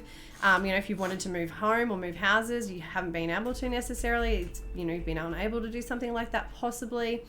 But if you've like shown up and you've taken responsibility and you've done the hard work, then you should start to see the benefits come through now, and you'll start to like build on that, and you'll see growth and expansion and little rewards come along the way if you've done the hard work in that area of life. And that conjunction happened for you in the 4th house. It's where it can be really lucky, and for the next 20 years you can start to grow and expand on that, and it will support you for the next 20 years. And over the next like 6 months, at least to a year possibly, it'll continue the energy in that area of your home and family. And Jupiter and Saturn are both going to move over your personal Jupiter. So we're looking down here. Sorry, I forget about this new little thing I got going. So they're going to pass over your own Jupiter. So you're going to have your Jupiter return. Jupiter return over the next like 6 months to a year. 6 months maybe. Oh, sorry, we're talking about Jupiter. Jupiter's quite fast moving. Yeah, probably over the next 6 months, you're going to have a Jupiter return. And Jupiter returns like something where you're going to have huge growth or come into some like luck or abundance or huge expansion in some way. So yeah, and it's going to be based around the home, family, nurturing, whatever it is. Like it's where you your local environment where you care for yourself, either your home or your family. There's going to be some real growth and expansion and abundance that's going to come through there, and that can like be talking like, because that energy then is after that it's going to move into the 5th house. Oh gosh, it's nearly knocking water off. Oh my god. So when it moves into the 5th house, that's when like we can then have to take responsibility, get serious, and there'll be growth and expansion because of Jupiter too. And it could be children. So it could be where you get serious about the family and the home, and then you end up having children, or and you end up having to take on the responsibility of a child, or something like that. Otherwise, you have to start get serious about what makes you happy and what you love and your passions, and it can even be where like you have to get serious about a hobby, and that hobby becomes later down the track a part of like your career or what you do daily or something like that. So yes, Stuart, that's where the energy's been for you and where it's going over the next 2 years. So I hope that helps you in some way. Thank you for letting me read for you. I appreciate it. If you'd like a card, just say yes, and we'll pull one for you. I've got Honey on the card. So if you want a card, just say yes. I'm gonna choose the decks just moving forward in the queue, because Honey's sitting on it. But 2, just so we can get through a little bit faster, so I can get through all these readings before I have to go, because it's getting later now. It's 4:45 now. But yes, and I want to help get through as many of you as I can. Well, I will get through everyone, but yeah, if I can go a little bit faster, which is my fault. Camera. Okay. Chart off, camera up. So Honey is sitting on the cards. Oh, that means I'm not going to be able to pull the cards. Okay, we've only got a choice of one deck because Honey's on the cards. I'm sorry. Honey's on the other deck. So the deck we're going to use until Honey moves is Work Your Light. So this is the deck we're using. It's a beautiful deck. Okay, no worries. And we can still put the card down there. All right, what do we have for Stuart for that Saturn energy and the Jupiter abundant energy, and what we can, the rewards and gifts that we can get, or the hard work we need to do to get those?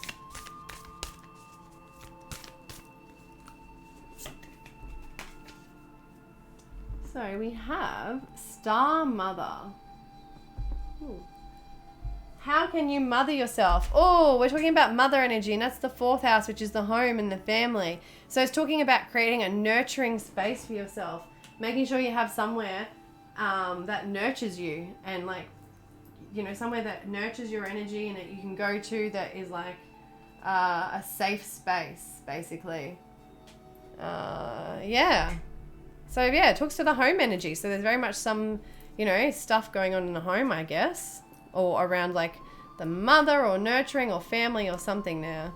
But you need to make sure that your home is like a nurturing place for you. Otherwise it's detrimental basically to us if our home isn't a nurturing place. For us, it's where we are vulnerable, and should be our safe place. So thank you for letting me read for you, Stuart. I appreciate it. Thank you for being here. And yeah, thanks so much. I hope that it benefited you and you got something out of it. Okay, we're gonna go next. Again, sorry guys, I don't mean to be rude. I just want to get through everyone if I can. So yeah, thank you everyone for being here. I do appreciate it. Angel, I won't do any more redemptions because we have to, I want to wrap it up faster. I'm sorry. So I'll refund you back those points so you can use them for next time. I hope I do see you around again next time and we can definitely do some more feng shui stuff. I'm sorry. Yeah, but I'll refund you the points back so you can use them for next time. Yeah. Thanks for the follow, Stuart. I appreciate it. Thanks so much. I hope to see you again.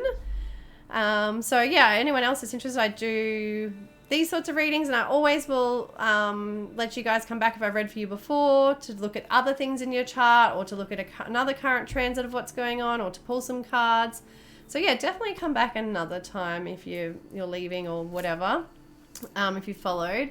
And I do sound healing and like started doing a little bit of ASMR and stuff like that. But yeah, with the singing bowls and my new tool drum that we just got too. So yeah.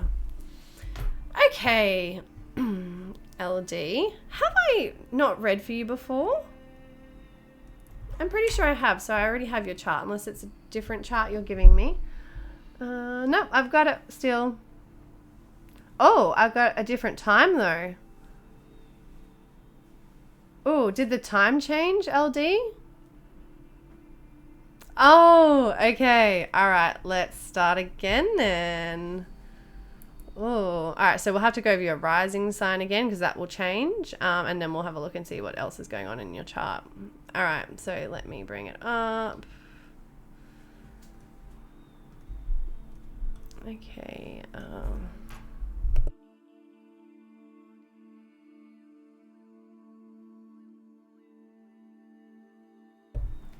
Cat, you had a weird dream and you're trying to find out what it means. Oh, okay. Yes, tell us what the dream was. It was super weird. So around 60 faceless people are around me, pointing at me and screaming. She did it. This continued for a very long time. It was very, very weird.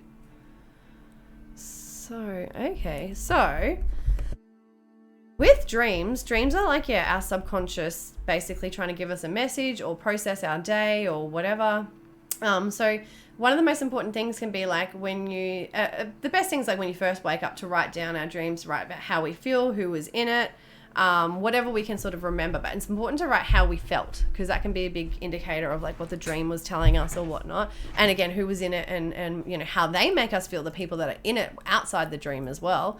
But faceless people, so then the next thing you can do is there's so many resources online for like dream interpretation. So looking up like key points, so things that stood up. So faceless people, looking up what the meaning of faceless people it was. It could be something like, I don't know, maybe you're threatened, you know, there's a threat around, but you can't see it or something because you're not seeing who's threatening you, you know, the people that are a threat to you or something like that, like, you know, hidden enemies or something. I don't know, I'm just guessing, for example. But yeah, you want to look up key points and just put them pieces together and sort of see what kind of message you can get. But it's always our subconscious mind trying to, you know, either digest something from us, our internal self, whatever, or trying to like give us a message about something from our higher self.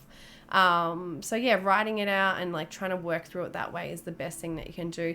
And then another thing is once you do that, you can sit there and you can like you do a meditation on it, where you could like either do a meditation where someone takes you somewhere and then you can come up with an answer. There's meditations for that sort of thing. I don't know what you'd look for, but a guided meditation to find an answer maybe, or just some kind of guided meditation, and then see if you can get anything that comes up, some information when you're in that meditative state that, you know, gives you some kind of like tip or hint towards like what that dream could have meant for you.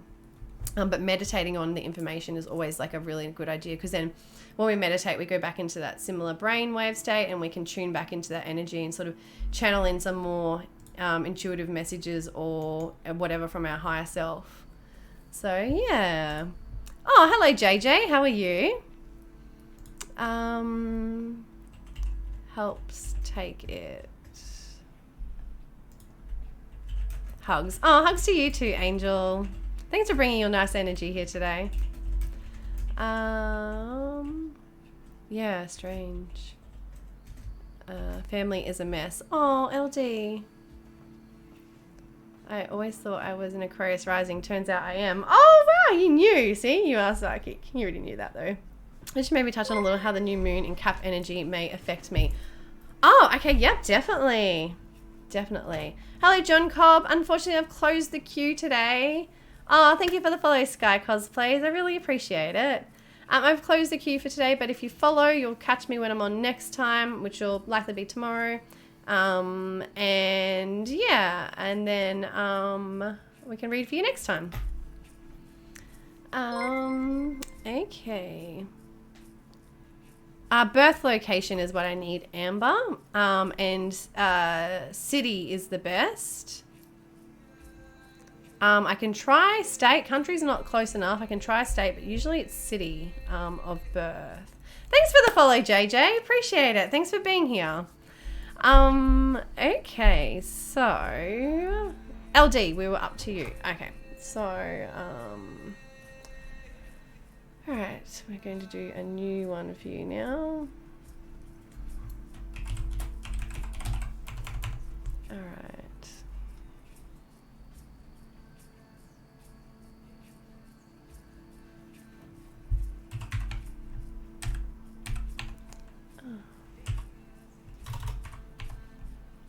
We've got 5:10 p.m. and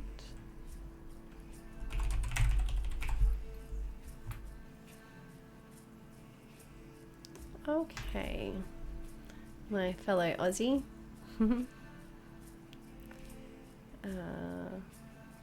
Yeah, I got the right details. Yep. Okay. Oh, okay.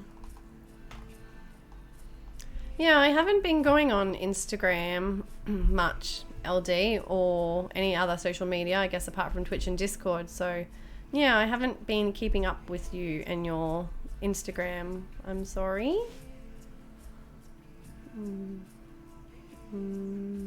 Okay, yep, got your chart now. Okay, let me save it and bring it up.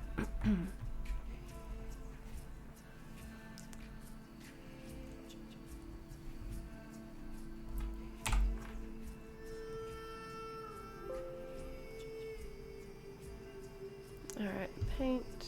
Whoops.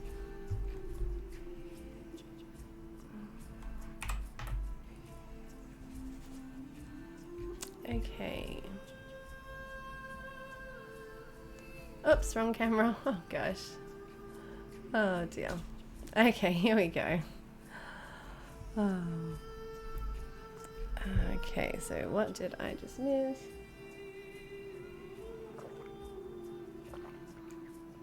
Oh, thanks, Jay. I'm good, JJ. Thank you. I'm getting a bit hungry though now. Oh, I'm glad it helped, Kat. I love you coming here and bringing your awesome energy. So yeah, I hope that I can help you. So thank you. Thank you for letting me help you. Thank you for your feedback. Where are you in the world? Determines the planet's positions in your chart. Yeah, it determines exactly that. I don't even have to say anymore. I've sent it. Awesome. Okay, LD. I don't know, something felt off. I haven't been on anything since I messaged you. Oh, okay. I don't know what though, so I'm turning to astrology for a bit of help. Okay, I'd love to help you. All right, so let's look at your chart. We've got it up. Cool. So, yeah, sorry.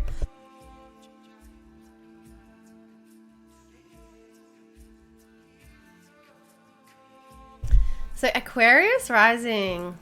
So yeah, you're the humanitarian. You're here to do something bigger in the world, be different, be unique.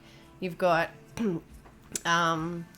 Uranus there. It's not that close to it, but in that 12th house, and it's in that sort of energy with that rising. So yeah, you need to be unique and be different and do things your way and do things a different way. And you're very intellectual and, you know, probably can come up with like inspirational ideas and, you know, be quite intuitive. You can put that Uranus in the 12th house too. You can like channel like really unique, different ideas and new, weird, inspirational stuff that like, yeah. Oh, that's cool having Uranus in the 12th house. That'd be like, yeah. Oh, okay. And Neptune there too in the 12th house. So Uranus and Neptune. So Neptune in the 12th house definitely speaks to someone who's like either really spiritual or like really psychic and in tune, and or like really religious too. There's nothing really going on in that first house, but you know, being a late degree Aquarius rising, a lot of your first house is taken up by this Pisces energy. So it speaks to you being very much a Pisces person too. And Pisces person is someone, they focus on that Uranus too, is because Uranus is the ruler of Aquarius. So it's very much what I said about that Uranus energy and new inspiration ideas and being really intuitive and being able to channel like unique and different stuff. And maybe even talk to aliens. Maybe you can communicate and talk with aliens. We're not talking about... No, it's not communicate and talk. It's through your mind. Okay. So Pisces first house person is someone that's psychic, sensitive, intuitive. They're very they need like that escape and to get away, because you know everyone's feelings and emotions and everything can just be other people can just be too much, and just you need that sensitive person just needs to like escape and get away basically. Angels are pretty close, to be honest. Yeah, well, that's, if it's not, like I said, like it can be aliens or something, or it could be super religious or spiritual. So yeah, you have a really good channeling connection, intuitive connection with angels or your guides or whatever it is, basically. And yeah, someone who's like super psychic too, with that first house energy, Pisces there. Yeah, someone that's psychic, sensitive. Someone that can be a bit feminine too, have a bit more feminine energy about them too, because they're more sensitive and tuned into that feminine sort of energy. And they can also be someone who doesn't always show themselves fully, or sort of can like show a different version of themselves, or just not be honest and truthful about themselves in some way, who they are, their appearance or identity, or there's something there maybe as well that's more hidden about you or something. There's just something a bit more hidden. I don't know what it is either. Don't worry. Oh, okay. Okay. Well, there's a lot of squiggles going on there. Sorry, I go a bit crazy. Okay, so let's have a look at your sun. So sun in the 7th house in Virgo. So Virgo sun person, especially in the 7th house, someone who's here to be of service, someone that wants to help. They're the fixer of the zodiac. They can see things wrong and they want to like make them better. They can see how to fix things and make them better, basically. They are someone who is usually focused on health. Health is an important part of them, basically. The sun is shining there, so it's important to have good health and to look after your body and to like exercise and do those like healthy practices, basically. Oh, no, the list isn't through Streamlabs, it's through Stream Elements. But I'll tell you who is on the list. So LD's now, then we've got El Compa next for a Oracle or Tarot card reading. Oracle reading, because I'm not doing Tarot today. I'm still waiting for my new deck to come, and I don't use my old decks. And then we have Phil, then Isabella, then Amber, and then Sky. So a little while still, but I'm going to try and move through as fast as I can. If you have to leave, that's okay. You'll catch me next time. I'm always around, so you'll definitely get a reading with me. Okay. And yeah, join Discord if you haven't already, anyone, because I post daily information in there about the planets and what's going on, and we've got a few awesome, interesting channels in there with some good stuff, and I'll post more when I go live, and more stuff in there as well. And yeah, anyway, so all right, so LD, let me bring back up. I lost your chart for a second. Yeah, so Sun Virgo is definitely someone that's here to like be of service and help in some way, basically. And when it's in the 7th house too, the sun there, it's like highlighting relationships. Relationships are like an important part of that service and what you're doing, basically, and what you're here to do in some way. And being of service to other people maybe in some way. And we're looking at the Mercury energy too. Mercury is the ruler of that sun, and it's there in that 7th house. So there's definitely like something there where you like, you've definitely got an overthinking mind, an overactive mind, and that's again where the anxiety and all that can come in. You've got that Uranus in that 12th house, Aquarius energy in the 12th house, and then you've got this Virgo energy, and you've got Mercury in Virgo. So you could be someone that's an overthinker, analyzes everything, and criticizes too, and like is quite harsh with their communication style, and like, you know, people can like see you as harsh and that, but it's because you're like, Virgos know everything basically. Like they know when shit's wrong and all that, and that's why they can point stuff out and see what's wrong, because they are good at analyzing stuff basically. It can also be someone who's like good with numbers and maths and stuff like that too, that Virgo energy, because they're so analytical and have a good attention to detail. And it can be someone who has interested in like health as well, and like it can be in healing, so it could even be like a nurse or a doctor, someone that has that, you know, interest in health or something as well, or an interest in just like being healthy and eating healthy and having a healthy mind and body and all that. And that's important, especially that Mercury there in Virgo. You need to like have really good healthy practices, daily practices to like balance out that Mercury energy. So it's like either journaling and writing and all that sort of stuff to get your thoughts out, or having like physical avenues that you can like and burn off that monkey mind, basically the energy running around in your mind.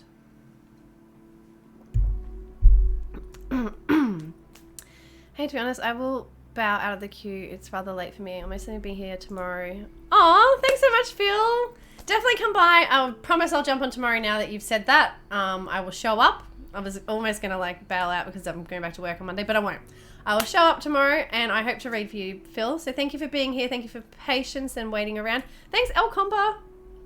Oh, gosh, I'm dripping into my face trying to drink while I talk. Yeah, thanks for being here. And again, thanks for your patience. And sorry I didn't get to you, but have a good sleep. And yeah, we'll do some more sound stuff tomorrow too, because I'll probably have longer. If I jump on earlier in the morning, I'll have longer. We can do some more singing bowls and the new drum things that I got too.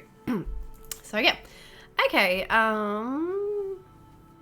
Yin yoga is my everything. Yeah, that can be like really important and really good for balancing you out. Like, yeah, that's really good. I'm glad that you do that. It's something you really should stick to.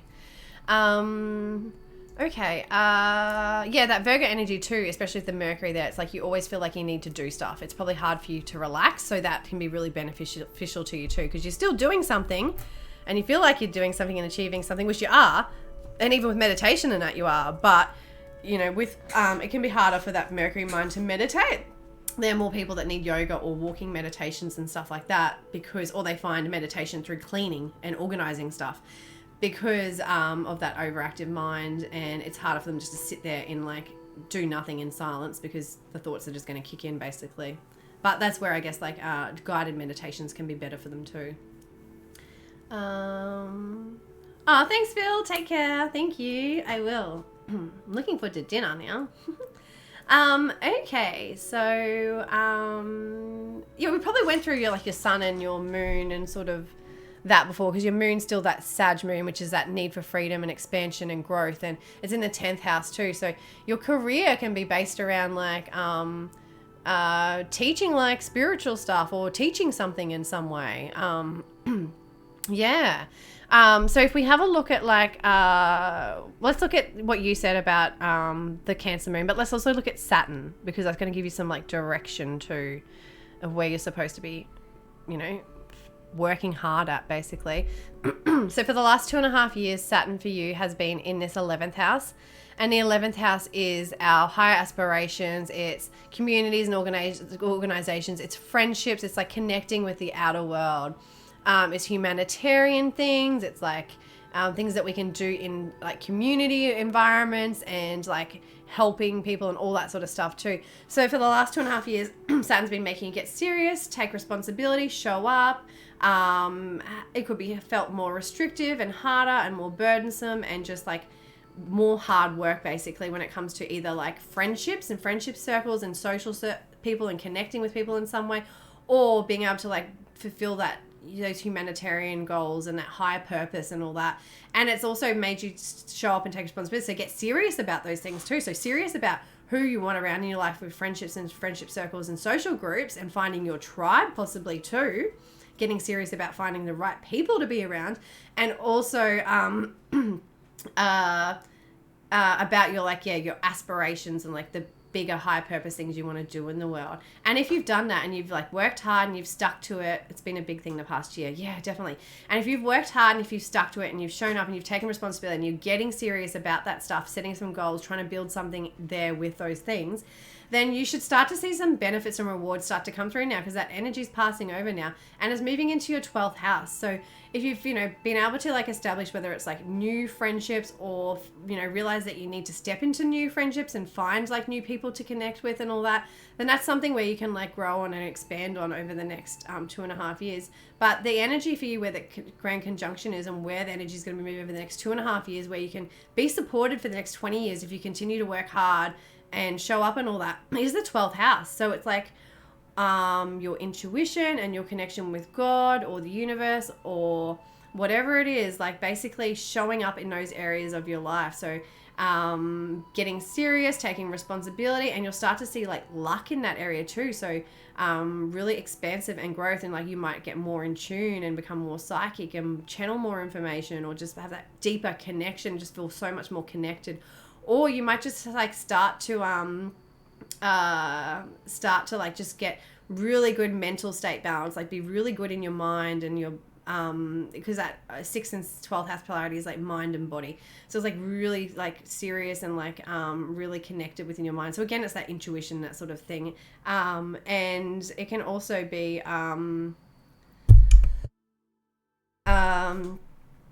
just your mental health getting in balance, basically. Trying to think what other rewards and stuff could come through with 12th house. It's mainly like those spiritual connections and all that, and that intuition and that psychic sense. Yeah.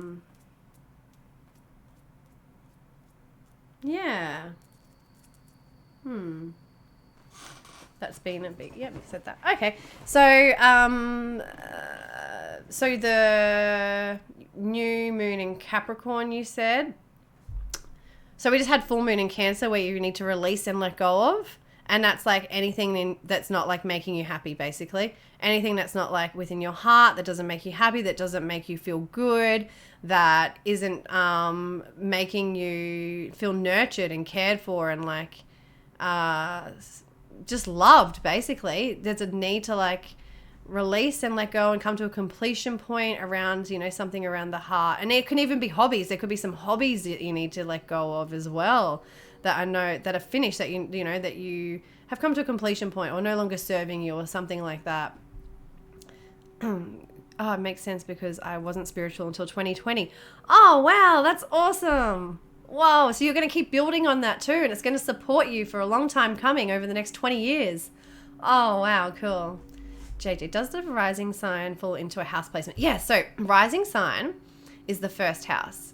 So the rising sign is the sign that was rising on the sign that was rising when you were born, and that falls into the first house. So the cusp of the first house is always the rising sign, just here, and that's your first house. So LD is an Aquarius rising because it's right at that 29 degrees, but a lot of the first house is Pisces energy, so that makes up a lot of who they are. So they are Aquarian, but they're mixed in with that Pisces energy. And then we also look at the ruler of that first house too. So the ruler of Aquarius is Uranus, and it's in that 12th house. So it makes that person's, who they are, very much their 12th house energy too, which is very Aquarian and humanitarian and wanting to do something bigger and different and unique. So yeah, I hope that helps JJ and explains it. So now this new moon in Capricorn coming will be in the 11th house, which is going to bring new opportunities, new beginnings, and growth for you in those 11th house things. So it could be new friendship circles, new friends, new social connections, or finding your tribe. It's going to manifest over the next 6 months. We've got new moon energy. It's 6 months of growth as that moon grows into the full moon that comes up again in that sign. So when it comes to that full moon in Capricorn, 6 months later or whatever, full moon in Capricorn? Yeah, when we're in Cancer sign. Yeah, when we're in the sign of Cancer, 6 months later, the full moon in Capricorn. So you'll have 6 months for this to manifest over, where you'll start to, find your tribe or find new social connections or find new friends. So I hope that's what you want, because that's what's going to be new for you. Hello, BM Travel Writer. How are you? I wish I knew your name. You don't have to tell me it, but if you're happy with me to say that every time, I feel like sometimes I'm like, am I even saying it right? Oh, things are coming by. I've closed the list. I'm sorry. I'll be back on tomorrow, but it's just getting a bit long, and I've been on for nearly 5 hours now, and I need to get off and have dinner later soon. So, yeah. But yeah, would you like a card, LD? Oh, we've got 3 choices of cards again. Honey's moved to a new spot. Here, I'll show you. So, there we go. Oh, that light's a bit bad. Okay, so we've got Moonology, the Soul's Journey. Oh, God, Journey. And Work Your Light. So they're the 3 choices to choose from. Pull what you want to. Okay, we're going this one because I keep getting drawn to this deck. This is my favorite.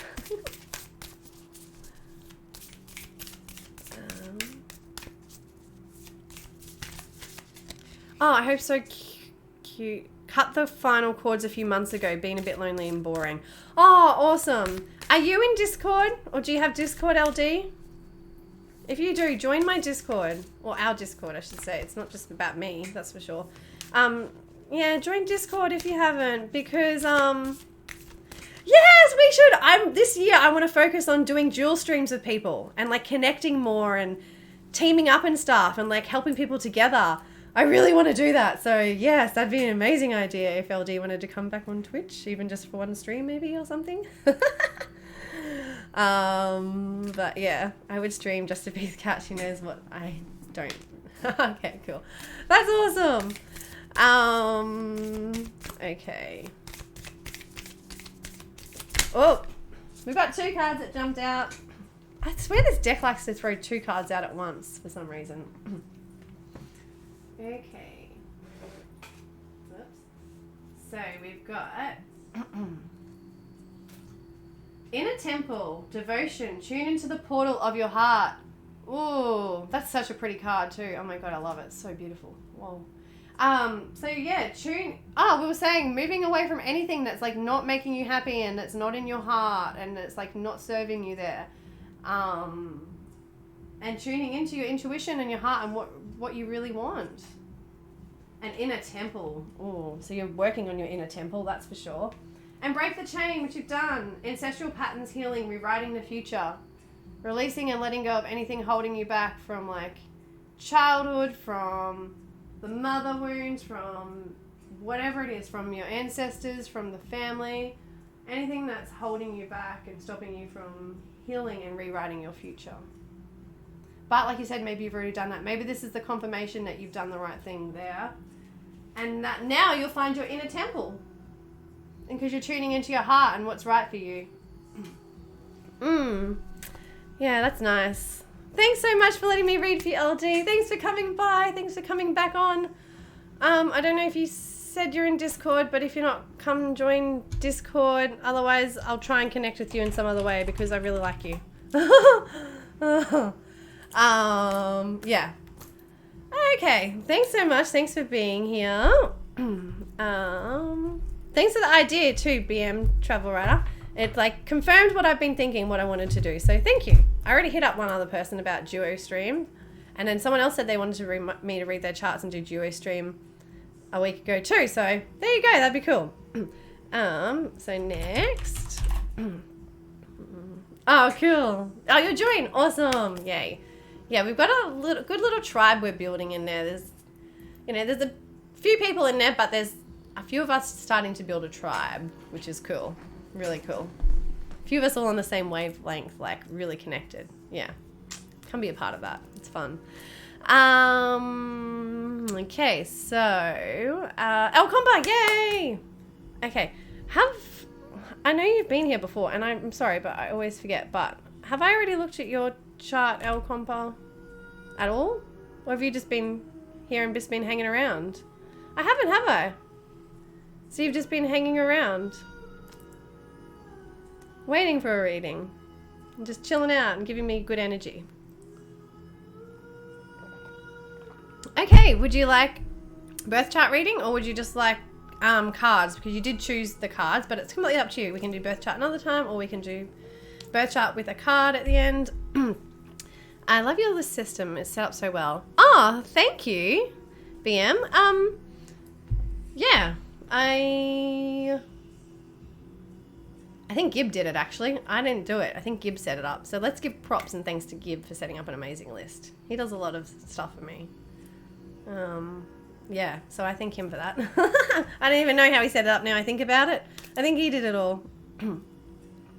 Birth chart with card would be lovely. Okay, so I just need your, I'm going to run to the toilet while you give me your, sorry, we'll change back over. While you give me your date of birth, birth time, and birth location. Do it here in Discord, in Whisper, or, yeah, here. In chat, Whisper or Discord, whatever you want to do, whatever's best for you. And then we'll look it up. I'm going to run to the toilet. I'll be 1 minute. Let me put this little thing up. There we go. And your reading for me so spot on, LD. My spirit guides and angels won't shut up. Yes, LD's amazing. Anyone who's interested, follow LD. LD's not really on Twitch anymore, but I don't know if I don't know if this is, hang on, LD. I don't know how to do shout out. No, it must be shout out. As I said, Gib does everything. I'm not good at this stuff. I'm not sure if LD is going to go back on Twitch, but follow anyway. I'd love to do your reading properly. I only said what I heard when I saw you the first time. Oh, yeah, I'd love for you to read for me more. That'd be awesome. Okay. Sorry, I'm hiding my face now. Whoops. I'm going to run to the toilet. I'll be back in 2 minutes.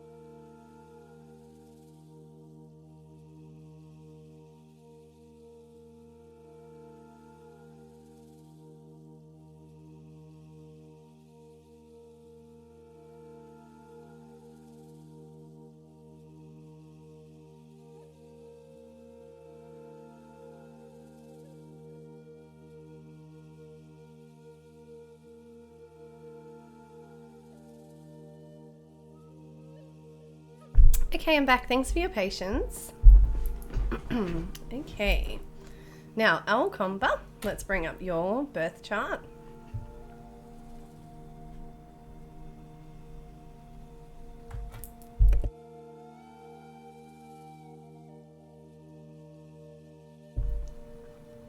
All right.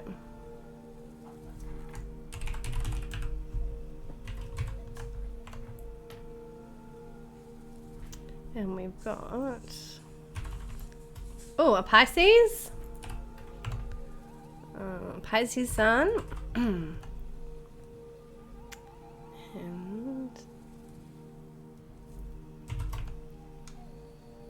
we've got PM.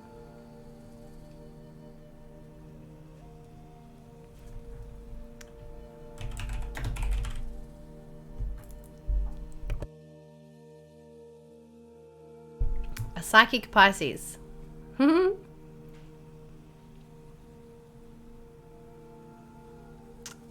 California. There we go.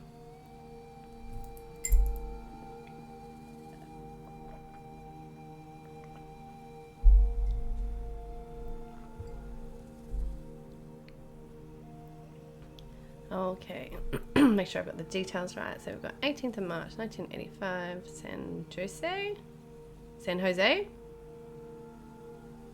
in California, and at 11:50 p.m. Okay, now let's bring it up. So I've got the light in my way now. I can't see my other screen fully. Oh. Okay.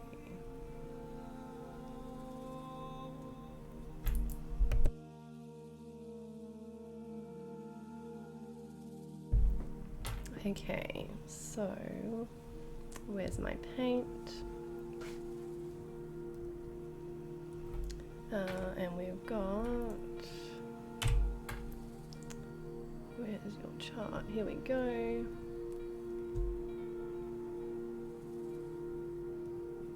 Oops, oh, sorry. I did that like 3 times today. I can't see. It's just, thing's too big.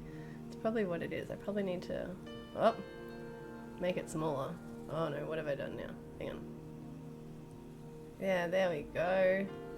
Just OBS stuff. The source is too big. Oh, it's gone big again. Okay, don't worry. Sorry. Okay. So, I'd like to start with rising sign. Rising sign is our appearance, our identity, who we are. The way we present ourselves can be how other people first see us, first impressions of us. And you're a rising sign Sagittarius. So a rising Sag person is usually someone who has a need for freedom. So you could like to travel, or you like foreign cultures, or you like things that are overseas or far away, or there's just some interest in either cultural things or overseas or travel or something there, possibly with that rising sign. Or you're just very spiritual and philosophical and want to like learn more and grow and expand all the time. Like someone that's just really interested in like self-growth and expansion. A Sag person can also be someone that's like social and like the light and the fun of the party and people like to be around. They've got a fiery energy too, so they're like quite passionate. You have got Uranus in the first house, so it can make you a little bit unique and different in some way, and just sort of like want to do things differently and unique in your own way as well.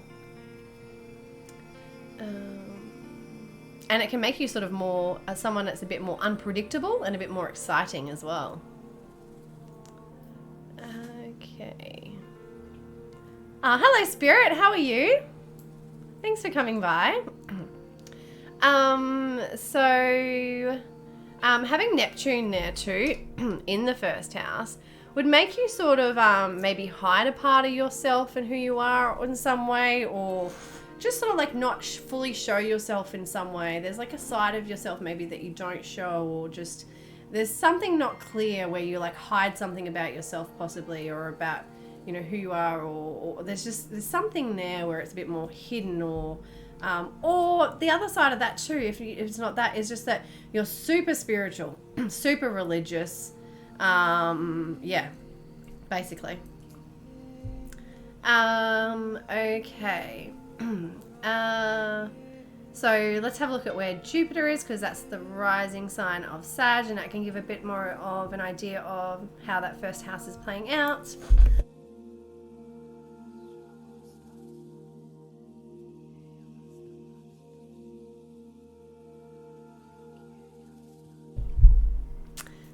I'm sorry, Spirit, I closed the queue.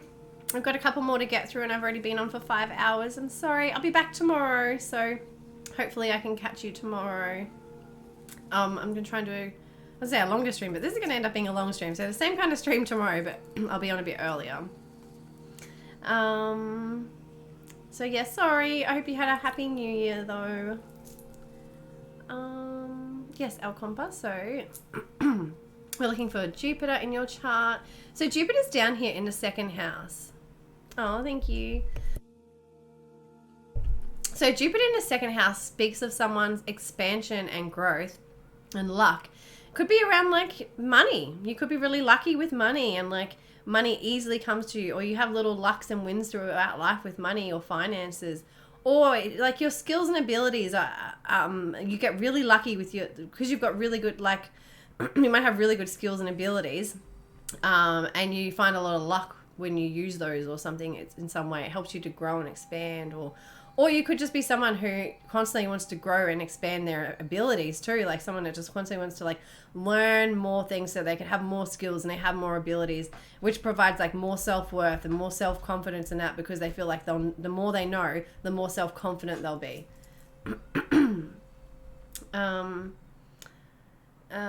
Yeah, so there's that, where that, I guess that need is that, where that Sag expansive energy comes in. It's like wanting to increase the skills and abilities to increase, and the reason behind that is because you're wanting to increase your like financial stability and like being able to rely and depend on yourself and be stable and practical with your money. A lot of Capricorn energy there in the second house, which speaks to being practical with money and finances and having practical skills and abilities that you can use to make money as well. Awesome, El Compa. So looking at your moon sign, so the moon is here in the third house, and the third house is like our communication, our thought processes, can be like local places that we go to, our local environment, and how we interact with it, sort of thing.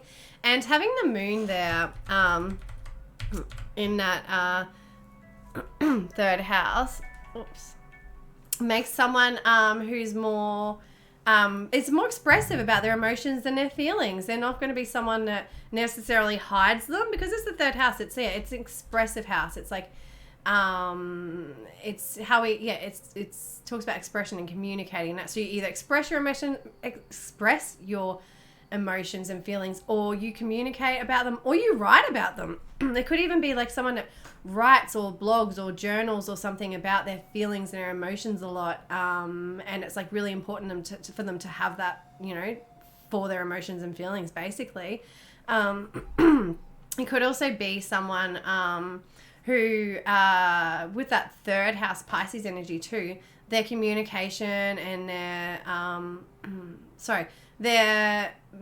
with the moon there in that Pisces energy, could be someone who's quite sensitive as well. Someone that's quite psychic with the Pisces moon. They're sensitive, they're psychic, they can feel everybody's energies and emotions. There's very much a need to like escape and have that alone time so that you can like not recover, but just like replenish your energy and all that, because other people's feelings and other people's energies can just be really draining to you, and you can be like quite sensitive to them too.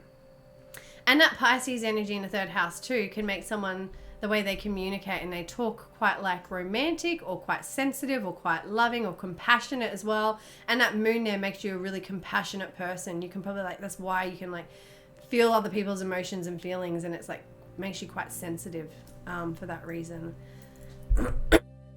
So there's very much a need to like nurture the self and nurture your feelings and emotions and have some kind of safe place where you can like retreat and like, yeah, look after yourself. And we didn't even talk about your sun, sorry. So sun is there in Pisces too, and it's in the fourth house. So Sun in Pisces person is, yeah, again, it's like, so you've got Moon and Sun in Pisces, so double Pisces. So someone that's, yeah, really psychic and intuitive and like in tune and sensitive as well. And someone who's, yeah, either super religious or super spiritual or got some kind of like really good high connection with God, the universe, the high self, whatever it is. And it could even be like the home and the family was like really religious growing up, or the father was really religious. But there shines something there where there's like, yeah, the father was super religious, or the home and family growing up, it was like super religious or super spiritual beliefs or something like that. Okay, so Sun and, yeah, so Sun and Moon and Pisces is all those things we talked about, and like can also be someone that's like quite feminine as well. Even if, you know, being a male, if you are a male, and I don't know if you are a male or female, to be honest, but being a male, they can be someone that is like more feminine, or if it's a female, they can be someone that is like, yeah, super feminine, in touch with their intuition and that feminine energy, basically.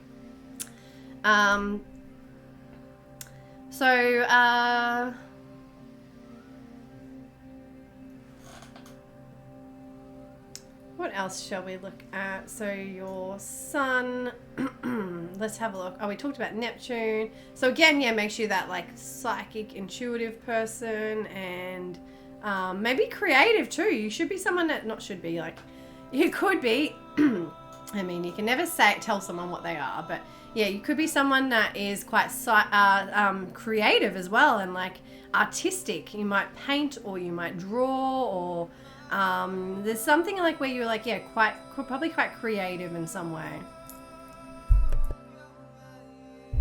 Pisces people can be like, yeah, really good at art or painting or drawing, or just, yeah, because they're really creative and they can channel like that information and stuff, and like channel stuff so that like it's like dreamy and like from other realities and other realms and stuff like that.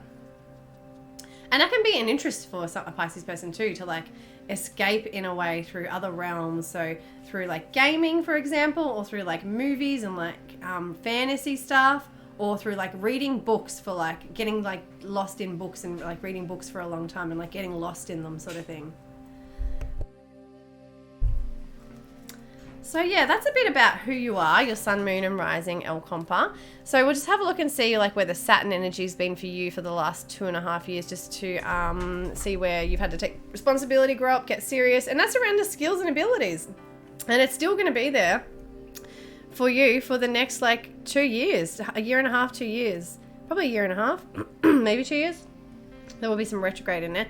But yeah, so where you have to grow up, show up, take responsibility, get serious, do the hard work. And that's around like your skills, your abilities, your confidence, and being able to like be financially stable and support yourself and all those things. Oh, thanks, El Compa. So yeah, so you're, if you keep working hard in those areas and keep working on those things, keep building, creating structure around those things and working on your self-worth and all that, and the money and the finances and that, then over the next 20 years, that's really going to support you, and you're going to have benefits and rewards come through, and expansion and growth in those areas if you show up and you keep doing the hard work. So let's pull a card for you.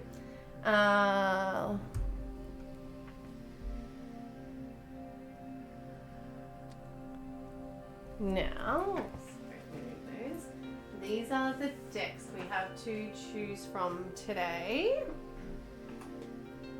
So we've got Moonology, Soul's Journey, and Work Your Light.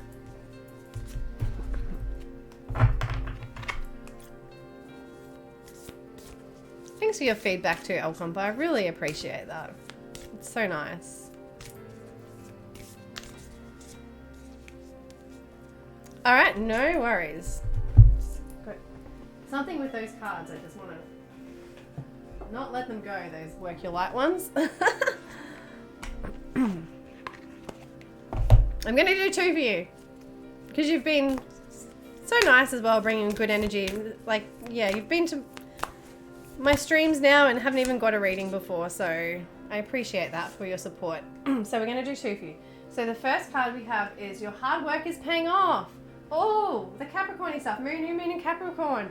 So you can have new opportunities that come through from if you keep doing what you're doing and keep working hard towards those things and working on your skills and abilities.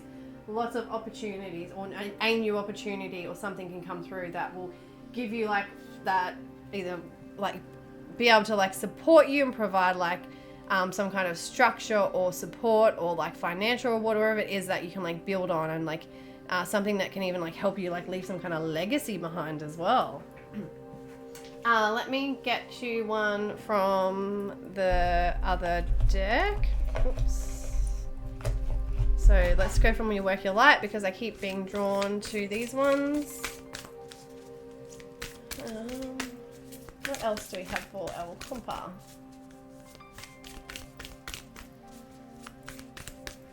Okay. Deep replenishment. Retreat, rest, and be held. So yeah, especially being a Pisces person, there's definitely like a need to like replenish your energy at times, and like yeah, not be around other people, and just have somewhere that you can. Oh gosh, this camera, these lights are driving me nuts today. I just can't get it right. I don't know. Sorry. Yeah, so deep replenishment.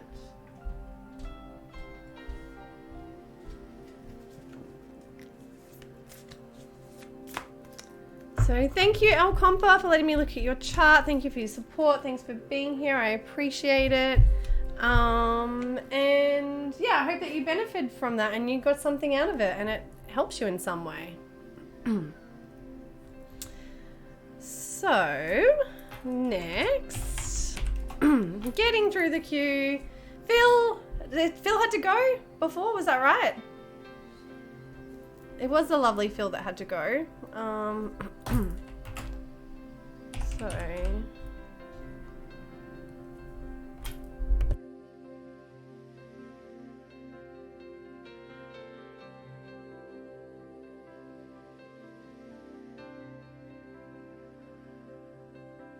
okay, so next is Isabella, are you still here? Oh, you're a man. Hey, you never know. Hey, El Compa, that's the thing. I thought you might have been, but you never know.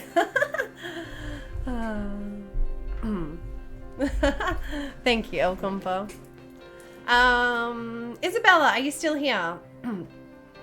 So after Isabella is Amber. Oh, Amber, you've been so patient. And you have been to Isabella, obviously. Maybe not, which is fine. I completely understand if you have to leave the queue. All right. Oh, El Compa, thank you so much for your sub. Yay, you get to join our subgroup on Discord too. So I've been jumping in there a bit more, and we've been having like sub chats and like looking at random things in like your charts, whoever's in the chat at the time, and like just going off tangent, talking about other random stuff too. But we're building a really cool little tribe in there, and it's like been really good. So I look forward to you being able to join us in that little chat that we have whenever I'm in there next. It'll definitely be during the week sometime anyway. So I can get in there more on Discord than I can on stream, because I can go in anytime. I don't have to get dressed up or anything, and like at night, and I don't have to do a whole, you know, stream, and I can just be chilled and relaxed in there, and we can hang out and look at whatever basically. So that's a really good thing about Discord, I guess. So thank you, El Compa. That's awesome. Thank you so much for your sub. I really appreciate it. It's very kind of you. And thank you for bringing your kind energy here too. So Amber, you are next, since I have taken so long and no one else is around still. I hope you're still here, Amber, and you haven't disappeared either. If not, then it means I get to eat my dinner sooner. Which is all good either way. And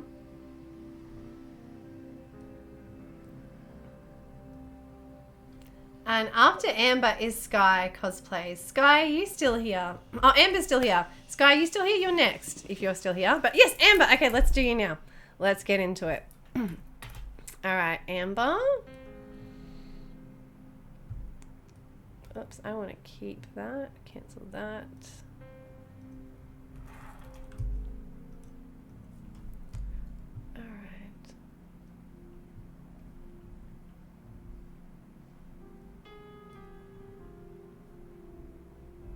Thanks for your patience, Amber. Oops, come back. Okay, there we go. All right, more details.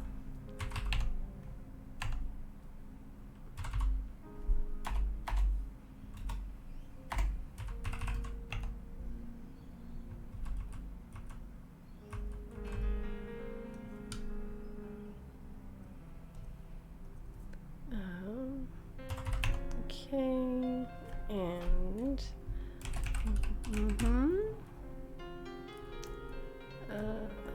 yep. Okay, make sure I got the details right before I cut them out. Yep, and I've got the right time and the right location. Yep. Okay. I've lived most of my life having to wait around, so I'm used to it. Oh, I'm sorry, Amber. Oh.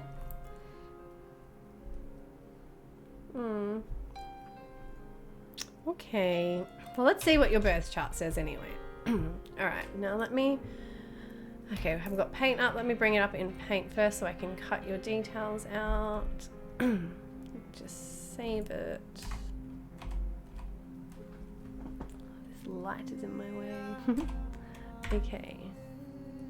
Save. Now cut.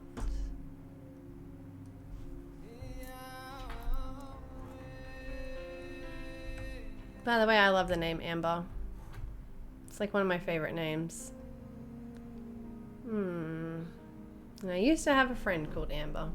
Not used to. She's still around, but she's on the other side, in another world. Not in another world. On the other side of the world.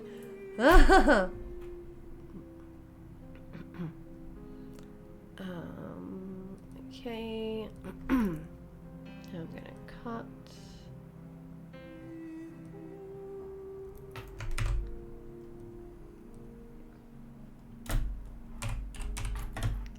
Alright, now let me bring up the cut chart.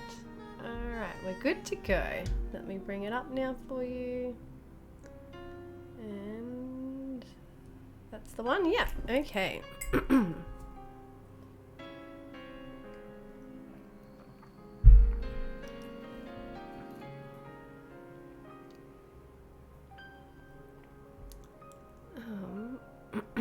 Okay, ready. Alright, so I like to look at rising sign first. Rising sign is identity, who we are, can be how we come across, people's first impressions of us, our appearance. And for you, that's a Libra rising. So Libra rising people, and the moon is there too. Ooh. So moon in Libra and rising moon, Libra. So double Libra energy there. And Libra rising person is usually someone that, especially with the moon there, I like that name as well. It's not a common name and it's kind of edgy. Yeah, it is. It's a little bit edgy, definitely. Yeah. And are you edgy? Because the Amber I know, she's a little bit edgy. I mean, she lived in Australia for like a couple of years and then went back to Canada. So yeah, she's like been around and stuff. So not been around, but yeah. She took risks, you know, that some of us wouldn't necessarily do. Anyway, so yeah, Libra person is usually someone that's like quite likes harmony and likes balance. They're someone that can either be like super creative or beautiful in some way. If they're not beautiful, and I mean that's not, you know, trying to be superficial or anything like that, then they can usually like be super artistic or creative or something and create beautiful things basically. I love heavy metal. Oh, okay, yeah, a little bit edgy, yeah. Oh, let's see if that's in your chart then. What speaks to that? Oh, hello Leah, thank you for the follow. Thanks for being here. Yeah, so sorry, I keep thinking about the moon because the moon's just sitting there too. But yeah, Libra rising person is usually someone that can be like quite social. People like you. They, you know, wanna you like everyone to get along and everyone to be in harmony and balance, and can also yeah, be like quite social as well and like get along with lots of people. And they can be someone too that like can sit on the fence a bit or be indecisive because they are like There's that Libra, they're the scales. They can see both sides of the scales, so they can see many different perspectives and see like the different sides of things, so it can make them indecisive and make it like hard to make decisions and stuff like that because of that perspective that they've got, that judgment almost. Yeah. And the Libra person is someone that like, yeah, relationships are usually important to them, and they can be someone who is either like in spends a lot of their life in relationships, and then that's where Libra person can even find they get lost in relationships too, because they're people pleasers and they like to please everyone, especially with the moon there. They like to make sure that everyone else is happy and you know, everyone's getting along, and it's sometimes at the detriment of themselves that they don't speak up and speak about how they feel and what's, you know, their truth in that, because they don't want to stir the pot or anything, or like push anyone's buttons, or they don't want that anger. They want that peace and harmony. It's the opposite of Aries, where it's like a fighter. They don't want that. But it's something that they need to learn, especially when the descendant over here is in Aries. It's like learning. Oh, got a weird thing going on there. Oh, that's right. I changed to cut. Yeah, it's like learning to be an individual in relationships and not to lose oneself because of that, you know, people pleaser energy and not being able to speak up and speak your truth sort of thing. And a Libra person, especially with like the Libra moon, can be someone that can come across cold because they're very intellectual too. Their feelings and emotions, they can come across cold, like they don't necessarily express them as much, or they're a talkative sign usually, but there might not be, and maybe you talk about your emotions and feelings because it's in that Libra energy, but it's more of an intellectual type of talking, and that it's not really like watery and emotional based where you're like just gonna cry at the drop of a hat or anything like that, you know. When you're talking about your feelings and emotions, it's like you're able to, like, you know, talk about them in an intellectual sort of way. So let's have a look and see where Venus is, because that's going to talk a lot more to that rising and that moon placement too. So Venus is down there in Capricorn in the 3rd house. So it's definitely going to make you probably, yeah, more expressive about your feelings and emotions or something, or quite creative and like expressive with that you have that creative expression in some way, maybe. Like I said, maybe you're an artist, or maybe you're like really creative and there's some way that you can communicate or express that. Or you could be, like I said, that social, that talker. Maybe you're really good at talking and communicating and speaking, and Mercury's there in the 3rd house too in Capricorn. So it could be like something where you're a really practical speaker, and that can be where you make money from too, from communicating, speaking, writing, journaling, not journaling, but blogging, that sort of thing as well. Could be where you make money from it, because there's that third house Capricorn energy where it's like where we can do the hard work and where we like are more serious in our life, and that can make you more serious communicator and speaker and stuff like that as well. And it could be like about relationships that you talk about or something. It's so true. I'm known as the person in my family that has like no facial expressions except annoying or hyper. Well, the Capricorn energy can come across cold too because it's very practical. And like the Venus and Mercury there, that's the love and the way you interact with love and what you need from love and money. And then the Mercury is like the mind and our thought processes and all that, and it's more practical and cold and intellectual with that Libra energy there. And what's the other thing I was thinking about Libra too? Oh, they can be really good at like giving advice too, Libra people. Any of that Taurus or Libra energy connected with Venus can be really good at like, yeah, giving advice. Because that whole perspective thing too. Yeah,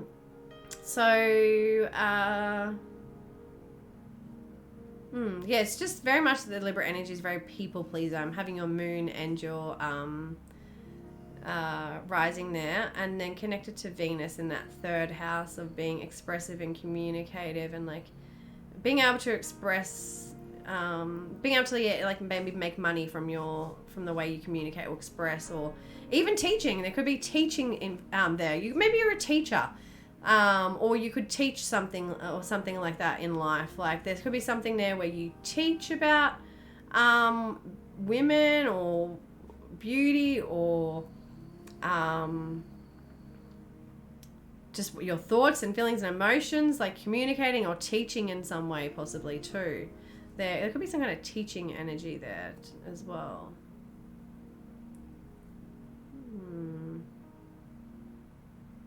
I don't know. Okay, so let's have a look at your sun. So your sun is down here in the 4th house. So 4th house in Aquarius. So that makes someone basically, and it's like, it's there too with Neptune. It's quite, oh, hang on, what's going on? No, sorry. Oh, it's Capricorn, but it's just sitting over there. Sorry, it's Capricorn. It's 29 degrees of Capricorn, but it's in the 4th house. Let's have a look up here. Okay, so Capricorn sun. So again, that makes you more, that practical person, more serious, hardworking, someone that's like reliable, loyal, committed, someone that shows up, someone that can take on responsibility. And it's in the 4th house too. So you could be someone that it's very important to you to have home and family, and to have like a supportive family around you that are like that provide support and structure and like nurture you, and that I want to be an interior designer, but I also plan on telling my life story in documentary form. Okay, well, yeah, you can definitely do that documentary life form story thing. That's for sure. That's what I was speaking about.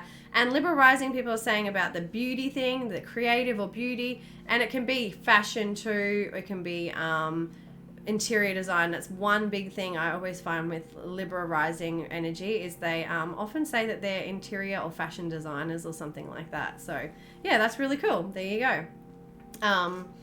And yeah, obviously you can make money from that documentary or whatever you want to do too, because it's expressing something about yourself and who you are, because it's that 1st house too.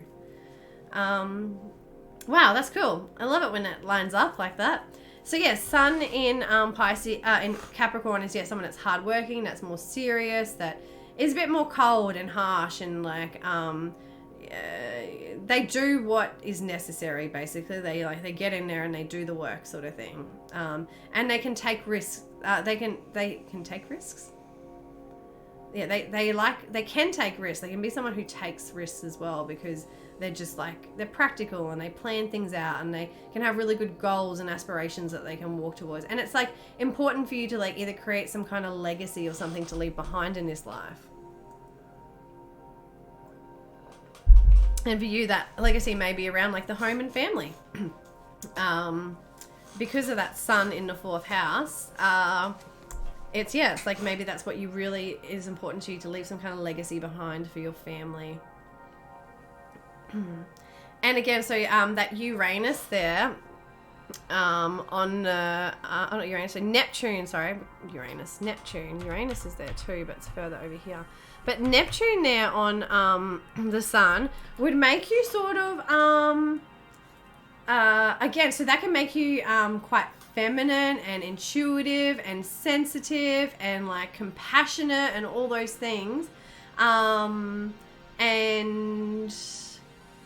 Yeah, I'd say that it's more of those things. It can also be like there could have been a bit of deception around like the father or the home or the family growing up too, or you idolized your father, or just sort of like, you know, idolized them and just you sort of seen your father not exactly who he was or something maybe, or there could be something sort of, yeah, funny or funky, deceptive or hidden or something around the father maybe. Yeah. That was me in middle school. I was just there because I had to and did what I had to do and then got the fuck out. Yeah. Okay, yeah. Do what's necessary. Yeah. Unless it's like your goals and what you're aspiring to do and all that stuff. Capricorn are very much goal focused. So if they've got goals and aspirations and that they're going after, then yeah, that's like really like good for them, and that's their focus sort of thing. So sorry, someone just got home in my house. I had to tell them to be quiet. So yeah, that's let's just see where. Oh, so that Uranus. Yeah, so definitely, the ruler of the sun too is there in that Uranus energy, in that Aquarian energy. So it speaks to someone that like, is like wants to do something different in the world, or be something different in the world, or make a like make a difference in the world in some way. It's like a humanitarian energy where sorry, you want to do something, eating my hand. You want to do something different in the world, or you want to be different and unique in the world in some way, and that's shining a light there on that as well. You want to shine your light differently and uniquely, maybe. Hey Pega, how are you? Thanks for coming by. Yeah. So that's your sun, moon, and rising, just a little overview. So let's have a look at where Saturn... So Saturn has been in that third house for you for the last 2.5 years. So that's where you've had to get serious, take control, take responsibility, show up, work hard. And that's around like communication, your thoughts, your writing, your speaking. It could be any kind of like community groups or organizations that you're a part of that are sort of like in your local environment, that you sort of go quite local to you and like a part of your environment basically, or it can even like represent siblings and stuff. But for you, because the Mercury's there too and that Venus, it's something around like the communication and the way you're expressing yourself and all that. You've had to like get more serious and like whatnot there, and doing that too over the last 2.5 years is setting you up for the next 2.5 years and the next 20 years to be able to like build on that and have growth and like structure and be supported from that. I'm doing good, thank you, Paga. Oh, you're just okay. My dad is an alcoholic, so we have had a rocky relationship. I was close with him when I was younger, but after something from my past, it all changed and never went back. Okay, yeah, there's something there for sure. So that's where you've had to like grow up and all that in that area of communication, speaking, writing, whatever it is, expressing yourself. And the next 2.5 years, and where the conjunction happened, your IC is 29 degrees. So yeah, it's in this 4th house of home and family. So for the next 2.5 years and for the next 20 years, what's going to be able to support you is like something in your home and family. So whether it's like building a new home or building a new family life, or just working hard and taking responsibility in the home and family to basically create something from there. So it's where you can have rewards come through and build something, again, that will support you for the next 20 years. So if it's not a home, then it could likely be a family, building a new family that is going to nurture and support you and provide that, you know, place where you can be vulnerable, basically. So yeah, that's the planetary, the Capricorn energy for you and where it is at the moment. And yeah, so that's what you're going to be focusing over the next 2.5 years, is like getting serious and taking responsibility. It's going to feel like more hard work and all that for you in that 4th house. Hi Kiki, can you channel me? Do you mean a reading? I've closed the queue. I'm not doing any more readings today. I'm sorry, because I've been on for 5.5 hours already and I need to jump off and go to the shops and have dinner and other things. I still have to go get some groceries, so, and it's 5:30 p.m. 6 p.m. sorry, at night. So yes, I need to either get through the next reading or jump off now. Yeah, so would you like a card, Amber, to see what comes up, what we can sort of help you further with there? I'll let you have a look so you can choose the deck.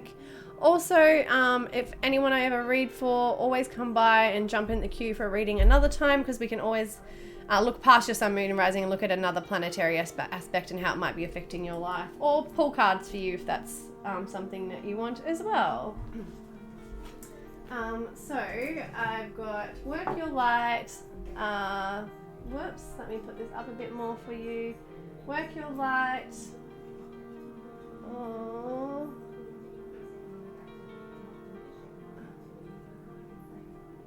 Oh gosh. Okay, Work Your Light, Soul's Journey, or the Moonology deck.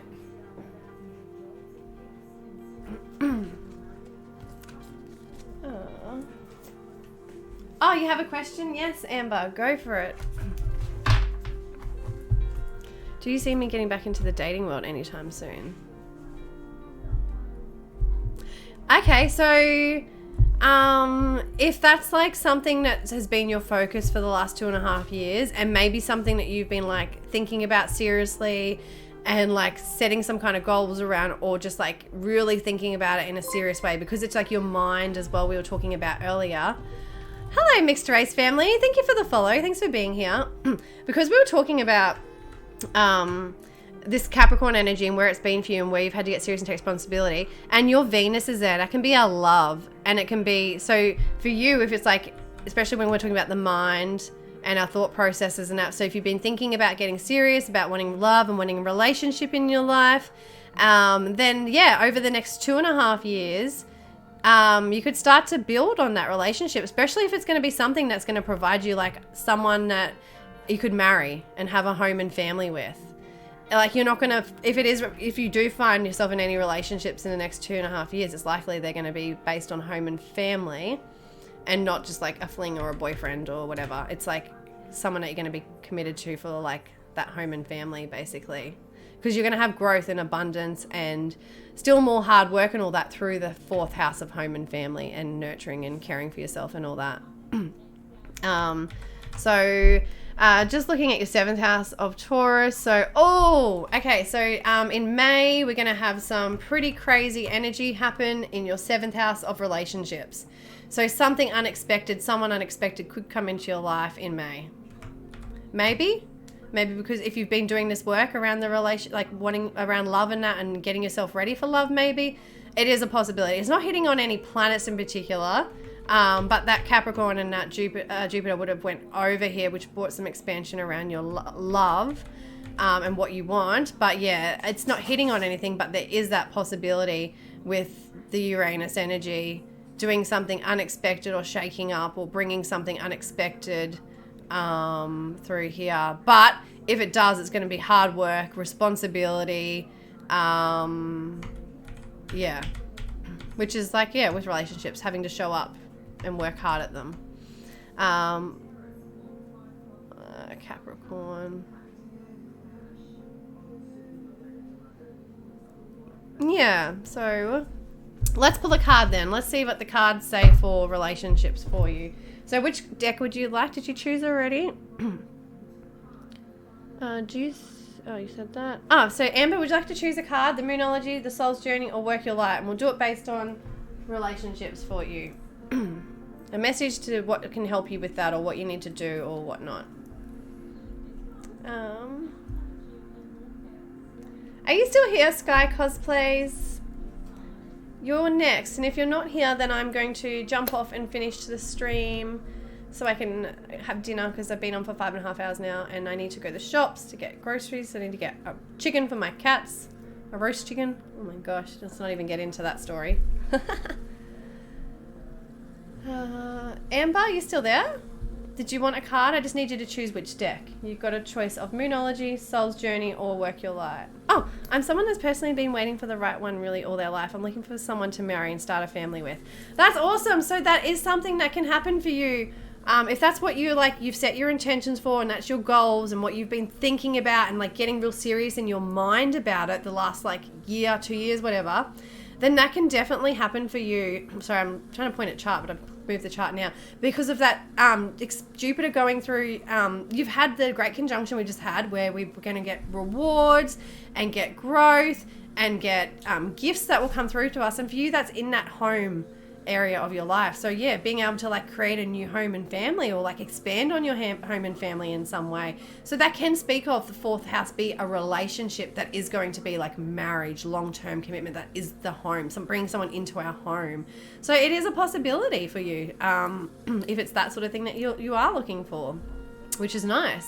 But it's going to bring, because we're talking about the home and family in that sense, and we're talking about long-term, it's going to bring children. So it might not bring children. It'll bring children for you, like in the future. So not the next 2.5 years necessarily, because it's in the 4th house, but the next 2.5 years after that, you could then bring children into your life, which is kind of exciting. Or even the next year, actually, because Jupiter will be moving through there. So you could get pregnant, then a year later Saturn will move in there, and that's when the responsibility comes through and you get stuck with kids. Sorry, stuck, I shouldn't say that. I don't want kids, so... You end up with responsibility of children. Oh, good night, Dreamwind. Thanks for being here. Thanks so much. You're very kind. You brought some really lovely energy today. May have journey card before you leave. Oh, yes, Dreamwind. I will do that for you. Just let me finish off. Is it me or it's me? Your cat chicken sounds good. JJ. Someone I used to work with a few years ago told me that they used to order red rooster chickens for their cats. I was like, what the? Anyway, one day I brought home like just a roast chicken from Woolies or Coles, and and they were like smelling it or whatever, and they were keen, and I was like, oh, I'll just give them a bit, I guess. Not the skin with the flavour or anything, like the seasoning, but yeah, just their breast. And they liked it. So for the last like 2.5 years now, I've had to buy them a roast chicken every few days, or at least once a week, but usually every few days now. Because one of them, the white one, Baby Bear, Yoda, he just has to have his roast chicken every day now. So, yeah. I always have to go to the shops and get chicken for him.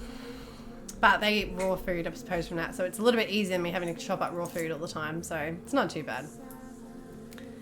Spoiled little babies, but they're my kids. So, yeah. Oh, you're a trans woman? I think the Moonology card sounds cool. It's spooky like me. Okay, cool. Oops, they're already out. Okay.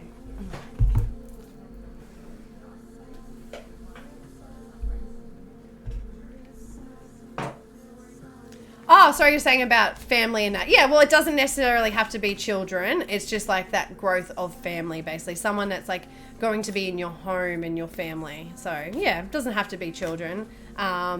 If like pets are your children, then it can be pets as well. Like, yeah, so for me, my pets are my children because I don't want children. So that's where whenever anything comes up about children, it's always relative to my pets, because the 6th house is pets and they're not my pets. They're more my children and my babies. So it always relates back to there.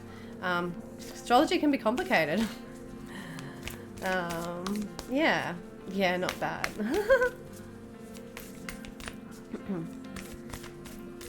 Is the 3rd house considered the dopey house? Well, it's ruled by Mercury, and Mercury's like silly.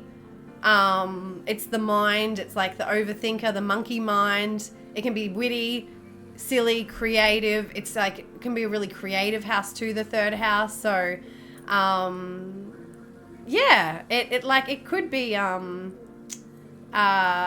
considered like silly, and like the Gemini energy too is like considered silly, and like I said, like witty, and like even immature at times and like that. So yeah, maybe.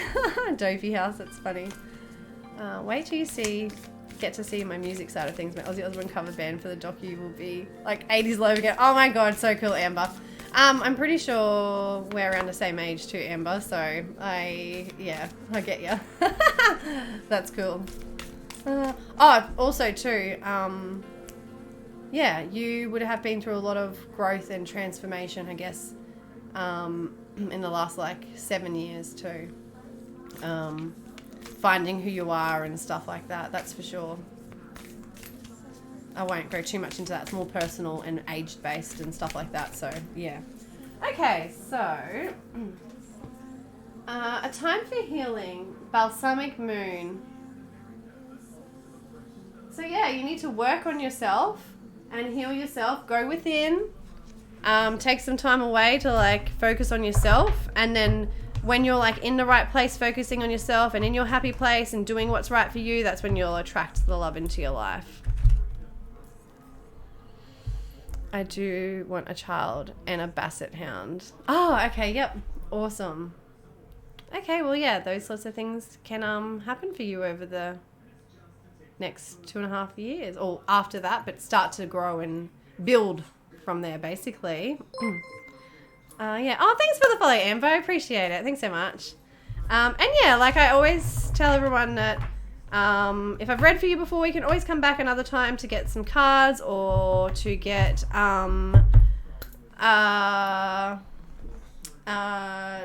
we don't have to go through sun, moon, and rising again, we can just look at like a current planetary energy. Like when there's a full moon or a new moon, I usually jump on and anyone can I can bring your chart up again and we can see where that's affecting you. So yeah.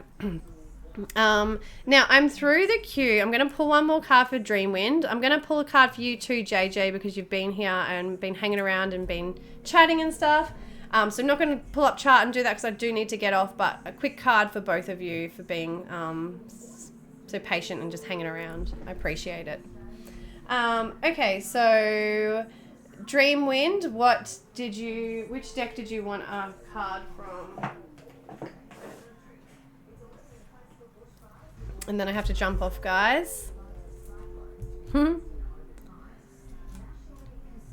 I'll be back tomorrow. And I want to do some more.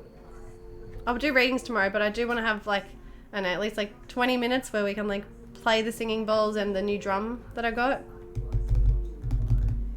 Oh, thank you, Amber, so much. I appreciate your feedback. Thank you. And if anyone ever wants to leave me a review, I have a review box down below in the About Me section. It really helps, and it helps others to, you know, want to connect with me as well. And it helps me to help other people because they feel confident that I can help them. So yeah, thank you. Listening in on the reads and things. Yeah, it's really interesting, especially like as you get to like know your chart more, then you can like pick up on little things from other people's readings that connect with you because you've got similarities too. So yeah. Okay, Soul's Journey.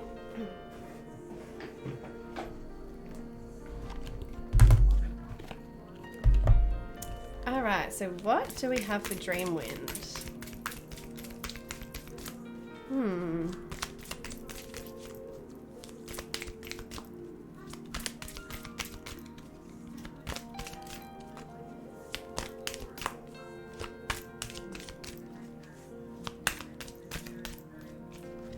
Okay.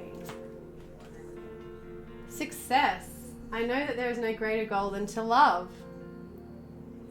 So yeah, success. There you go. You will be stepping into success as long as you follow your heart.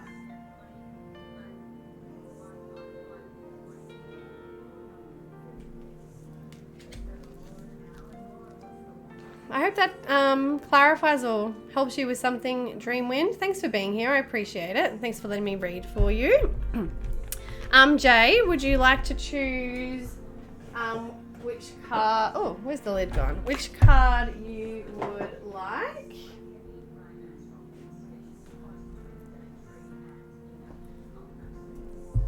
So yeah, guys, I'll be back tomorrow. Follow if you haven't already, so you know when I'm on. Join Discord if you'd like to join our little tribe we're building in there, little community.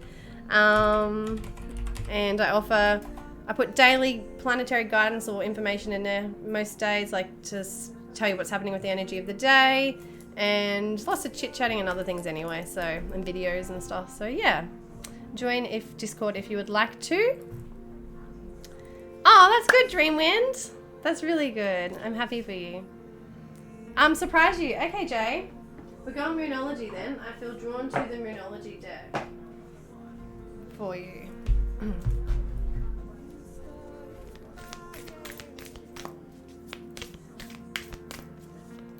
JJ. Oh, we don't want that many cards. Ooh. JJ. What can we give JJ? Whoa, okay. Oh, good. Okay, that's good. Oh, your hard work is paying off. New moon in Capricorn. So this card is like telling you that you need to work hard, take responsibility and all that. Keep working at it. Keep, like, it's the mountain goat. So it's like keep climbing up the mountain, keep working hard at something. And new moons represent new beginnings, new opportunities, growth, that sort of thing, basically. So whatever you're working towards or working hard at, or whatever you know you need to work hard at, you can get new opportunities and new beginnings or something like that come through if you work hard, if you keep working hard or something like that as well. And so the Saturnian energy at the moment is like working hard to like build something that will support us for the next 20 years. So yeah. I'm not sure what your goals are, but there could be like new opportunities or new beginnings that come through with that. Or it could even be like a new work opportunity or job or something like that too, because that's what that Capricorn energy rules, is like work and hard work. So yeah, I hope that is what it is for you, and I hope if that's what you want, or I hope something exciting happens for you with that. Thank you everyone for being here. I appreciate it so much. It's always fun, and I look forward to seeing whoever is on tomorrow again. Yeah, I appreciate everyone sharing your energy with me. How many people have we got? 7. I don't think we'll bother rating. Everyone will just run away anyway. Yeah. All right, I might just do the singing bowl to lead us out, if anyone's still listening. And otherwise, everyone take care. Have a lovely day or night, wherever you are. Thanks for being here. I appreciate it. And I'll either see you tomorrow or catch you another time. Join Discord if you haven't. Some cool stuff there. And yeah, take care.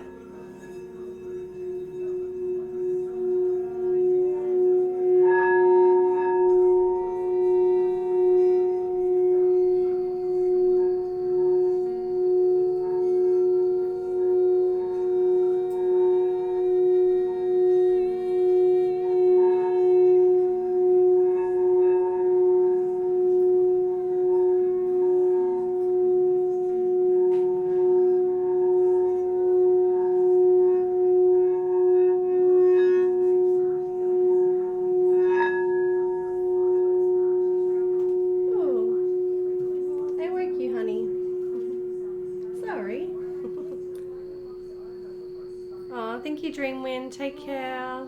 Sending you lots of love. Alright, bye everyone. Thank you so much for being here. Have a good night, and I appreciate it.